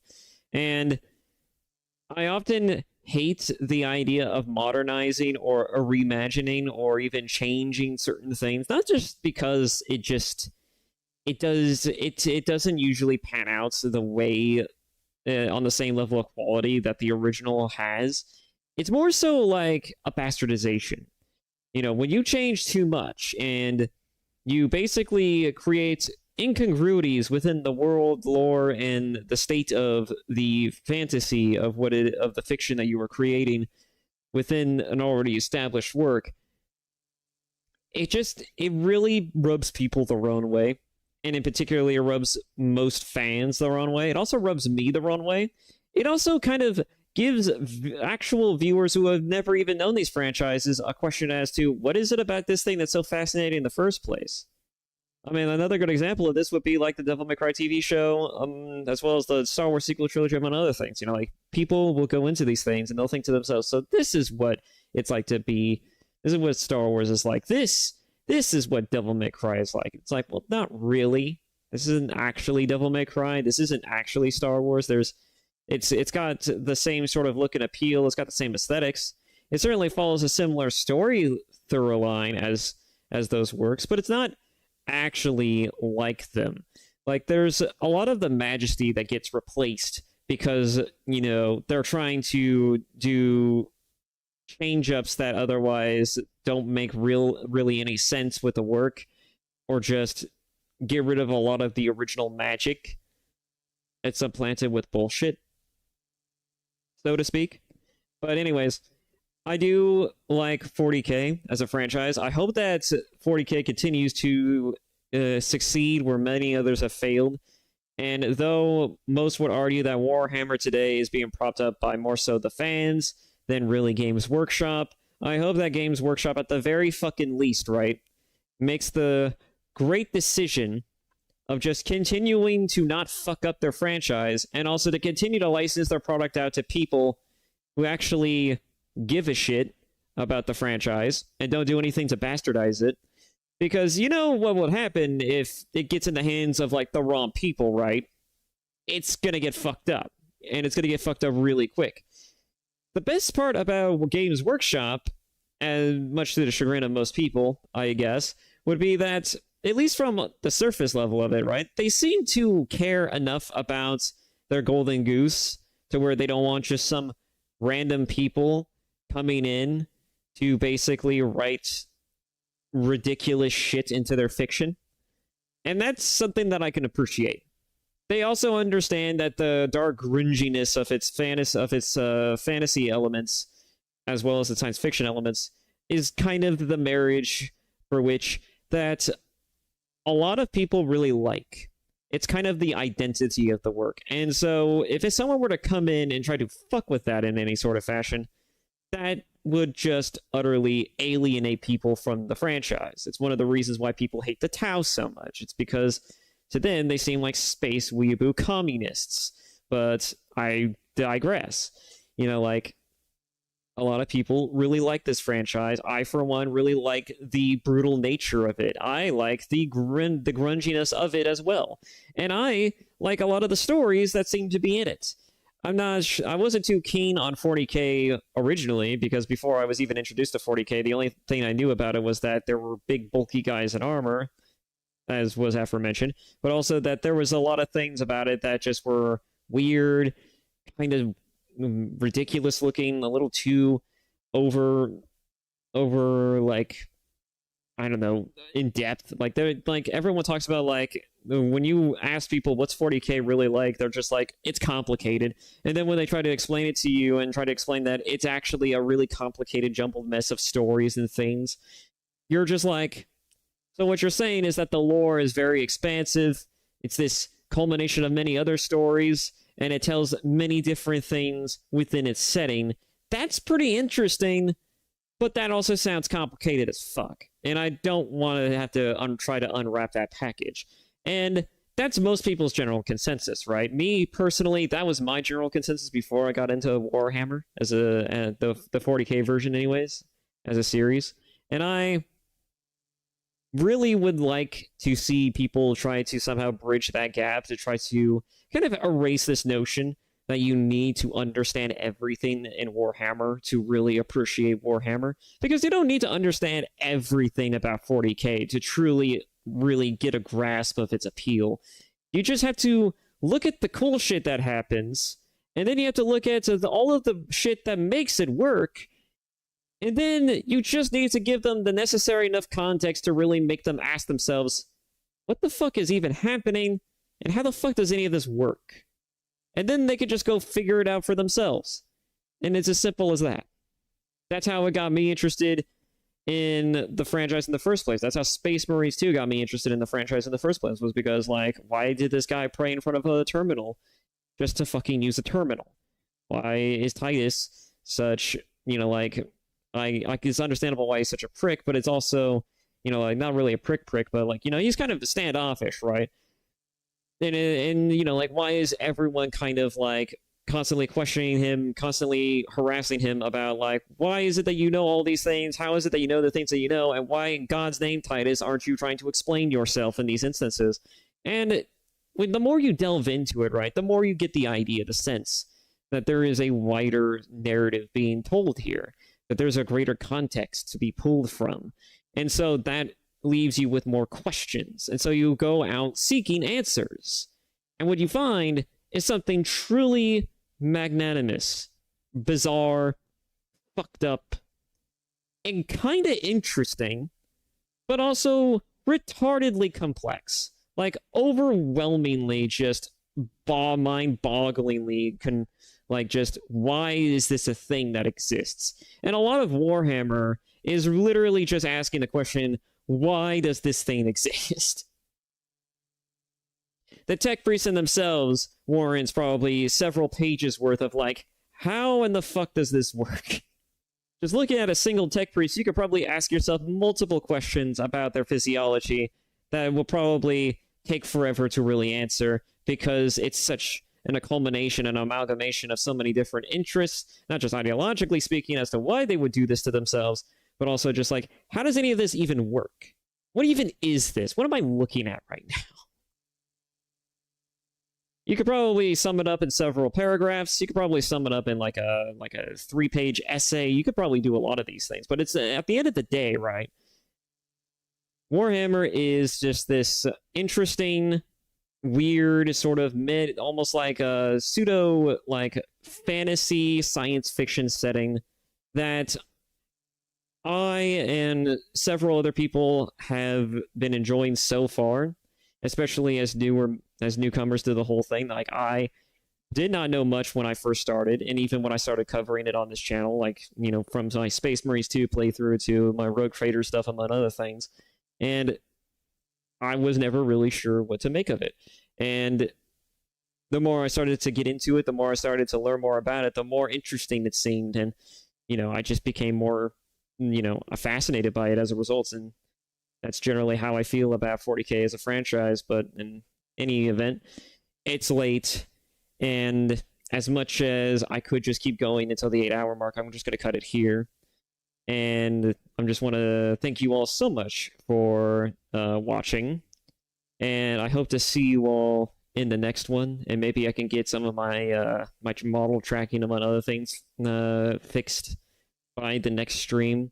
And hopefully, right, maybe I can find a video that's worth reacting to that's not necessarily a shoe on head video. It could be something different.